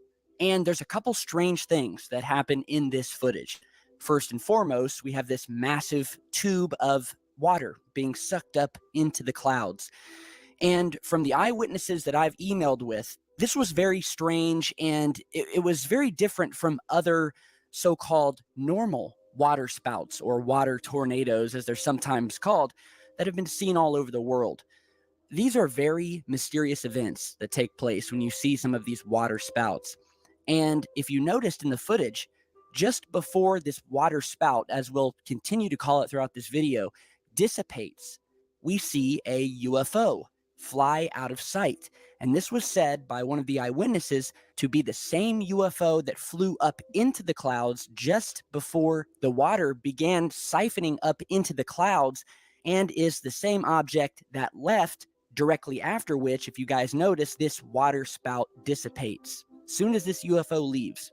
And again, I have witnessed footage of other water spouts, and some of the things that were strange about this, as reported by the eyewitnesses, was one, that it seemed to stay in the exact same spot for the duration that this water was being sucked up into the clouds. That's one. Another strange thing about this is that at times we actually see secondary spouts of water being sucked up into the air, but do not reach the clouds. It's almost as if they are being sucked up into something that we cannot see. And you're seeing a close-up of that here, where at one point we see 3 separate spouts. We see the main one in the middle, and then we see 2 more, just moments later dissipating. Thirdly, we have this UFO that just before the camera began, because this basically appeared out of nowhere, and although we have some cloudy skies here, the eyewitnesses have stated that there was no storm, and that it was in fact just a cloudy day. And it was very strange, the way in which this band of water started to be siphoned, sitting in what appeared to them to be a locked position. In many of these water spout videos, natural water spouts, a lot of the times they'll be much larger, and like a tornado, they will be moving left and right, changing position. All right. I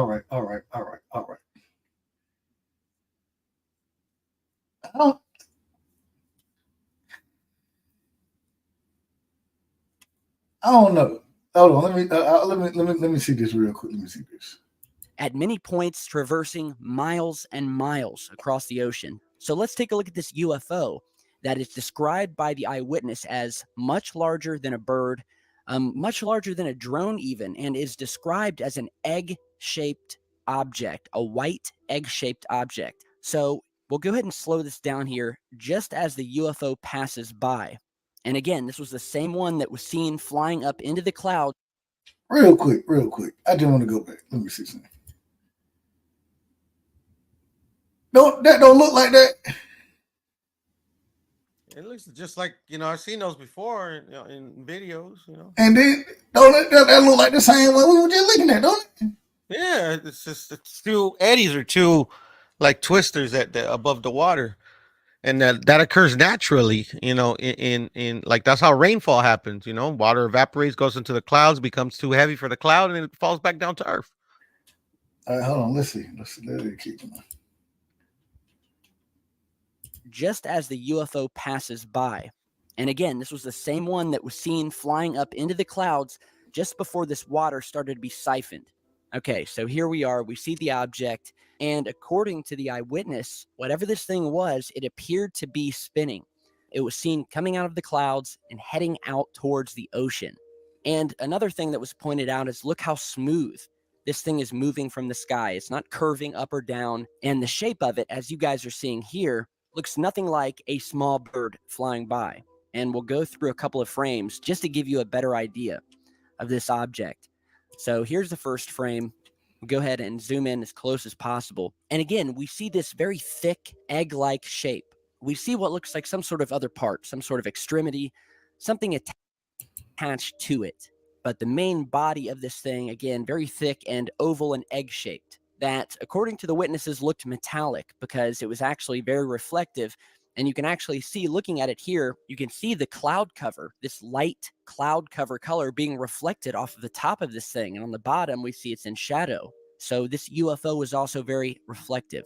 So we'll go to another frame here where we see the same object. However, this arm, I guess you would call it, or this attachment is now on the other side, which would seem to confirm the eyewitness testimony that whatever this thing was, it was spinning like a bullet. And now I'm going to show you the most mysterious frame that you actually don't see unless you actually pause it at this one particular frame. And that is this frame here. Just as the object is about to pass by, this water being sucked up out of the ocean, I want you to look behind it and up in the clouds. Do you guys see it? Well, let's go ahead and zoom in. And here we have, in the distance behind the object in the clouds, a triangular formation of objects that were moving so quickly out of the clouds that they have only been captured in one frame here. Now, I don't know if this... Okay. Is that what they look like to you? I thought, bro, it looks like 3 lights or 3 smudges to me.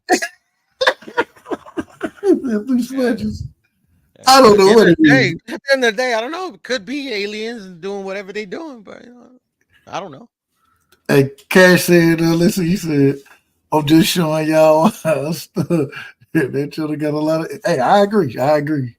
It is some interesting stuff. Now, I will say, I don't know. Hold on. Okay, this is the most watched part right here, Cash. I mean, I said, this Piro. This is the so we got a few seconds. We finna get there. Let's get there. Connects with this UFO here, but it is very strange. And it would appear that we have 2 separate UFOs. The entire thing dissipates the moment that this UFO flies out of the clouds and out of sight. Poof, the band of water dissipates, everything goes back to normal, and we have some photographs here showing the stunned people standing on the shore here in disbelief as to what they had just seen. So again, we'll play the footage here, and while I do that, I want to bring to your guys' attention the fact that this phenomena of water being sucked up from various bodies all over the earth by UFOs is nothing new. In fact, we have reports of this happening that reach as far back as the 1960s and 70s. There was a particular sighting captured by a pilot back in 2015 who was flying over California, approaching a lake by the name of Scotts Flat Lake. And what he witnessed from his airplane was a UFO sitting high above the lake, and attached to it a long stream or beam, as he called it, of water that attached from the bottom of the UFO and stretched all the way down to the surface of the water. And you're seeing that image here with the UFO as well as the stream highlighted. And this was first featured by Scott Waring over at UFO Sightings Daily. An amazing case, one of the only other cases that we have featuring one of these UFOs caught in the act. You know what? So look, we're gonna go live tomorrow. And get what we're gonna do tomorrow. We're gonna do, are aliens real? That's gonna be the topic of the conversation. Are aliens real? Man, I could prove that right now, bro. You don't have to have a live. Well, we know. I still got my parents' identification that says alien on it, bro. So literally, bro. You need any more proof. You need any more proof than that, bro? Then there it is, bro. Oh man. I got it. Hey, look, man, Piro, man, I appreciate you jumping on, bro.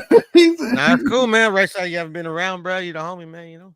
Yeah, man, you know what it is, man. You know it ain't nothing but love. I ain't gonna hold you. I had to get away from the boxing talk, man, because it got too repetitive for me. It got too repetitive, man. Yeah. I get tired. And your boy lost, bro. You know, and like I didn't have no problem with it. I didn't have no problem with that at all. I was still going live then. I went live mode around that to be one of the people who say, "Hey, Devin you got hands put on them. It is what it is. I ain't got no problem with it."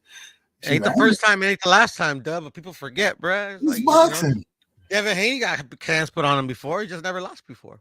There we go. So, but no, man. Tomorrow, hey, Cash, come through. You know what I'm saying? And maybe because what I really want to do, I want to mix it up. I want to start mixing it up on the topics that I cover. You know what I'm saying? So that Sumerian stuff, I love Sumerian. I love ancient Sumer. You know what I'm saying? One of the places that's where I got Anunnaki from. You know what I'm saying? If you look at Noah in the Bible, excuse me, not Noah. I apologize. I lied right there. Elijah, not Noah. Excuse me. Abraham. Look where Abraham folks was from. Where was they from? Sumeria. So, hey, Sumer is very interesting to me as well. You know what I'm saying? So we got to cover that topic. Piro, you always welcome over here, my brother, and I thank you for coming through. You know it ain't nothing but love and respect, my brother. Give me your last word. I got one question for you. the fighter you put me on a while back. He is it Kenneth Sims Jr.? Say it again. Is it Kenneth Sims Jr.? I remember one time, like you told me that Kenneth Sims Jr. was pretty good. Is that the guy that you mentioned one time a while back? Absolutely, yeah, Kenneth Sims Jr. Yeah, he's fighting. He's actually in a really good fight. Like fighting a really good, a really good contender. Who he fighting? That's gonna be a good fight. I forget the name, but it's like as soon as I saw that it was like announced, like it's already like been signed, sealed, delivered. I'm like, oh man, this is gonna be a good fight because like Kenneth Sims is good, bro. Like, go ahead. He improved like from when he lost to like to when he beat that one dude, the Eastern European cat. Remember that was like his last big win. Right. Remember, like he was getting his ass kicked, but then he came back and shit. That was a fight where he told me, like, yeah, I'm gonna watch this fight, But yeah, now man, I'm looking forward to that fight, bro. Like, I'm gonna tell you right now. Hold on, because I want you to know. But the thing is, regardless, hey, man, he been holding his own for a minute. You know what I'm saying? He took a good fighter, man. He good. He been holding his own. You know what I'm saying? And you know what I'm saying, for his size. You know what I'm saying? I don't know, man. Man, that nigga got skills, bro. He got some skills on him. That's in my opinion. And he's one of the few that's like been improving. A lot of these fighters, like we hype him up a lot, but they don't show no improvement. Yeah, he's one of the few fighters, bro. That's what I like. I like fighters that like maybe not the most skill, but they show improvement either by like experience, whatever. Who he fighting? I wonder who he fighting. I'm like picking that up right now. It's like I'm getting to it. Hold on, it's right now. Hold on. He's fighting. He fighting Oscar Duarte. Yeah, there you go, bro. That's gonna be a banger, bro. I'm telling you. That's a good fight. I like Duarte. Like he beat the shit out of JoJo. Ain't nobody done that before. I mean, he let that shit. And then he was giving Ryan a good fight, bro. I'm telling you, Kenneth Simmons, that fight's gonna be a great fight. Watch.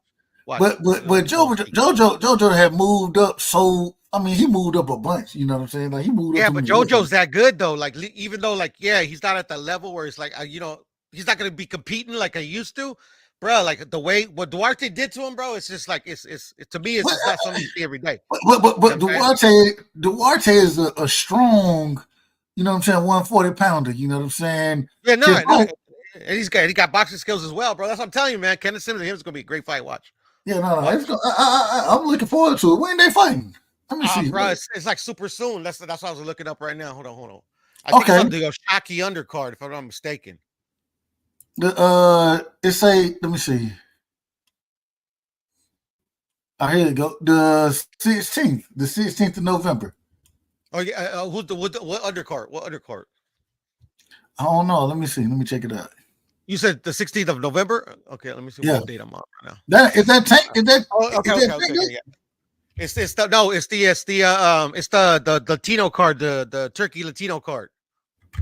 Okay. Alan Sheik. Zurdo Ramirez. Zurdo Ramirez unification at cruiserweight. And then you also there's another banger on that card is the Ramirez versus Barboza. And then you got Zepeda Farmer, which is not we all wanted Zepeda to fight one of the top dudes, but Farmer, former champion, so it could be entertaining. I don't know, but David Farmer ain't got no damn power. He did, but I will say he get boxed though, because in his heyday, it didn't matter. It didn't matter. He was one of the fighters. But even against who was it? It was Muratalla, right? He showed up against Muratalla. Yeah. I mean, but he showed up. Lost. He lost. Yeah, but he gave her entire work. He gave her entire work. It was a close fight. Yeah, no, it was a real close fight. Yeah, Muratalla didn't look good at all in that fight. I thought he did look good, but at the end of the day, like people. I was expecting more. Well, it's because of the hype that some of these fighters get. Like literally, I never expected him to. If he was going to dominate Farmer, it was either going to. That's it. The age caught up to him. Or it was going to be something special. At the end of the day, I knew it was going to be a struggle for him because that was his biggest step up. Former champion and shit like that. And he a true boxer. You know what I'm saying? Yeah, exactly. Pure boxers make it tough anyways. Pure boxers make it tough regardless. And pure boxers that actually have like fundamental defense. That's what you need when you got no power. When you got your fundamental defense on point, like literally, you can make shit happen. Absolutely. All right, Piro. Look, man. Tomorrow we gonna come up. We probably gonna be talking about the Sumerians and all type of shit Friday. I'm doing freestyle Fridays from now on. You know what I'm saying? Not free smoke, freestyle. So Freestyle? Yeah, we'll probably jump on tomorrow and put something together. But Pure, man, I appreciate you coming through, my brother. Much love and respect. Shout out to everybody, man.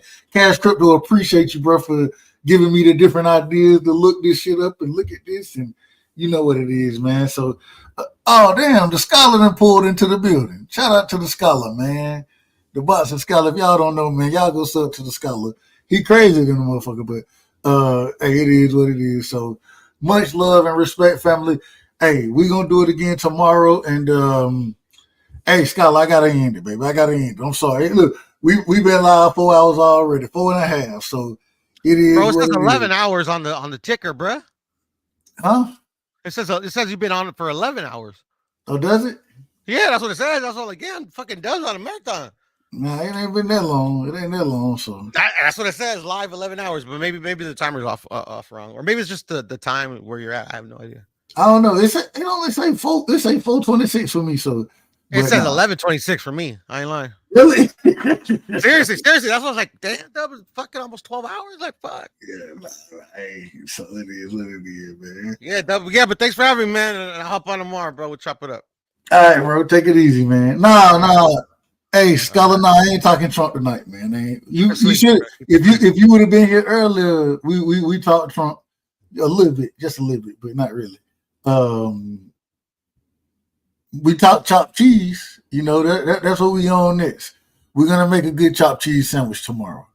First time we're gonna make a New York style chopped cheese. I'm excited for it.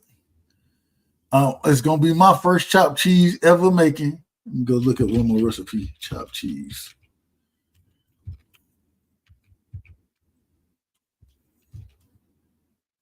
I want to find one more good chopped cheese recipe. So I'm gonna cheese. Oh, Get ready. he got a dolphin hat on. Let's Look. make it. He don't know how to make no chopped cheese. He got a dolphin hat on. He got the Goya sauce. That Goya gotta go good. Quick and delicious chopped cheese. Yeah. All right, let me show you how. Talk to me. Get you an onion. Onion. Then you want to mix it up. Damn. Get you some tomatoes. Tomatoes. And slice them up. And some lettuce to stay healthy. And finally mix those up too. Get you some 80-20 beef. And make sure to get a nice sear. MSG. Cumin. Coriander. I don't put no damn. I don't even own coriander. Get you some adobo.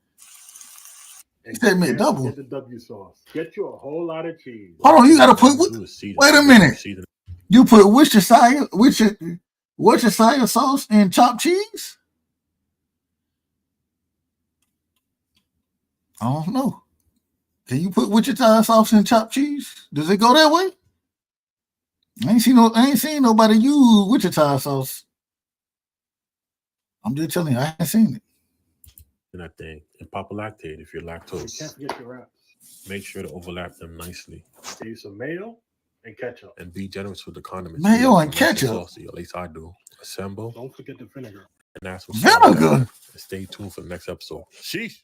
Are you trying to make a quick and delicious chopped cheese? I don't know about this one. That nigga added apple cider. Who is this nigga? Did he order a chopped cheese?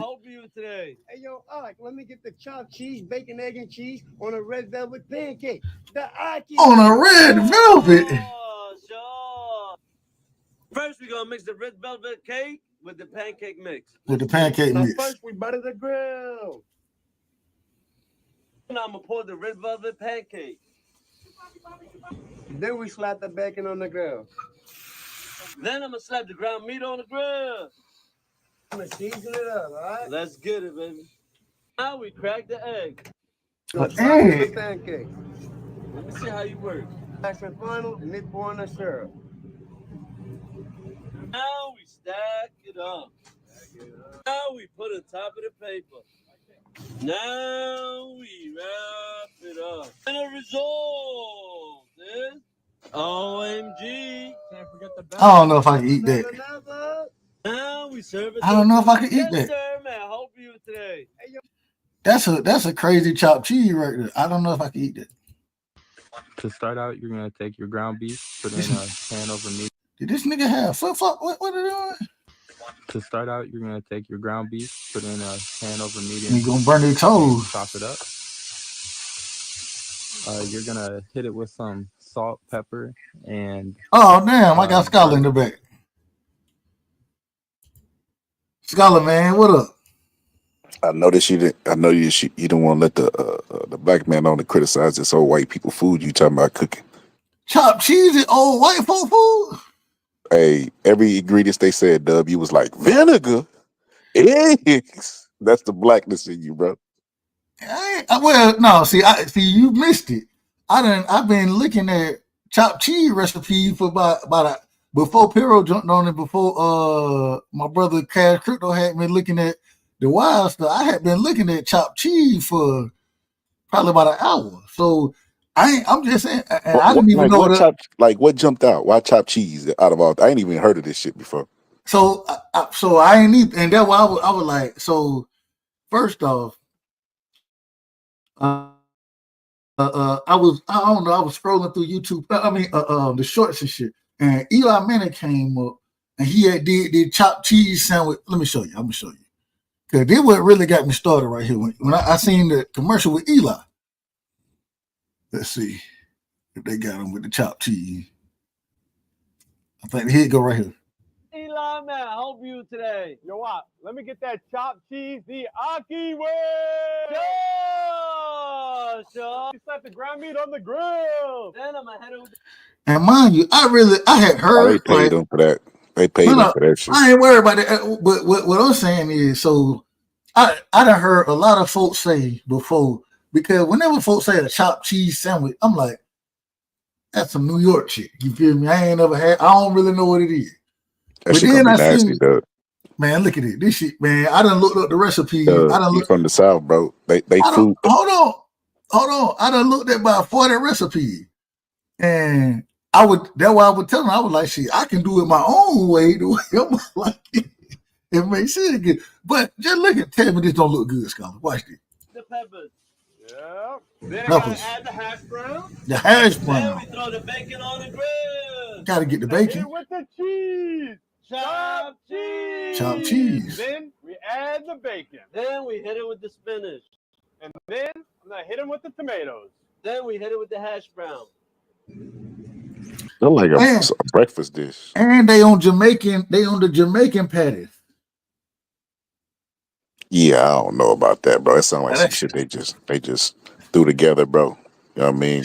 That shit sounds fire, bro. They I'm making a chopped cheese sandwich today. You Later on gonna today. do it, bro. I pull up, I support, but I'm just letting you know that you're gonna be disappointed. We from the South, bro. Like, we know what food is. One thing I can tell you, Doug, I traveled to New York, bro, and it wasn't what I expected. They said it was gonna be shoulder to shoulder traffic, so I was expecting it to just be crowded everywhere. It really wasn't that crowded. But when I was going to go when we was eating there, they food places were nasty. Like, we went to an ice skating ring, and they served something called nachos. Now, Doug, I'm from nachos? Texas. Nachos, bro.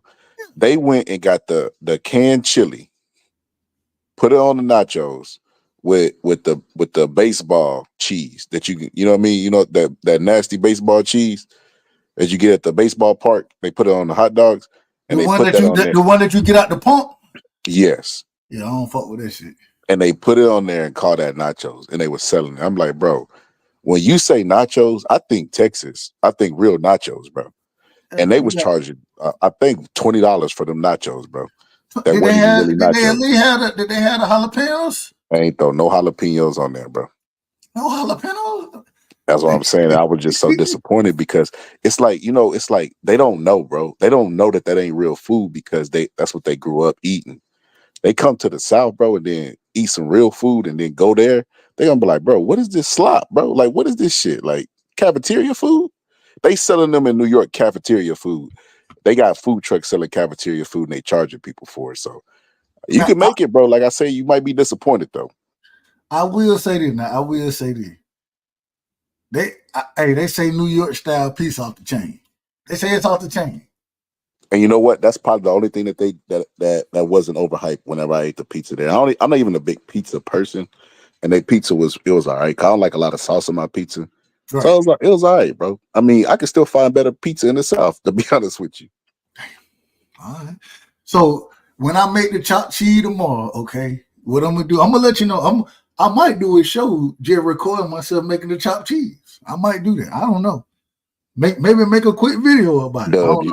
Dub, I don't know what your relationship status is, but you gotta get two bad bitches in the kitchen, butt naked, with high heels on and an apron. To make the chopped cheese? Making chopped cheese, bro. Had them butt naked like Nino Brown and shit, bro. For the chopped cheese? Damn. Hell yeah, bro. I watch that shit. If you do a 6 hour live, I'll watch all 6 hours and hit the replay. Yeah, I'll watch it. Hey, as long as you got two bad, damn what you talking about. Just have two bad bitches with you. You good. Butt naked, bro. That shit could be slop, bro. It could be the New York nachos, bro. We tuning in. Oh, but hey, so all of hey, Scholar, you out of order, man. You out of control. But I ain't mad at you. Nah, but I'm gonna tune in tomorrow. I thought you was talking politics today, man. I pulled up with. I seen you react. I missed that other live you did where you was reacting to Kamala's interview, bro. I felt like she did good than a motherfucker in that interview. Did you? Yeah, bro. Like the Fox News is considered the belly of the beast, bro, because it's enemy territory. Trump ain't going to enemy territory. He ain't going. He won't go to MSNBC. All right. I'm just saying, anyway. I ain't, you know, it's so funny because what you did right there is exactly what she did. Every time it's supposed to be about her, she talked about Trump. But that's who she running against. So she got to make it. She got to make a clear. And you got to remember this, Dub. I don't know how. I don't know why. We have undecided voters in this country, bro. I don't know how you undecided at this point. I feel like they completely different. But see, she only had 70 days before the election, like when she started and was announced. So she had to make a drastic difference between her and Donald Trump and try to pull in those undecided voters. So she's always gonna try to make it a point that, hey, I'm different than this guy. I'm extremely different for the undecided voters to pay attention. Because like I said, believe it or not, we got undecided voters. That's crazy. But the problem is the undecided voter ain't trying to hear how bad Trump. They want to hear your policy. They want to hear what you're gonna run on. Okay, you can tell me the other person is bad. Fine, I got you. What are you gonna do? That's what they want to hear. That's how Trump won. Trump won by saying, I just watched this shit today too. I was going through old clips. Donald Trump was on stage with all the Republicans, and he said, "Y'all guys don't understand. I'm an outsider. All these guys are slaves to the corporations that are backing them."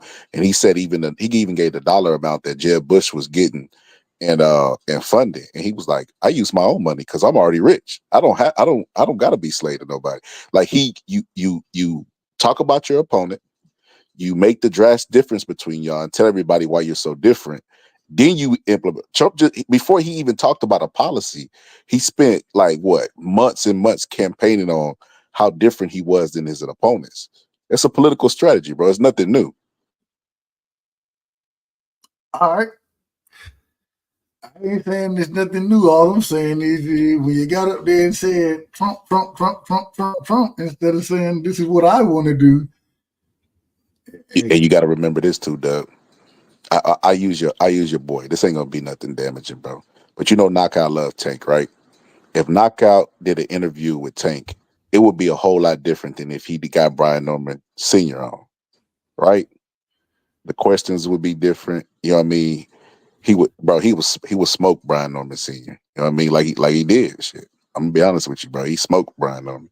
But if it was Tank, bro, he'd probably give Tank a lot of softball questions, bro. He might ask Tank, "What's your favorite fruit?" You know what I mean? Like, she knew going into that interview that Fox News was gonna do that to her. They was gonna get gotcha questions. They was gonna have this. They was gonna try to force you to answer their question exactly the way they looking, like exactly the answer that they looking for.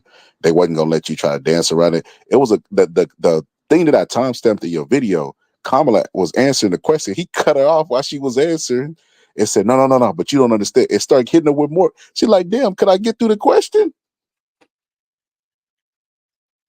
Hey, he did it. I would ask you to go back and watch him interview Trump. He did the same thing. I don't like that guy, bro. That guy's an asshole. I've been watching him since I remember in the election when Ron Paul was running. I was a big Ron Paul guy. And I remember Ron Paul gave it he was like, I think he was talking about Iran or Iraq, one of those. And he was like, do you know that those guys don't even have an air force? It might have been Iran. He was like, they can't even come over here if they wanted to. He was like, it's billions of dollars we're spending on wars. And the crowd went crazy, bro. And I remember him, Who said this? Ron Paul. Okay. And I remember him looking up at Ron Paul and rolling his eyes, bro. Even though the crowd went crazy. Like, bro, let's say what you want about Ron Paul. What he said right there was just common sense, bro. Americans are tired of wars, bro. Like, we tired of wars that ain't got nothing to really do. Bro, it ain't even got nothing to do with our dominance. No, look, I always tell people, bro, I'm a little bit common sense when this comes, bro. Look, I know that, like, if we didn't have these weapons, bro, other countries would try to use them against us, you know what I mean, and try to flex their muscles. So I'm aware of this stuff, bro. So I'm not a non-interventionist like I used to be when I was younger. I used to be like, nah, I'll leave it alone. Now I'm like, no. Protect the interests of America. I like our status in the world. I like our world currency. We can use it everywhere. This is just how my brain operates, especially now that I'm older with kids. But the wars that they talking about with like Israel and stuff like that, bro, that stuff has nothing to do with our dominance among the world. Like, let Israel take care of themselves. We done gave them the dome. We give them weapons. Let Israel defend themselves, bro. Why are we still protect? It's like the little bro, they go around the starting fights all the time, and you got to take up the slack. Nah, bro, let them go do what they do, bro. Because, bro, when I guarantee if the shoe was on the other foot, Israel wouldn't help us. They didn't commit no soldiers after 9/11. Israel can't never help us because we should never need help. So, but nah, Dub, that's cap. I tell you why that's cap, bro. And look, I could be wrong. This is just me talking. I ain't fact checked this, right? Because me saying that they didn't commit no soldiers, I don't know if they did or not. I'm just assuming, just by the nature of the relationship, how it looks to me, I don't think that they would. But the UK did. After 9/11, the UK pledged soldiers to help go fight in Afghanistan and Iraq. Israel, they was like, hey, hang in there, America. Hope y'all find who y'all looking for.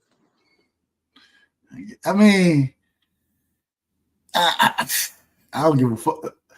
I'm an isolationist anyway. So, well, I didn't know I was this until not too long ago, but I'm an isolationist anyways. I don't think we should be giving money to none of these motherfuckers. I don't give a damn. Respectfully, I don't care about Israel, Ukraine.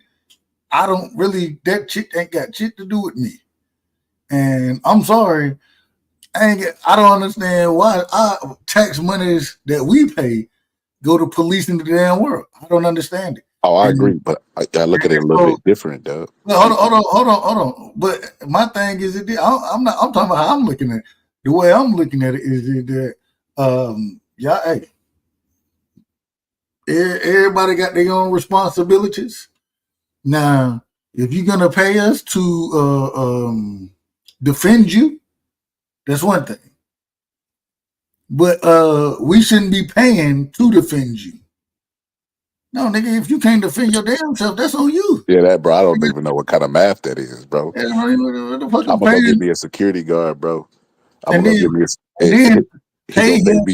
Yeah, that don't even make sense. Yeah, I agree, but this is why I say, Dub, I agree with that to a certain degree. I'm not all the way to that side because I look at it like, okay, let's just say a war break out and it's Russia and Ukraine, right? And we look at Russia as, the Cold War, Soviets, the history we got with them. They have nuclear bombs like us. They're a threat to our dominance in the world because they're dominant too. If we could effectively support the opposition and have a regime change, I'm for it, bro. I'm for it because crippling a society that's stronger than ours, are strong as ours. Are you crazy? Yeah. Anybody who like boxing got to be crazy. But go ahead. And Ukraine ain't finna be no fucking regime change. What are you talking about? You're missing what I'm saying, Doug. What am I missing? You're missing what I'm saying. What are you saying? I'm giving you my viewpoint, not specifically that situation. I'm saying if it could, But in this, and that's what I'm saying. In this situation, it can't. Okay, take away that they're actually at war. I'm talking about a hypothetical in which it could. Okay, I mean, I'm telling you how my brain works. If it get 100% foolproof plan, bro, and it's like, let's say they're at war right now. Take away the war right now. Let's say it started all tomorrow, and we knew for sure that we could get a regime change. I would be like, okay, let's keep our dominance. Let's go ahead and do it. That's how my brain works. I just use them, bro, because it's late night and I ain't feel like thinking of no other country, bro. But if it was Iraq and Iran or North Korea, South Korea, and they said, we could do this and we could go ahead and, get more dominance in the world, bro, or increase our status, I would be for it, bro. All right. All I'm saying is I don't believe in, first off, regime change wars. That's not my thing. I don't believe that we should be, as long as the shit don't directly affect the American people, damn all that other shit, man. Worry about what's going on here first. Take care of the shit here. All the money you giving to the other country, let the veterans and the homeless folk blow it before you let the other countries blow it. Whoa. We're not I getting was with you shit. till you brought in the homeless. No, I was with you till you brought in the homeless. Hell no. I hold my breath. Hey, look, here's a little trick. Here's a little trick for y'all. If y'all ever, to the people listening, especially my homie Rob G, because he from Austin, Texas. He know them homeless. They like the Michael Jackson Thriller video. Then they come out dancing at them stoplights. Avoid eye contact with the homeless. That's how you avoid giving them money. Because when you give them eye contact, they automatically assume that they're not invisible to you and that you got a different heart than everybody else, and they're gonna ask you for money, bro. But nah, I make eye contact and tell their ass no. I ain't got it. I start my new thing is I ask them for money. That's what I get before they can ask me, Dub. I already hit them with the question like, hey, man, you got $1? Hurry up and get it out the way, just so they just how they offended, but that's how I'm offended, motherfucker. You asking me for my goddamn hard-earned money. It is what it is. But yeah, I mean, I get it, Dub, taking care of your own, but it's like we gotta come to a reality about America, and the thing about it is there has to be a poor class, there has to be safety nets, and then there has to be a country that's getting exploited around the world for us to live this nice life. Like everybody doing it from their computers and their cell phones. That came from a little kid, bro, making 10 cents a day.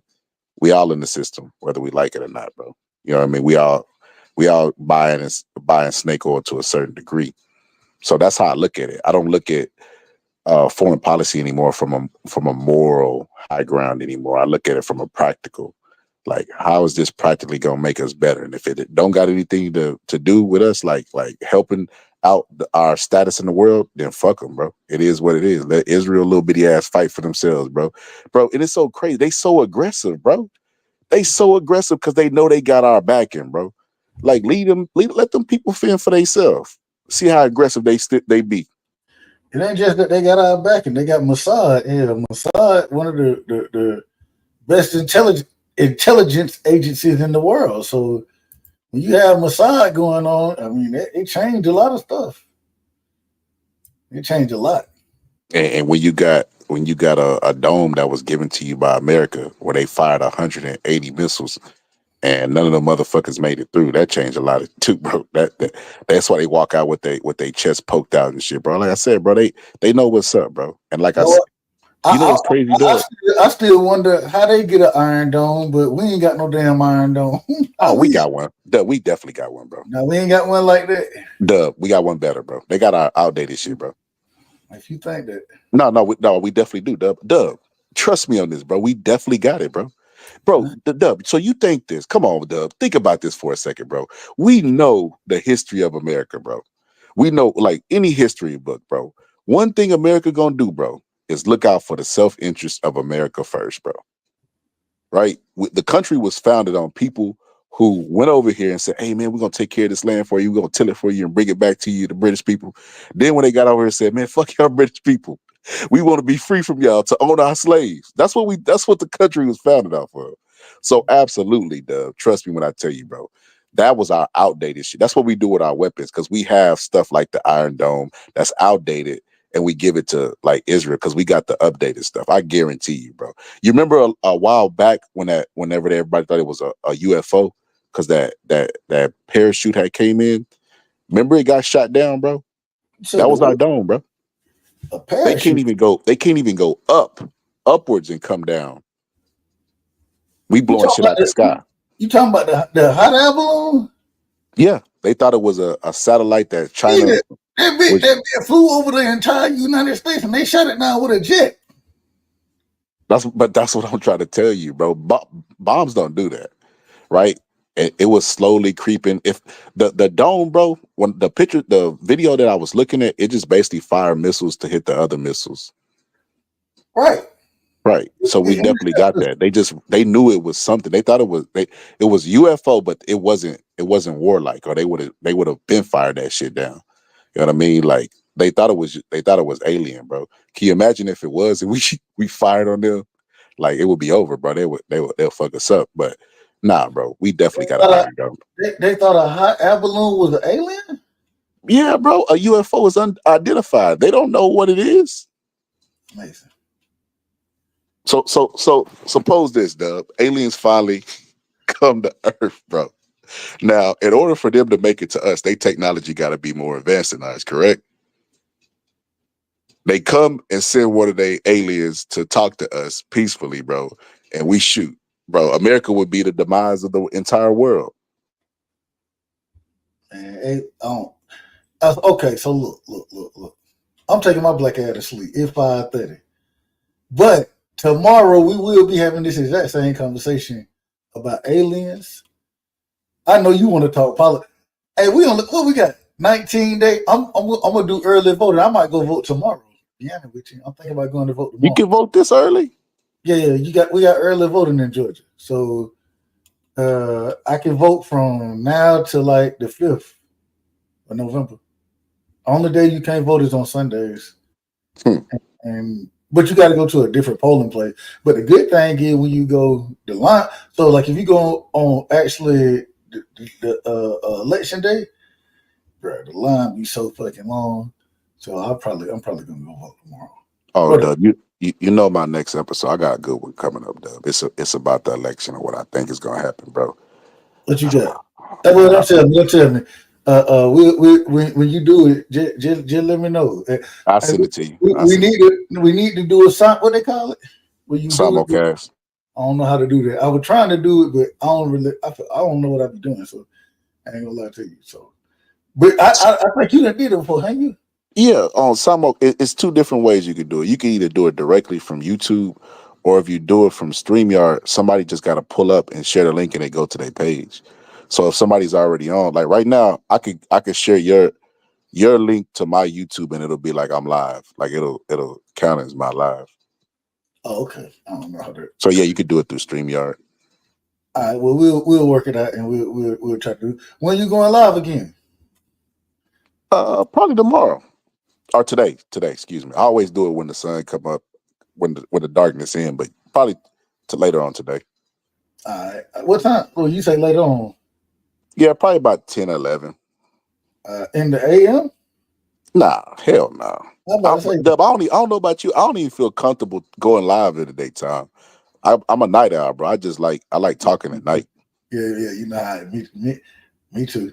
Yeah, how I am too. I don't even understand going live in the daytime. It don't even make Sometimes sense. I be having stuff it'll be breaking news. I'm like, oh man, take about the fight in Houston. You know what I mean? I'd be like, I'll just wait tonight to talk about that. Right. That's how we feeling too. All right, Scholar. Yeah, it'll be about 10:30 Central. Okay, bet. That's 11. I'll text it to you though. I got your number. I'll text it to you. All right, bet, bro. Take it easy, man. Hey, all right, bro. I'm gonna show you. Watch. I might record my chopped cheese, man. I'm just telling you that chopped cheese gonna be fire. I'm gonna make it fire. All right, bro. You're gonna be disappointed, bro. But I tune in for the disappointment. All right, bro. Hey, man. Appreciate everybody coming through. You know what I'm saying? Did I miss anybody? Oh, damn. Uncle EJ in the building, man. Shout out to Uncle EJ, Electro Jet, man. Shout out to my aunt. Hey, if y'all don't know, y'all go sub to Uncle EJ too. Y'all sub to the Scholar, man. Texas G in the building, man. Much love and respect. Appreciate y'all. Tomorrow, chopped cheese, bro. Or later today, we're going to make chopped cheese. I'm going to let y'all know how I go. And I got to go buy one of them things they use to chop. I ain't got that one, the hand one, you know what I'm saying? But I'm going to go get one tomorrow. And then we're going to make a chopped cheese sandwich the right way and see what it's like. So, man, salute to everybody. Much love and respect. Appreciate y'all, man. Y'all been fantastic. You know what I'm saying? So we're going to do it again. And just know, when y'all over here, man, and you know, it's been a long time since I got to say this, but I get to say it this time. When y'all over here, man, just know, man, you rocking with the right side. And so, my fellow Americans, ask not what your country can do for you. Ask what you can do for your country. And we shall overcome. Impromptu celebrations erupted outside the White House. The very word secrecy is repugnant in a free and open society. And we are, as a people, inherently and historically opposed to secret societies, to secret oaths, and to secret proceedings. For we are opposed around the world by a monolithic and ruthless conspiracy that relies primarily on covert means for expanding its sphere of influence.